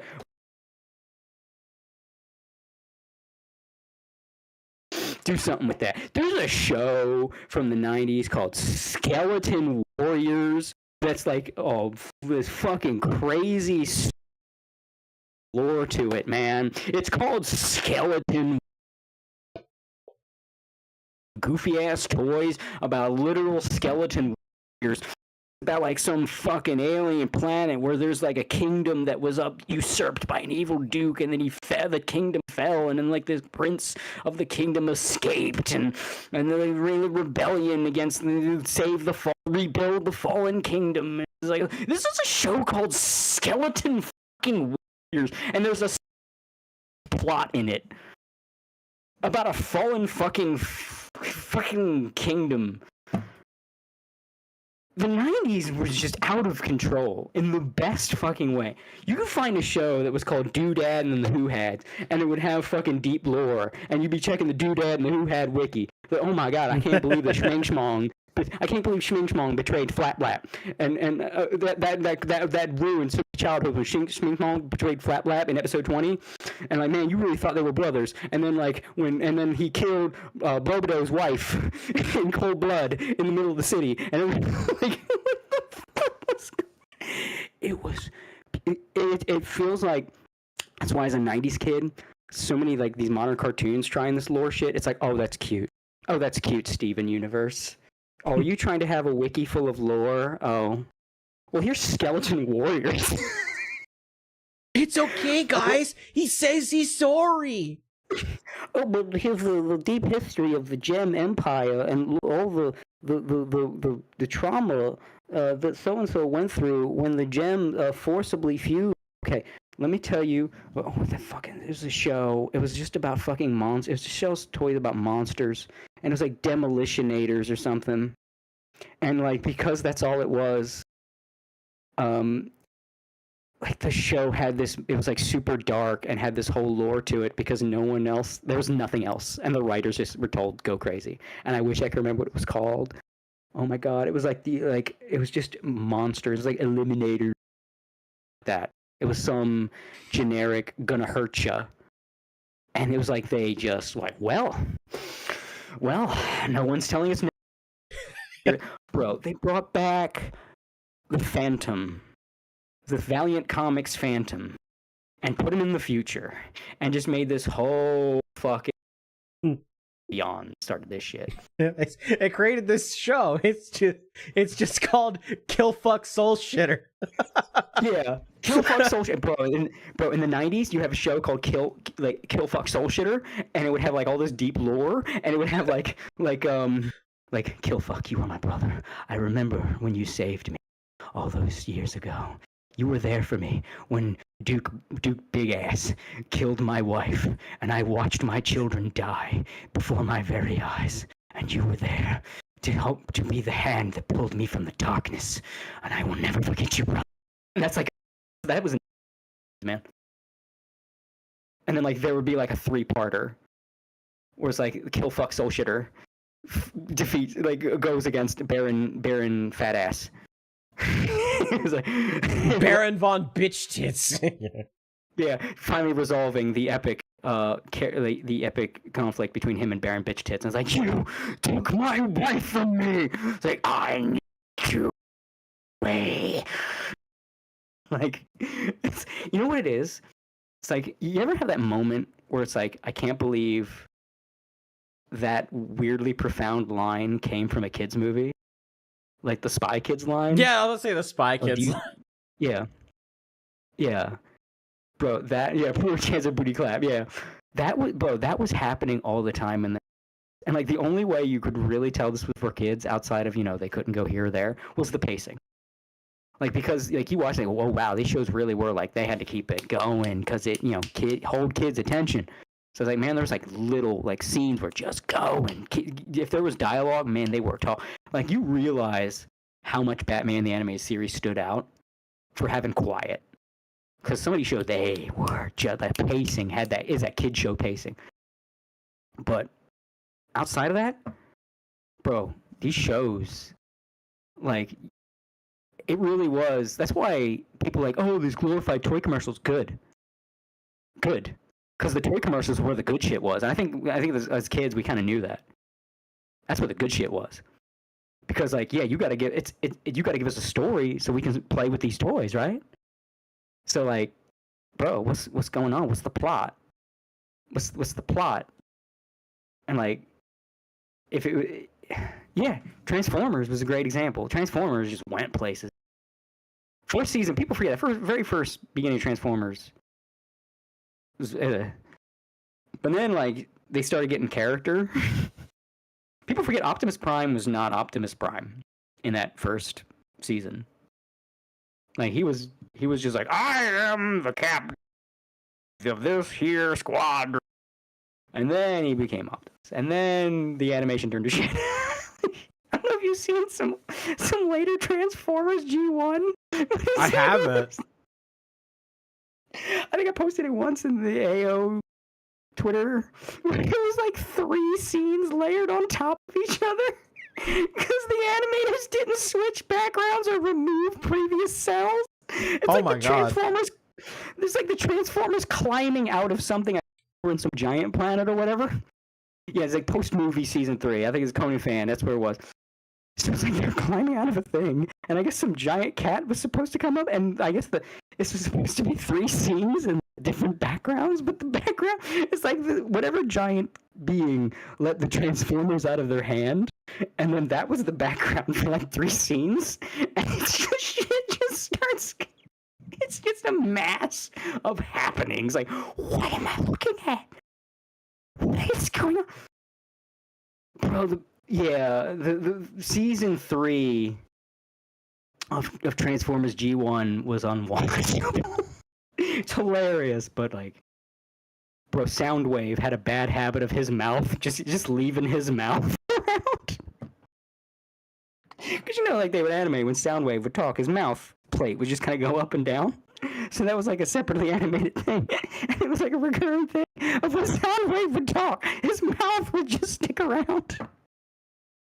They cut to some scene of a plane flying by and there's Soundwave's mouth.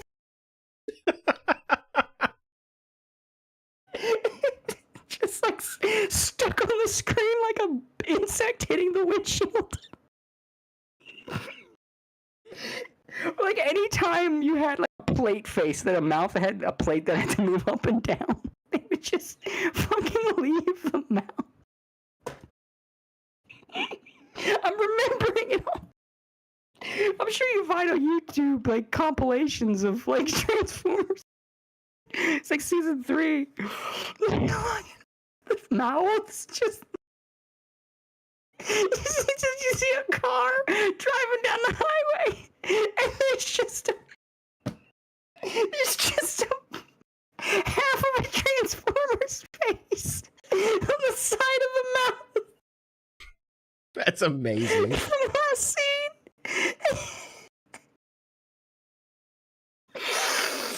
Oh God, it's so funny. Everybody listening, for God's sakes, look this shit up. It's some of the funniest animation flubs. Like, I don't know what was going on with latter-day Transformers. But Beast Wars was peak. Yes, Cody fan. The Transformers has since been redeemed. But man, if that was the last Transformers media, oh my god, man. Yeah, definitely check that shit out. Like, you find it, like, Transformers animation fuck-ups, like, especially Season 3. Like, after the movie. Like, really, G1 ended with. But, like, god, it's so fucking. But yeah, man, just. I think it was growing up on that era of cartoons, that crazy 80s, 90s, like, let's just do a fucking serialized story in this toy commercial. What? Fuck it, man. Let's do an animated adaptation of some crazy. Let's do Conan the Barbarian for little kids. And make that shit rock. You know? And I think that's why I got into anime. Because cartoons started to get, let's just kid, like, you know what, like, Recess was peak. It was not. Don't give me that fucking relatable kids like you shit, man. I grew up where we had fucking dudes getting murked in toy commercials. Toxic Avenger for kids. Yeah, they would just do kids versions of shit kids had no business watching. Or, like, they would, again, toy commercials with serialized plot lines. Chase, who knew you were gonna get fucking deep lore and emotional conflict in a show with a title called Jace and the Wheeled Warriors?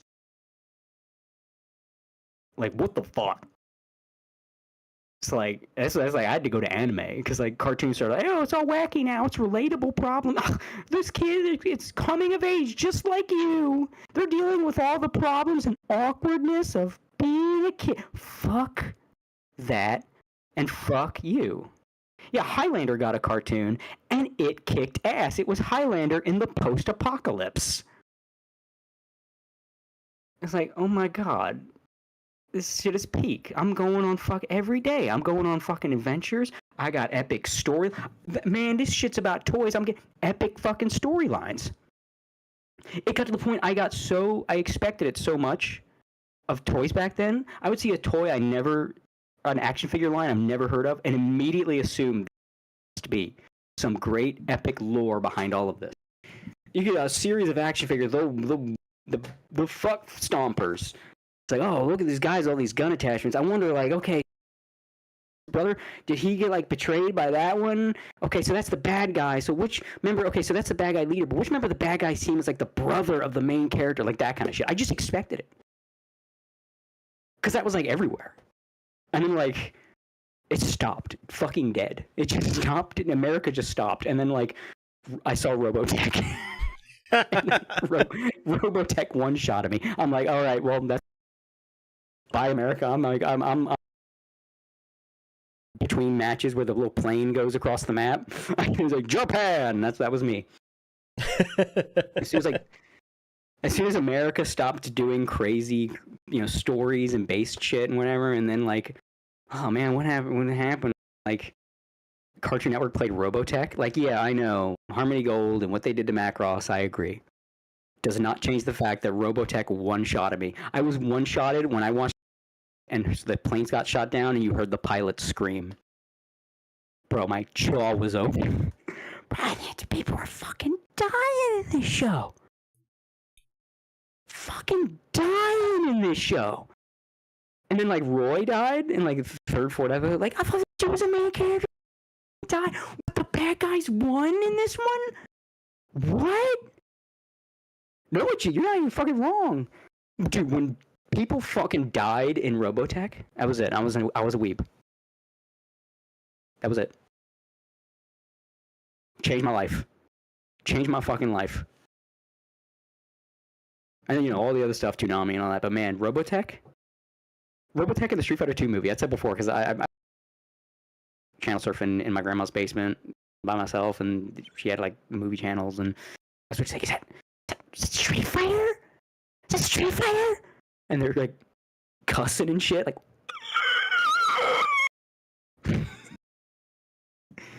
cartoons are cool again. Anyway, that's a whole fucking thing, but that's why we ramble to entertain you. And now you know. Now you have something to look up. You have homework. after this podcast. You look at the Transformers animation fuck ups.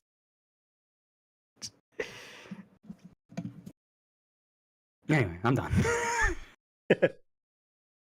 And now for something completely different. Fauna body pillow on the news. Now, to be fair, it's a little cheating. It's advertising an anime convention, right? Yeah, it is.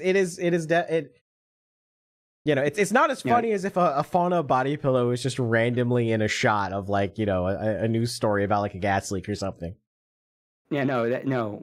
Where you get that Kino, like the dimensional merge moments, it's like when that chick in that Netflix show was wearing a Pipkin Pippa shirt. That was wild. Yeah. And she was having a stroke, presumably because she listened to Pippa give a movie review. She liked Joker too.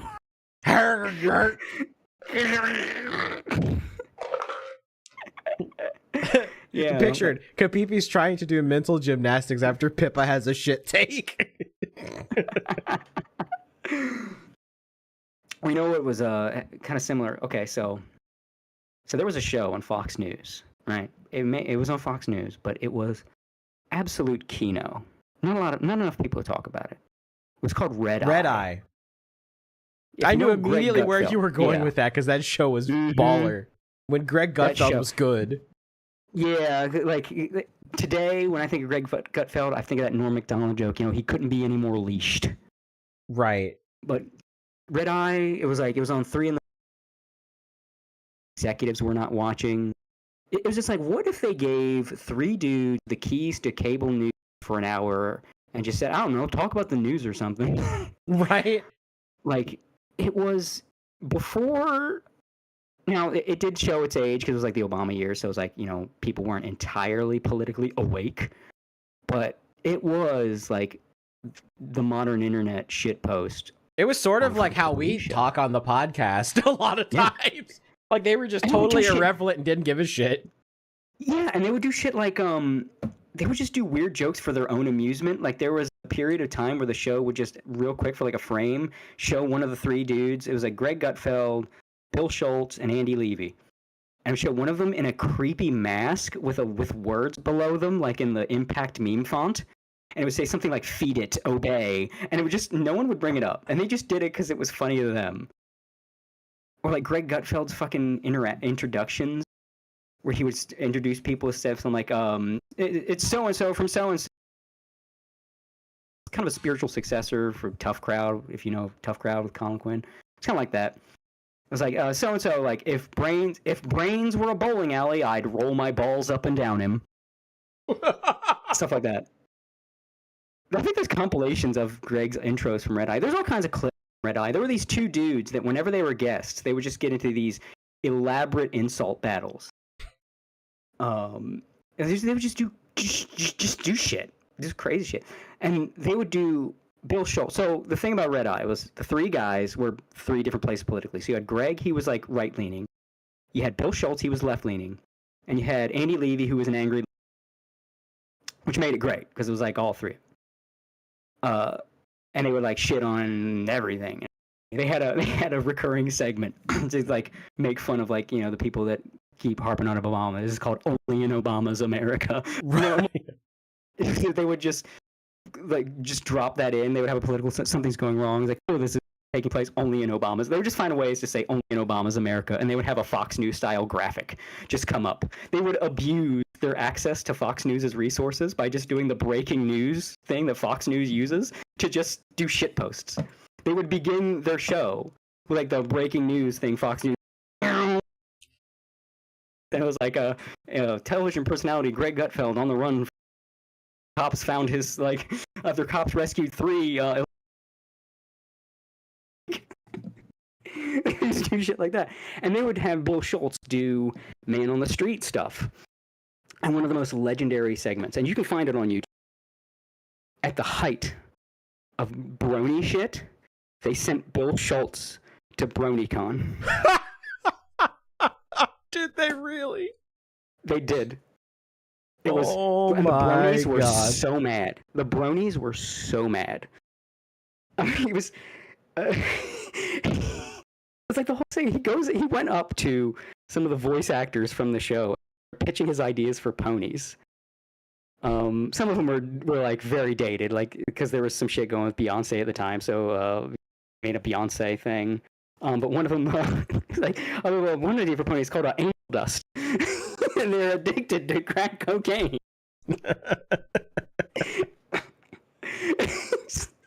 And like interviewing like some of these very guys, and one was giving a whole.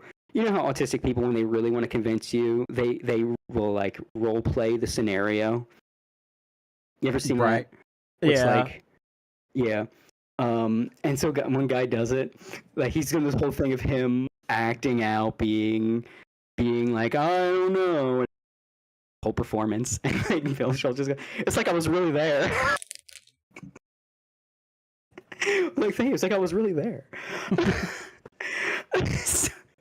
It's just the people that he found is peak. If you look Red Eye Bronies, I'm like, it's crazy too. Look, man, that show, like, so many people.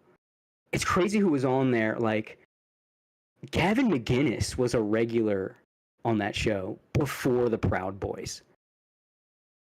Before he lost his mind.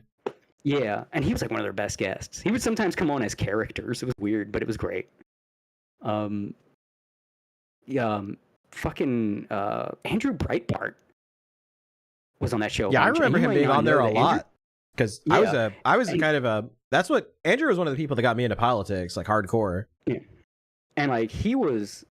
Most people might not know unless they saw him on Red Eye. He was a shit poster. That dude was when he would go on Red Eye. You'd think, Andrew Breitbart, all these like political activists. He'd go on Red Eye and just act like a fucking clown. There's one time he did he was on a panel, like, you know, he was on a panel, but like the subject was something I guess he didn't care about. So they were talking to everybody else, and they go, okay, Andrew, what do you think about it? And Andrew just stared at Greg and slowly regurgitated a ball pit ball and said nothing else. And then like, okay, Andrew, it's interesting. Do you have anything to follow up? And so Andrew Breitbart just stood, and he had a bunch more ball pit balls in his shirt, and he just dumped them on the table. And like, well said. I would recommend anybody, if you've got to find like clips of Red Eye, they're all over YouTube. Like there's so many clips. God, it was fucking amazing. There was the infamous thing where Andy Levy got in a Twitter spat with Chris Brown because Chris Brown, when planking was a thing, Chris Brown made a tweet where it was like, yeah, there's nothing like planking on a pretty lady. And then Andy Levy responded, you said punching wrong. You spelled punching wrong. Oh, and so man. he did a quote unquote apology on air the next day on Red Eye that like went semi-viral, and it's one of the things, like if you look up Red Eye, you'll find that clip of Andy Chris Brown, because he would do like a segment in the middle of the show, the halftime report, where he would just go like to all the discussions they had and like quote unquote correct people, but it was like ways to get new jokes and jabs and shit. And like, bro, this show was peak, man. And they would like, whenever I think of, oh my god, the dimensions merging, you know, that was so often on Red Eye. They had Odorous Urungus from Gwar as a regular on that show.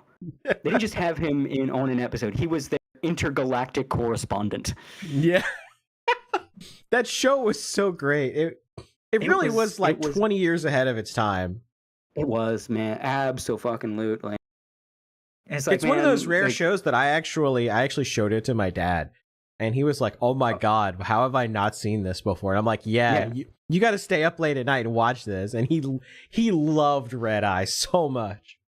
Oh god, it was like it never really got bad, but it wasn't as good as it was at its peak. But like, you know, when like Bill left and then Greg left and the new what was that guy, Tom Shalhoub hosted. It was okay. It was still good when Tom Shalhoub hosted. Like, still had that vibe, but yeah, that shit was like that shit was peak in its prime. Like, they just didn't fucking. There was a running gag where Greg would always depict himself as a total sexual degenerate. Because, like, oh, well, you know, his whole thing was like, I know I'm going to disarm them. I was like, what are you going to say about me now? Like, he's just going to depict him. Like, he would always make jokes about having houseboys that he would, like, capture underage illegal immigrant boys. I was like, what's he doing with them? He's not saying. And just for one episode, because he would always do the thing of houseboys, and he just had like a young brown man under his table for the whole episode. It was never addressed. There was just a 20-something young femboy of race just cowering under the panel table for an episode. So whenever they would do like the close shots of whoever's talking, but then they do the wide shot of the panel, and then there's just this cowering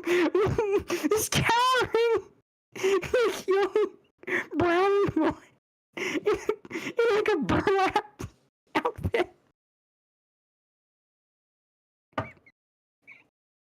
And this is on cable news. You could not do that shit on Fox News nowadays. Well, especially since Murdoch's sons have taken over, because they're like killjoys. Yeah. Oh no, Kirsha has cursed me with her hiccups. Yeah, but if anybody, you know, when you're done looking at the Transformers thing, just look up, just binge, man. There's 100 millions of them. It's great. Like, there's some of it didn't age well, because again, at the time we didn't know. Like, they had John Bolton on a bunch because he was like the highest level guy that would ever come on their show. We didn't know at the time that he jacked off to war. We know now, but it was. But yeah, when I see like I see something like that, like, oh, they got like a body pillow on the news, like that just makes me think, man, if Red Eye were on today, you know, they would have had a VTuber saying, if Red Eye were on today, you know. When it, or like the ombudsman at the halftime report would have been a VTuber with an avatar or some shit. Oh, and they God. just would have not addressed it. They would have just not addressed it. Just, yeah, he's a cartoon today. It was. I think TV got worse when we lost Red Eye, because like that was worth watching television. Like, pulling yourself away from the internet to watch television. You did that for Red Eye. Because it was basically the shit posted on the internet. It was on fucking cable. They had all the budget from cable. The fact they were abusing the breaking news graphics killed me, man. Because wasn't their own breaking news graphics for the show, so that the old people wouldn't get confused. No, like, man, it's 3 a.m. Old people were saying, fuck it. They used the materials Fox News uses for, like. Yeah, this is a breaking that. Fox News alert. Yeah. Fuck bitches, get money. Yeah, Help. I was like, Fox News, Bill Schultz comes out as gay, and then they would just hold the camera on him. Right. Fox News personality Bill Schultz is fat gay. When questioned, he said, I am the gayest man who's ever lived. And then they would use Fox News, like, breaking alert graphics on the screen. Right at the bottom, and it comes up, Bill Schultz gay. Bill Schultz is super gay. Help. Oh my God. There will never be another, man. There will never. You see the whole, you know, oh hey, what's his name? Downward Spiral guy. With your never be another. There will never be another. You see, Gutfeld's show now is trying to pretend to be Red Eye, but it don't have it. Well, man. it doesn't have the leeway to do it. Yeah, because like now they're watching. Yeah, they're watching them like a hawk because they know. There's like, yeah, we remember that. You're not allowed to do that anymore. You had too much fun. When you had a guy set his guitar on fire in the Fox News studio. Yeah. Fox News studio. It wasn't even not from his house. No, in the Fox News studio, they set a fucking guitar on fire. When you had Odorous, you get his ass sweat on our Fox News show. Yeah, Gutfeld's new show is just safe edgy. Yeah, It's like damn, Red Eye was like actually edgy. Like they would say like the most hilarious fucked up shit on that show, and now it's like yeah, he's safe edgy. It's like the way I compare it is like they can't even be as edgy as like Alex Stein. Like that's too far for Fox News now. Mm-hmm. I mean, technically it was too far for Fox News then, but they weren't. No one in the top and the executives watching at 3 a.m. Yeah, I mean, literally, like the whole premise of I'm pretty sure even Gutfeld had said, you know, how are we allowed to do this? Because the Fox News executives go to bed at 8 o'clock at night.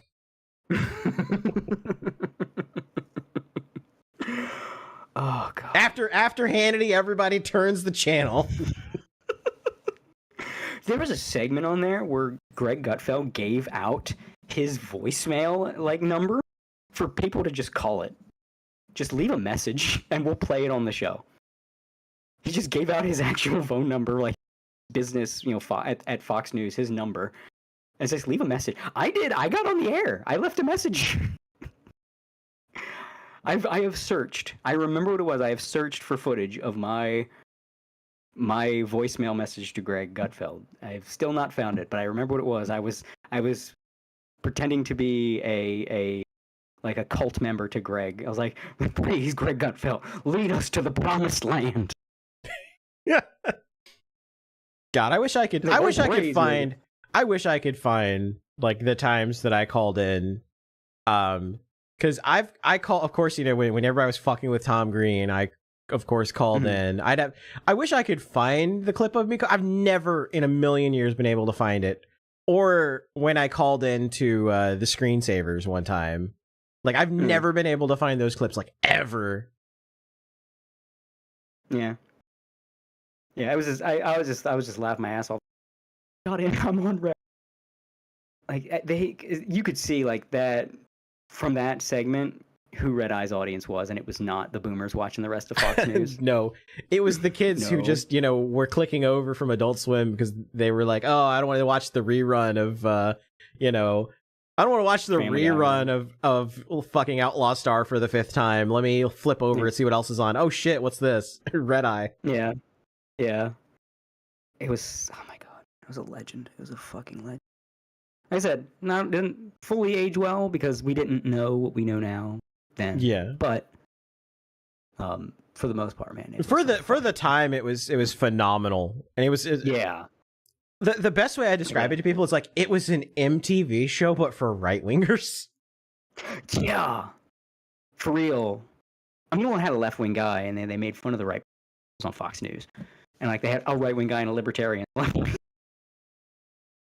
Like, and it was during the Obama years, so. Yeah, that's what made it funny was they just shit on everybody. Yeah, it was glory. And it was like, just, like I said, there's the most degenerate jokes and shit.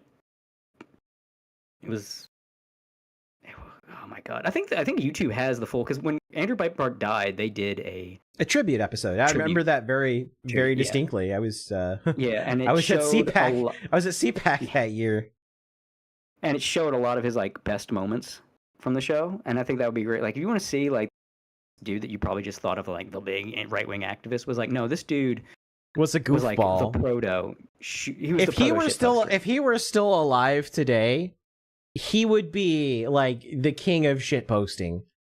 Like the king of Twitter. Oh yeah, literally. He would be like, he would have been like the person that everybody like rallied around to shit post and fuck with people. Mm-hmm. Like he also would have been banned.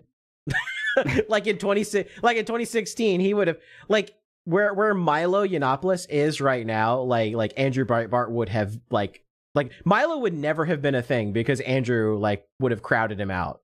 Like he would just be a minor character that fizzled out at Breitbart because Andrew would take up all the oxygen. Mm-hmm. Like I would recommend finding that just to see they play like Andrew Breitbart's shitpost moments. And I think they do play the ball. He's just like, Andrew, what do you think? Just the way he stared dead at Greg like doing it. Oh god, and there was the one moment too where just for no reason they were because they had Andy Levy on the panel. Usually he's just the ombudsman in the middle, but he was on the panel on this one, and they were doing some story about something happened to Justin Bieber, right? Some story about Justin Bieber, and this was and then Andy was going on, and they're like, wait, Andy, what happened to the guests? And they pulled out a wide shot, and there's no one at the table. It's just Greg and Andy. What do you mean? Where'd all the guests go? There never were any guests. And they just stare at each other. And hard cuts to commercial. That's amazing. And it was seamless. If you go back and you can kind of see, okay, this is probably where it was with the pre-recorded part, like in the middle of this discussion about something about Justin Bieber, whatever. But like when you're first watching it, bro, it's seamless. Like, where are the guests? There never were any guests. And again, they just come back from commercial, never acknowledge it. There's used to somebody that recorded full episodes, and then Fox News took them down because they're fucking evil. Like, there was a fucking hero that was just recording every night's Red Eye in like full HD. And if that motherfucker wasn't taken, you can find like remnants of some of his like side channels and his attempts to dodge, but they don't have like everything. Yeah, well, and that's the problem. That's the problem. Like, that's why I would love to play some of the clips, but like Fox News, they hate Red Eye in particular because it was so funny. They will immediately like dick you for doing it. Yeah.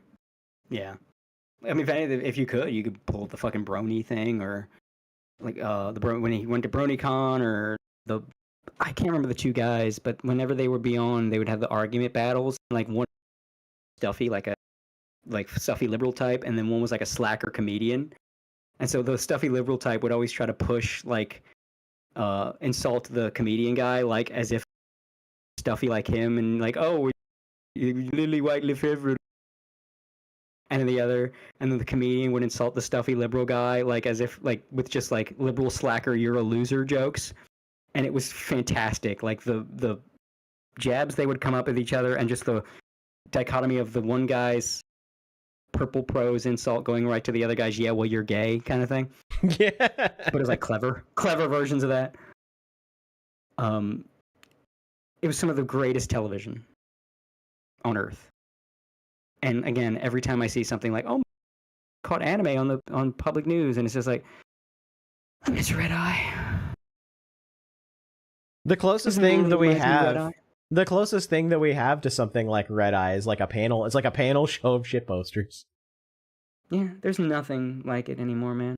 Yeah, there's only like essentially like spiritual successors. There's no replacing it.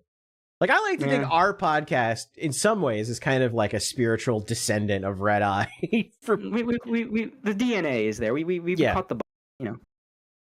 Yeah, I mean, especially with me kind of being like a disciple of Andrew Breitbart. That's where a lot of it comes from. Yeah, it was a magical show. Everybody needs to now, once as we're gonna be wrapping up here. You know what to look up, and you're welcome in advance. As you like, where was I? You fall down the Red Eye red pill rabbit hole. Yeah. Yeah. Just don't come away with a weird kink.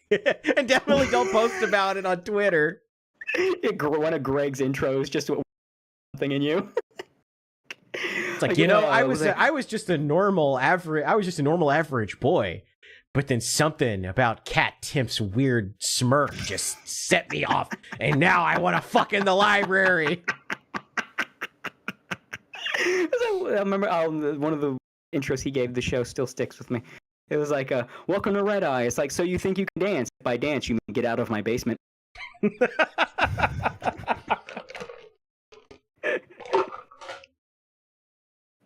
Oh, shit. Oh, that's great.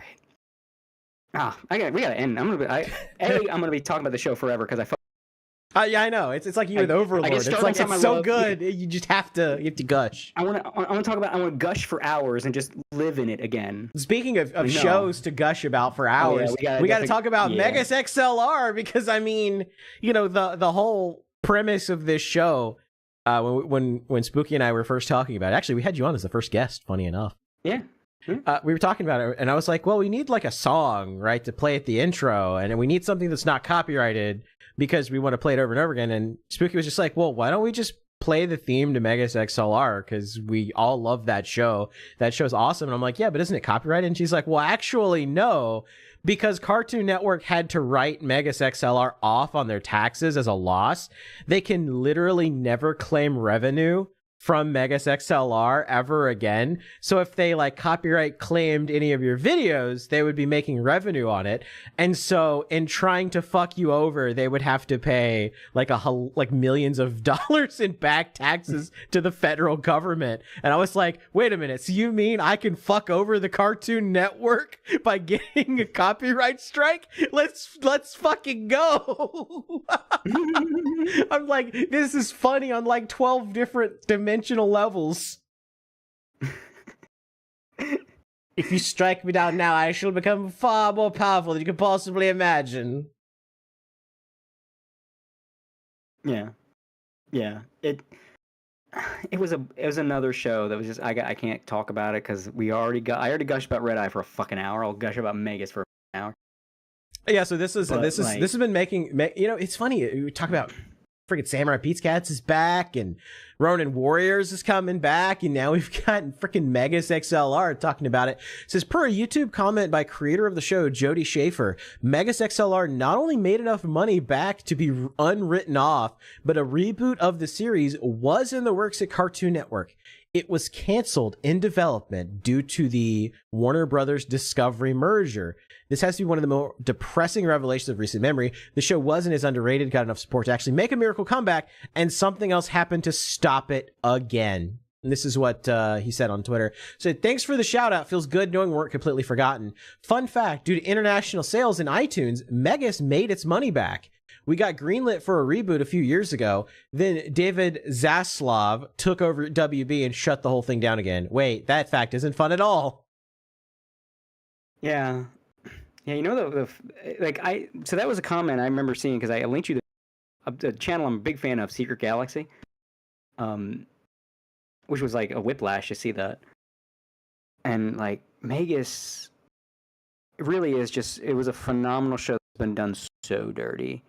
I was actually watching a like a little YouTube kind of essay, like video essay type thing on The Princess Bride and why it was it satirized fairy tales without hating them. Like it satirized fairy tales while being one and like being like perfecting it, right?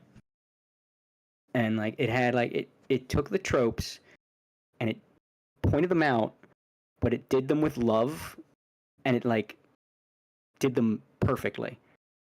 And that was Megas with like everything you were into as a 2000s nerd, and still holds up. 2000, just the Jamie outfit is dated. Other than that, like, man, if you're into any of this shit, I mean, for God's sakes, there's like little things like in the very first episode, Megas like activates this big wave motion gun, and it's the fucking front of this battleship Yamato. Like the jokes were on point. The humor was just, it was just right, man. It was like it didn't pander. It referenced without pandering.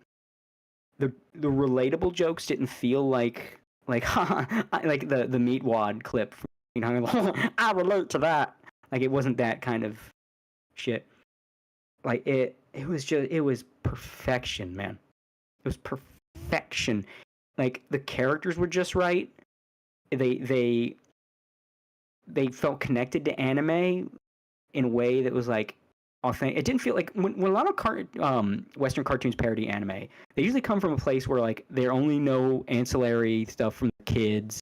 Oh, well, like Sailor Moon, and it's like an anime thing, right? Or even when they do know anime, it's still very pedestrian. It's like you're like when Steven Universe tried it, right? I remember because this got floated around as like nice try, you know, like with a scouter, and then like fucking the black gem punch, like she just gained 1,000 power from that punch. It's like, okay, you've heard of Dragon Ball Z, very yeah, right. But Megas XLR, you knew they watched this shit from like the details They didn't parody like, oh my god, power level. Like, oh my god, like yeah, there's a guy who looks like Captain Harlock, right? But it was little things like when he was on screen, his hair and cape would blow, and you would hear a whoosh, but only when he was on screen. So it was like he just had a wind, because Leiji Matsumoto would have a lot of dramatic wind shots in his stuff. So when Captain Warlock was on screen, if he was centered on screen, like it's just him, there would just be an audible wind that would blow his cape, that would cut when the camera was. And like that's how you know motherfuckers got it, because you'd have to know anime enough to make the joke about Leiji Matsumoto and the wind. Like, why is this motherfucker's cape billowing in the wind in space?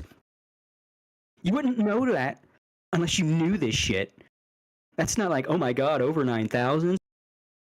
What? Pokemon? I know anime.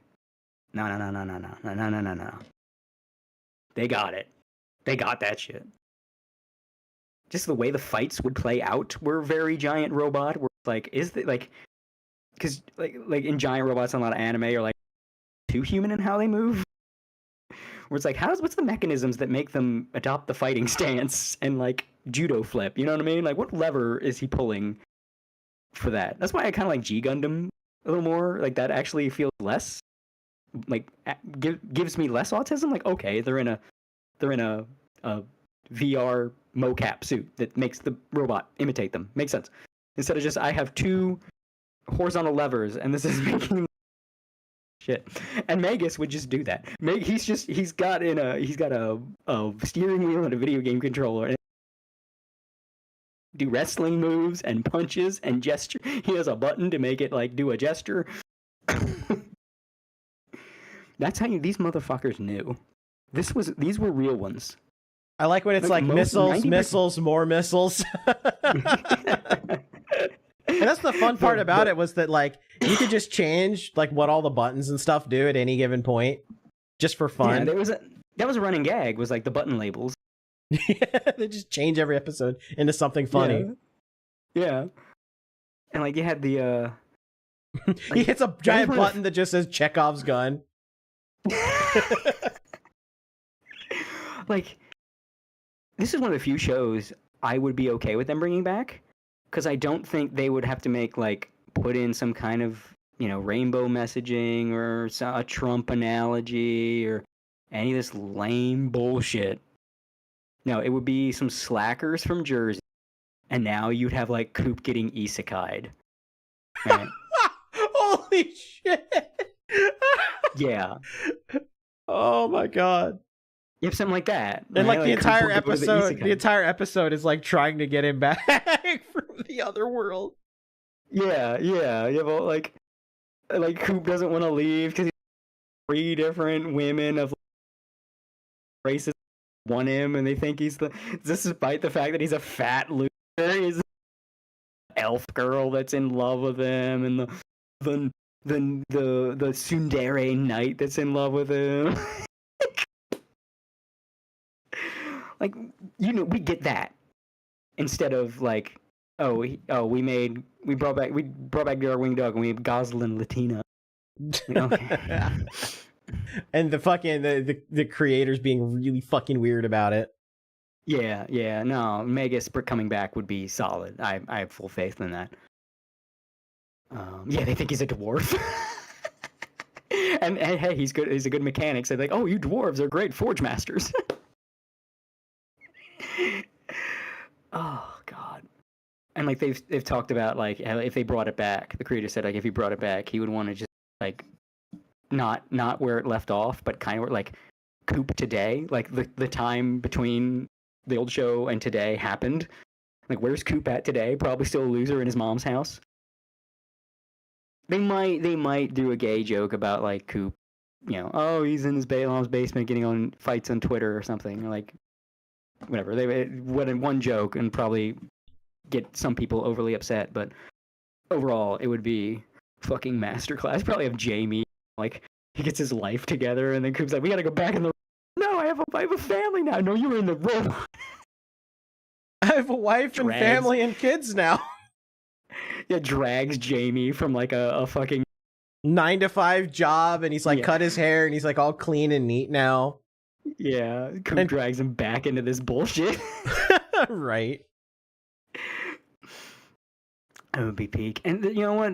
Still, I still hope, especially if they made their money back and we can get a new Magus. And like people are talking about this now, man. If they keep bringing Magus up, man, make it viable for some company that Jody Shaver can go to and say, look, man, people want Magus back. Be the screenshot Jody Shafer shows the executive to prove that Magus should come back. That's what I'm saying. Like, it sucks, but at the same time, if Magus made its money back, that means it's alive again. And that is true. Your opening. I might have to. I was saying I might have to go back and change the opening now. Yeah. Even if it's just a reunion movie, you know, Magus XLR the movie, put it on Netflix. Yeah, just something. he just kicks in Jamie's door and says, "Jamie, we have to cook." There's like so much new material, man. There's I so know. much. Oh my god, like the shit that you can make fun of now. Can you imagine some kind of alternate world or Magus ends up a fucking superhero school and it's just one big fucking My Hero Academia / like modern kid shonen shit. Like, I need it. I need that in my life. I need that in my veins. Yeah. Yeah, it's a weird, like it's like a black pill and a white pill. It's like a one side's black, one side's white on the pill. It's like, oh yeah, Magus lost its chance again, but it made its money back. There's a chance. Someone pointed out it was even dubbed in Gaelic. The Chicks Dig Giant Robot song was dubbed in Gaelic, which now is like lost. Hey, there's some lost for the Lost Media Wiki. I want the Gaelic version, the Gaelic version of Chicks Dig Giant Robots. That would be pretty amazing. Yeah. Well, I'm getting tired. I think that's good. On that. Yep, I think we gotta read some super chat. Oh, and I do have to bring up. There's one last quick thing that I do want to bring up here because we're because I did see Noachi had to go to bed. He said have fun off Kai Gator, and I definitely will. We do have to talk about the off Kai meet and greet because oh, hang on. There is a clip. There's a real quick clip I want to play because I just saw this pop up on Twitter. Oh, hold on. I have the volume turned all the way down. Here we go. Niji Sanji will fall. I will burn the offices of Riku Tazumi to the ground. Niji Sanji will fall. If only they knew. I joked on the AO Twitter. ID requirements to meet a VTuber in the state of California than to vote. Yeah.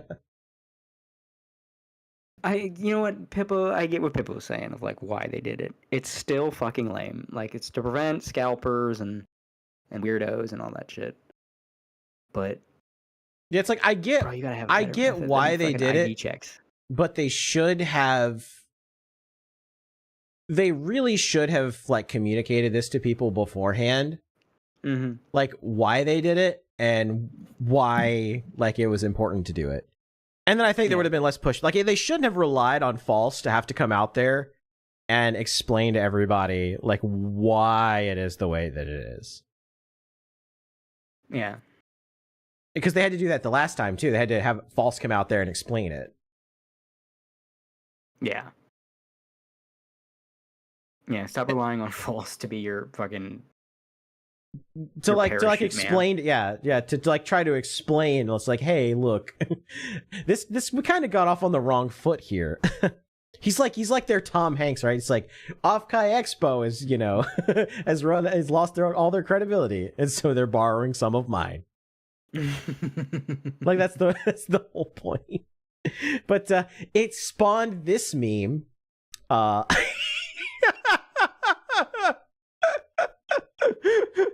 I got deported at my Oshi's meet and greet. Chen Poster, the legend. He cooked yet again.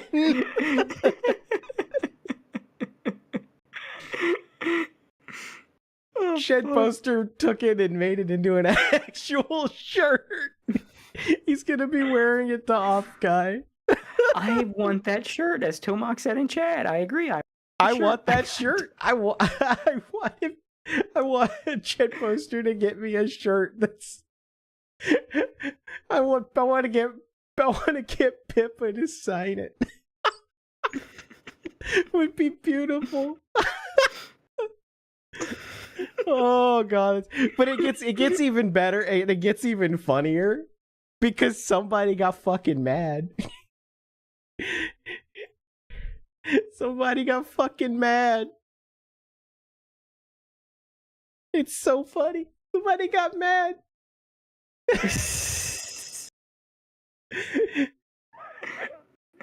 Hey, look at this dude. He says, "Can this be a permission ticket to punch people?" And I see the oomphies in the comments, like Vibe Tom saying, "I smell a coward who won't do it. I already set a time and a place check mark." Like this dude. Oh my god. Not beating the Look at this shit. Look at this shit. It's like pure comedy true. It's like y'all about to get your ass handed to you. Like this shit is embarrassing. Like this shit. I am embarrassed. I'm not going to mention who his Oshi is, but like I am embarrassed on her behalf to have people in the audience that are this stupid. Because like guys, you like whether you want to or not, you represent your Oshi when you put the Oshi marks in your bio. So don't be a fucking retard like this guy and say you're gonna like beat somebody's ass. Because you look like an idiot and you make them look bad. Like this is a problem now with a lot of the sisters like slowly slipping into the Hollow EN side of things as Niji Sanji like burns to a crisp. You guys need to gatekeep better. You need to gatekeep some of the sisters a little bit harder because they're slipping into your fandoms and they're doing shit like this and making you look bad. I don't want to look back in like 2 years and be like, man, you know, I put out this like call for all the Hollow Bros to like police shit and the Nijisister slipped in anyway, and now it's like, you know, they're attacking Fuwamoko because Fuwamoko like refused to respond to a super chat about trans rights because they're not political and they're like canceling them. I would be so fucking mad. You just have no idea how mad I would be. Don't let these people suck. These people suck ass. Don't let them in your fandom. Do everything in your power to make them fucking leave. Shame the shit out of them when you see them. Just everybody pile on with derogatory meat and the get the fuck outs and all that shit. Just like you gotta shame. You gotta bully like they bullied the weird kid in back in school. They were supposed to back in the bully. Like we were talking about the jock was the unsung hero. Be the jock. I mean, look at this shit. Look at this shit. Like this person says, better set up a camera because I want to see you get your ass beat. Interesting. It's a very masculine behavior to threaten violence like that. Well, see, and get this your is ass beat. That's we something covered this on a previous episode, right? About the like extreme Yuri obsessed people and then the Hollow fandom. Like they're Niji sisters. They're Niji sisters. They've like infiltrated Hollow, and they're like doing this shit. Like they have the same exact behaviors. That's who they are. They're trying to put a different coat of paint on it, but that's who they are. They are sisters. The Zoomer obsession, LARPing like you're a black man. I will never wrap my like. They feel like it's some kind of weird social power. like it somehow, if you know what, if these guys seem really confident all the time, so if I just maybe I could just borrow some of their self secure weirdo. If I just say y'all about to, then people will think that I too am confident and say it with my chest and all that shit. Do it, coward. Yeah. Yeah, and then he said bet. And then someone said, you shame your Oshis with your actions. He says, nah, cause I'll win. Like that. Do nothing. Yeah. Bro, this ain't Jujutsu Kaisen. let me tell you right now. So again, LARPing like he is from the hood. Look, I say this as a man that grew up around Baltimore. I know the hood, boy. You are not hood. Alright? No one is buying this bit. Oh my god, he is so intimidating. Oh my, look out. I bet he gonna roll up blasting the Wu-Tang Clan out of his Chevy Impala, and he's gonna give me the beating of a lifetime. Chevy Oh Lord. Oh boy, let me tell you. No. It's like, I have seen hood. I have lived hood. You, sir, are not hood. Your LARP is terrible. And the worst part is like this stuff looks like when you've got fucking KFP in your screen name and you're like out there like trying to act gangster, saying you're gonna beat people up. Kiara doesn't like that shit, by the way. Yeah. She doesn't approve. Kiara's proud of you? No. Kiara would not want you to go around saying you're gonna beat up people. She doesn't like, frankly, if it's like, you know, like a deportation meme or whatever, she probably doesn't want you to interact with that person at all. Frankly. Yeah. Just like roll your eyes and move on. Like, this is stupid. Yeah, this is stupid. It makes your Oshi look bad. Right? Like I mean, you know, sometimes Pippa has to tar wrangle the Kapipis because we get a little retarded. It's like, I'm kind of retarded. You know, sometimes they gotta pull you back a little bit. You know, we've had the Oshi reach out and be like, hey, could you just kind of tone down the tar just a little bit? It's like, okay. Yeah, it's one thing to be a fan of something, but when you join a visible community around an individual that is latched onto them more so than, like, you know, I don't know, fan of a show or something. Like, it's like there's a community aspect to VTubing fans and the whole Oshi thing and everything. You really do represent the person you like with your actions when you proclaim yourself a member of their community, because there is every VTuber is going for a different audience, and you are saying to people, I am the audience this person is attracting. And if you're a piece of shit, people are going to think, oh, well, that VTuber must attract pieces of shit. I don't want anything to do with them, and it just hurts them. It hurts their growth. It hurts their public perception. That's entirely the problem with a lot of people in Niji Sanji that are perfectly great people. Mm-hmm. Like, no problems at all. But because there's this stigma now, because of their fan base, nobody wants to watch a Niji Sanji liver. Mm-hmm. Yeah, there's I think it's funny on the Virtual Asylum. There's an acceptance of this, like, who's good. So they have threads for talking, like different community threads, like the Hololive community thread, and for the Niji Sanji, the not hate, the watching, it's just called Rosemi Lovelock and Friends. Right. Because it's literally like Rosemi and Scarla and maybe like one or two others. Petra, yeah. Isn't it funny, by the way, that Obsidia was supposed to be like the dark reflection of the first gen? As Lazulite? Lazulite, yeah. And then, like, 2 out of 3 of Lazulite turned out to be the piece of shit, and Obsidia fucking people. Yes. Selene, Rosemi, and Petra. Like, you were supposed to be the dark ones, and then you're like the peak Niji Sanji people. Like, once Pomu left, like, Lazulite became the bad guys. Yeah, that was pretty much it. Yeah. Is this what Adi Shankar was trying to do with Devil May Cry? Like, actually, demons are just poor people. Unironically, Niji Sanji's first 2 generations are a better story than Devil May Cry Netflix. It's like, am I watching a failed VivziePop pilot right now? The demons are cool, and actually, it's the angels that are.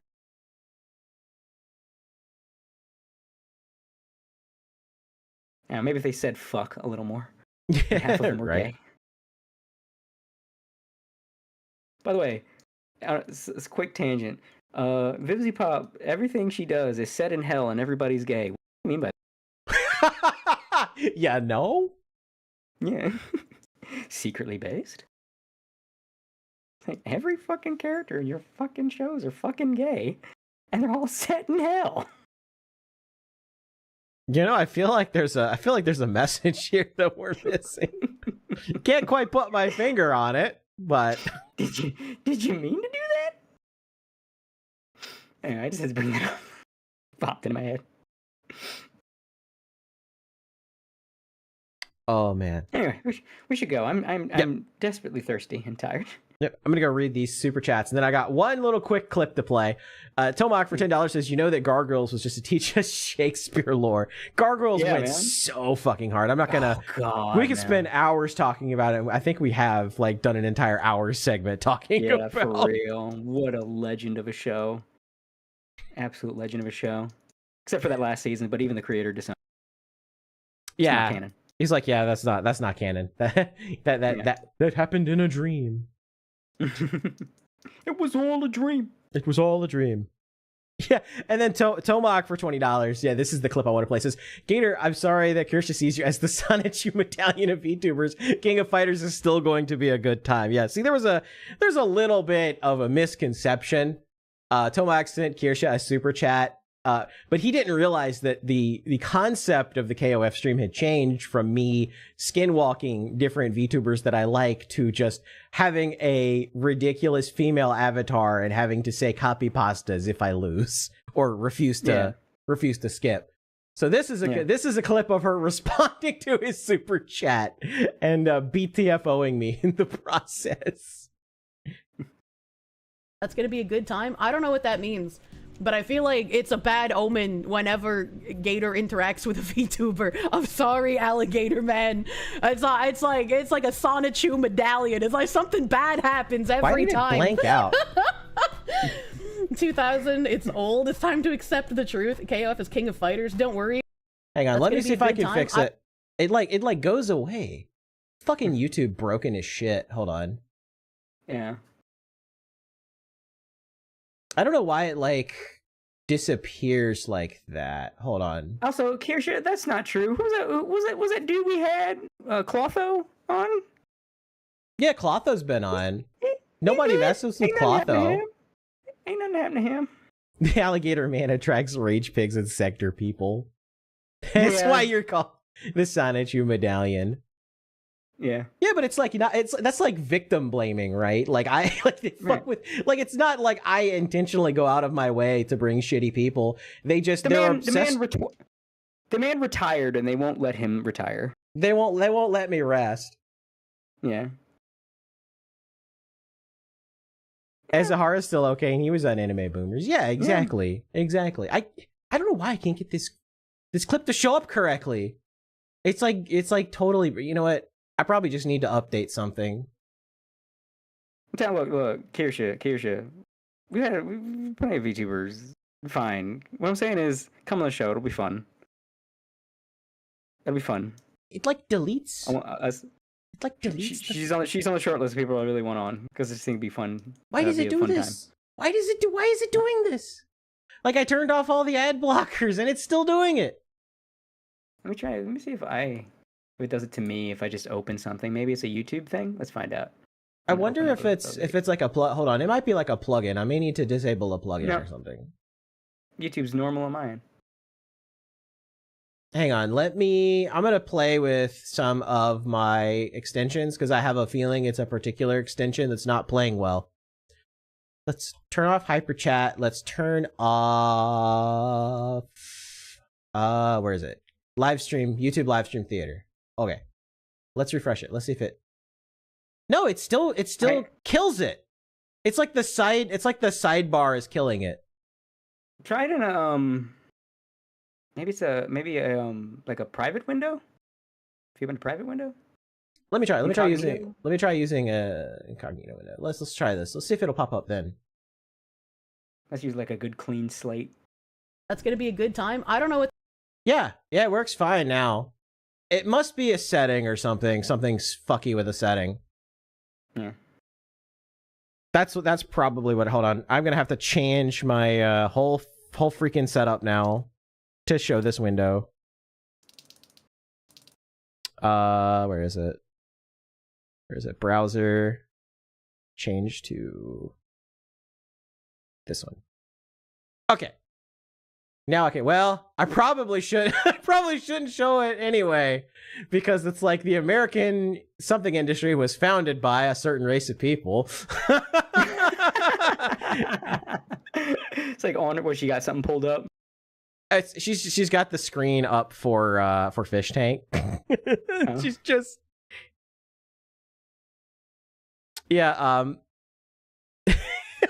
I just saw that. I'm like, I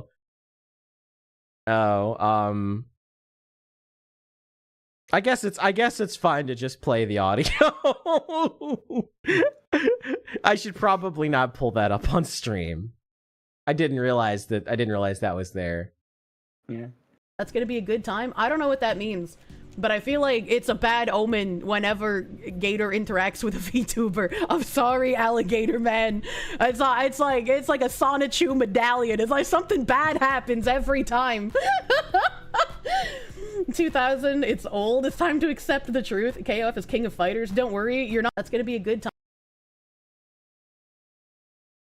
I want to see the full clip because I want to see what she said about King of Fighters. I think she might have just glossed over That's it. gonna be a good time. I don't know what that means, but I feel like it's a bad omen whenever Gator interacts with a VTuber. I'm sorry, alligator man. It's like a Sonichu medallion. It's like something bad happens every time. 2000, it's old. It's time to accept the truth. KOF is king of fighters. Don't worry, you're not Latino enough to be born with king of fighter skills. Oh, okay, that's good. Okay, all right. Kirsha made a critical hit on many chatters.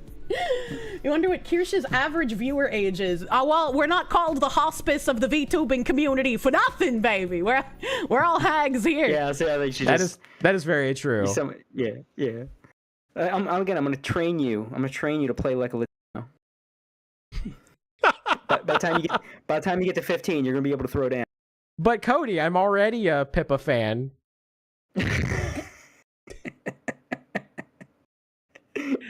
You don't have to sell me on Pipkin Pippa. I'm already a fan. Look. FaZe Connect's not beating the allegations. Let's be honest here. They're gonna ask Zencro for his green card and escort him out of the premises.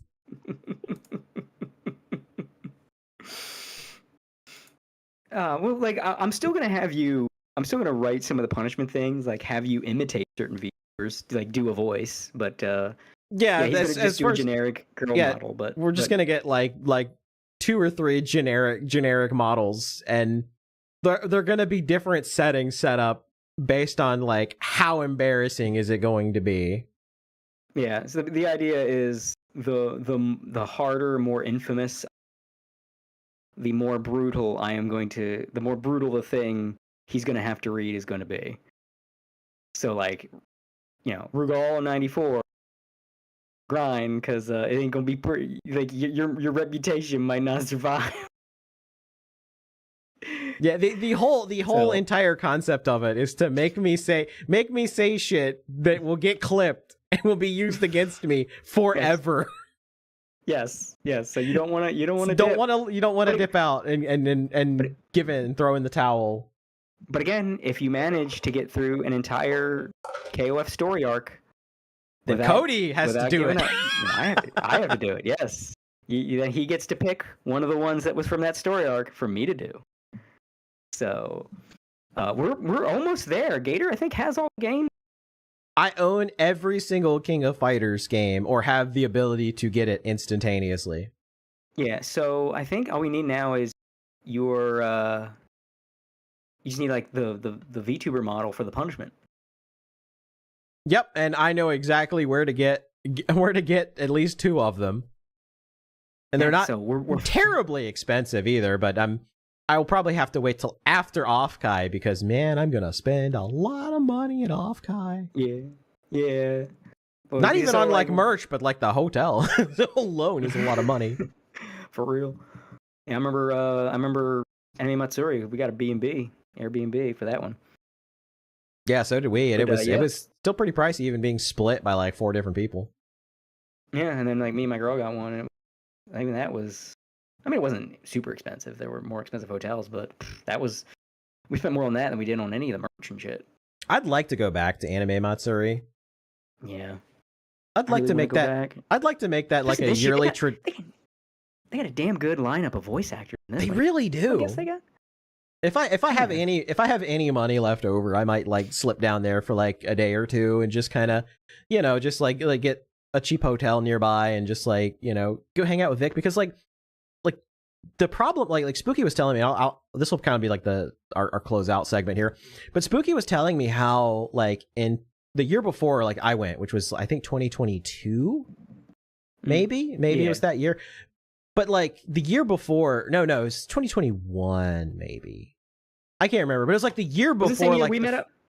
No, it was the year before. I went for the first time, so it's like the first Anime Matsuri where like Rikeda was there, and Spooky was telling me like it was much more low key. There were fans there, but they weren't like crowding around everybody, and so like people got to kind of like talk a lot and interact with people, and it was very low key and chill. But like the year after, like everybody showed up, and so there was like not a single moment where like people could just like talk and chill out because there was like 100 other people like crowded around. So I feel like if I went back there, like even if I can't do it this year, maybe next year, like there won't be as many people there, and you can like actually get to like talk to some of these people for like more than like 2 or 3 minutes.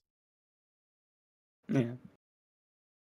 And one thing I'd like to do is I'd like to convince Anime Matsuri to get like a large contingent because like they had the Senpai Squad or whatever with the vehicles with the V Shoujo stickers, but I want Anime Matsuri to like actually like replace the YouTuber section with like a VTuber section and just have like different companies and corpos there and stuff like that and like actually doing cool stuff. It feels more relevant too to them. Well, it's I mean, because like let's be real, like I like a lot of the people that I was there with, like Flash and all of them, but it's like that's the woke stuff's not dead, it's not going away, but it's like I personally kind of want to move on to talking about fun things and not just like endlessly beating culture war stuff like over people's heads constantly. And so it's VTubers are a nice change of pace, and that's why I fight like hell to keep all of that shit out of the VTubing space because I don't want those. I do not want woke soldiers coming in here like that fucking loser that was like trying to threaten Chenpai. Like, I don't want those people in our industry. Like, they need to get the fuck out. Take your hoodwee bullshit and shove it up your ass where it belongs. Yep. And it's like say Chenpai, pull up your pants. Yeah. Pathetic. Slap also, yourself with the belt your father should have beaten you with. Grow a brain. That's what you and I were saying when we met up at anime de-radicalized us. It really did. It's like you're hyped up on like culture war bullshit. Culture war bullshit. It's like, God, this is fucking bullshit going on, and then the dog girl shows up and it says Chinsa. The dog girl shows up and it says Ekum Bokum, and I can you used to laugh like a baby, just she's the dog girl funny. Dog girl funny. It's like, oh wow.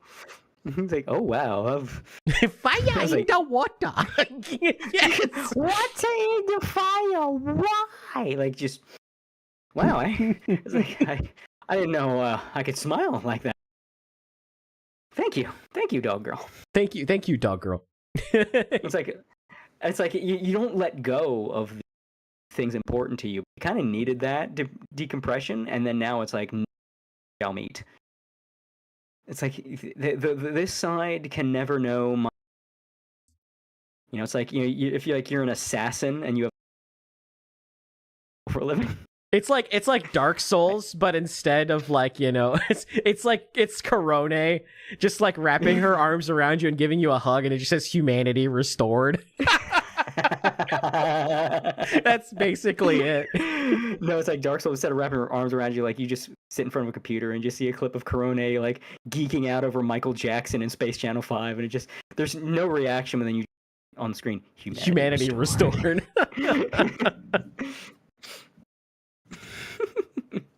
That's how it felt, man. I guess that's why I think it's why people gatekeep politics out of VTubing. Like when someone starts culture war shit and in VTubing, just like the guns come out. Everybody stops what they're doing and looks at them and just like beats the shit out of them immediately. Yeah. And that's how it should be. It's like if they start bringing like culture war BS in there, like everybody just immediately stop what they're doing and just like say, no, fuck you, get out of here. If you're going to be a commentary VTuber, that's one thing. Like I said, Kirsha, right? Makes it clear from the outset. Commentary. Okay. But if you're like, hey, we're here to see cute girls do cute things, why are you bringing up trans rights? This ain't about trans rights. It's about, look, giggle. Look at her giggle when she uses that weapon because she thinks that weapon's funny. That's what we're here for, you fucker. Exactly. Remember, infamously, someone tried to get Coco to say it because she was like one of the first English ones. Right. So, and her reaction was like, Coco, can you say trans rights? Trans rights? What's that? And someone had her that freeze frame, kicked on Doom music, and it said, trans rights? Never heard of them. Base Dragon 2022. I remember that clip. She was always so good at like expertly handling that shit. Mm-hmm. Because like she it was was Ollie. Early, so Someone in the chat said it was Ollie, not Coco. No, it was Coco. I remember the clip. It was early.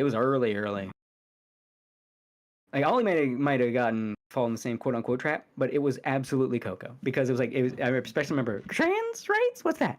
And it was like Base Dragon, like trans rights. Oh yeah, the cadence even sounds more like Kiryu Coco. Yeah.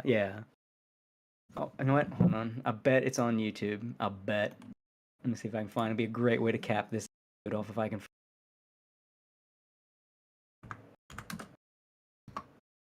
Oh, shit.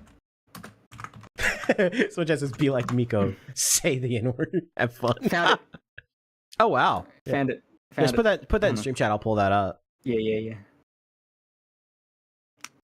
Because this was early, so of course they had to purity check Coco. Make sure, Coco, are you part of the movement? And she matrix dodged that shit. See this one, this clip. I guess it's just with like YouTube clips break on my browser for some reason, but this one worked just fine. Yeah. Coco, can you say trans rights? Trans rights? Trans rights? What's that? Sorry, little hoe, but you gotta be quick. Swallow that pill like the milk from my dick.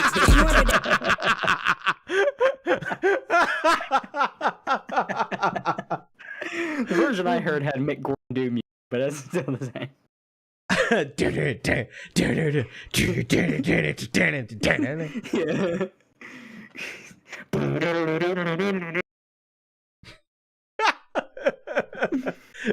Oh god, that's funny. Trans rights, never heard of them. Yeah, because they had it was peak of the Alphabet Mafia, so she had to get purity tested, and like I said, fucking dodged that shit. She did, yeah. She's like, oh, what's that?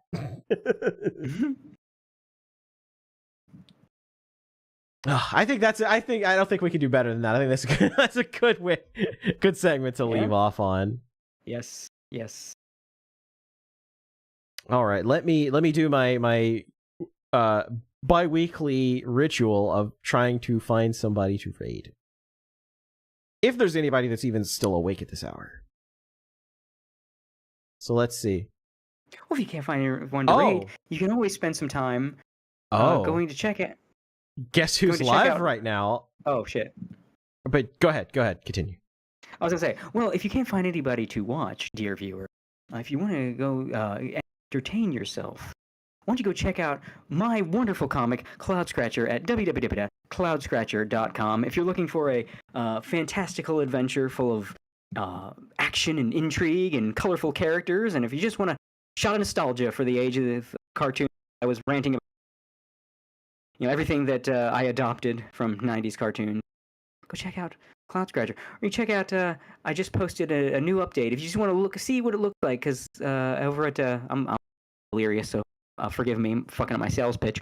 Over at my art account at x.com/BuyerWorks, BAIER Works, just posted a big update to the comics. If you want to see what it looks like, and oh wait, this isn't just some little side bullshit joke comic that Cody's doing. This is a real ass fucking comic book, because indeed, dear viewer, listener, it is a real ass fucking indie comic, not just a little fucking joke side thing, but a real ass fucking story with real ass fucking character. You hear me talk about character good and was bad all the time, and talking shit about your favorite sloppy isekai. You want to see me put my money where my mouth is? You go check out Cloud Scratcher. You're going to watch it. You're going to be so fucking enthralled. You're going to be like, damn it, Cody, I'm going to listen to everything you say about storytelling, because damn it, you know how to spin a good yarn. Especially because I busted my fucking ass. I had to do like 2 elaborate fucking establishing shots, because I give a shit about my fucking art. While we're going out, put my shit on the fucking screen, because I fucking busted my ass. Pull his tweet up, and I fucking establishing shots, because if only I was a hack. Or you could just watch whatever stream he decides to raid, or you could do both. Either way, check out cloudscratcher.com. Check it. I had to do that whole fucking stained glass manually. Good I did not. That is not a Clip Studio Paint effect. That is I give a shit, because I'm a fucking artist, baby. Go to the next page. Because there's 4. Go there. Look at fucking first fucking panel. Good lord, that is detailed. Yeah, real shit. Nightmare Fuel Fraud. Real shit up in this bitch. So I'm an artist, motherfucker. Read my fucking comic, because it's real shit. Don't mind the animal people. There's no furries. Nobody's fucking. Just because it's cartoons back then. I don't like where this is going. All right.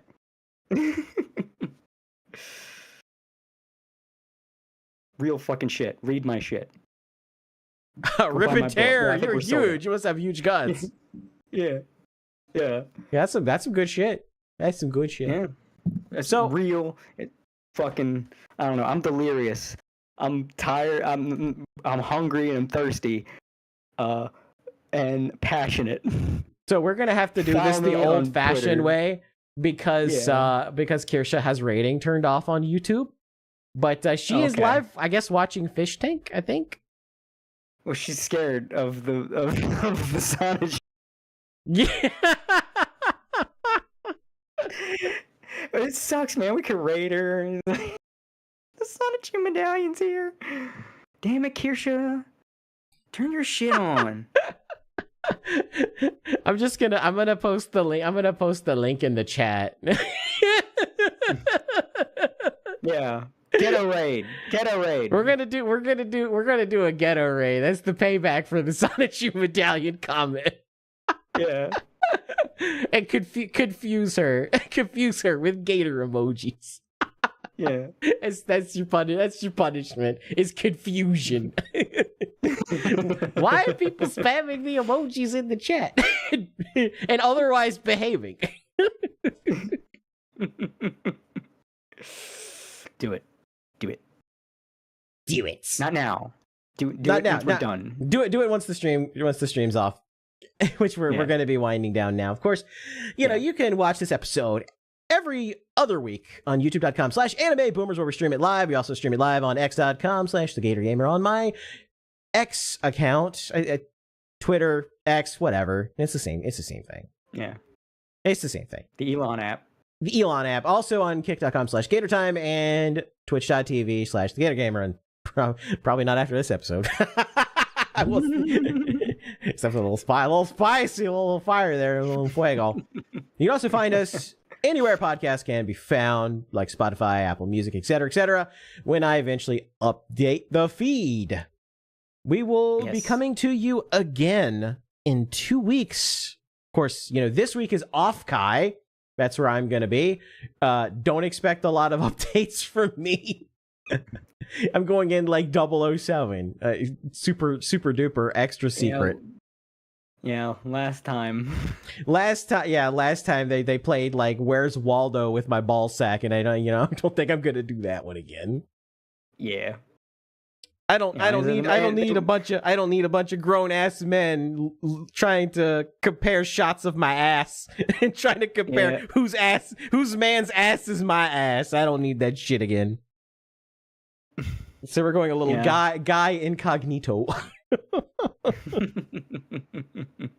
But it's gonna be a fun time. I said, they won't let the man retire. He's retired. They won't let him. They every time I get out, they try to keep pulling me back in.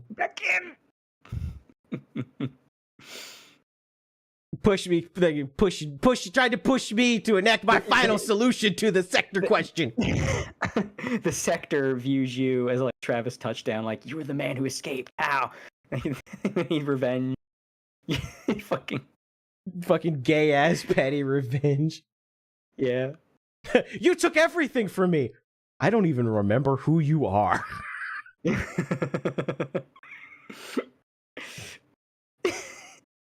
All right, but we will see you guys again either the 27th or the 28th of June. And sometime soon will be the KOF stream. It obviously won't be this week because I will not be there. But we will be setting it up sometime in the near future. Once I get the VTuber model set up and configured, I'm gonna have multiple different options. There will be like, that's funny and that is, mortifying, and I feel I've shamed my ancestors for using this as a VTuber model. Yeah. We'll have multiple options. But anyway, that's all for us tonight. We're gonna play you out with the usual song and let the credits roll and take us away. Peace, have a good night, and give the Foxu lady my regards. Peace.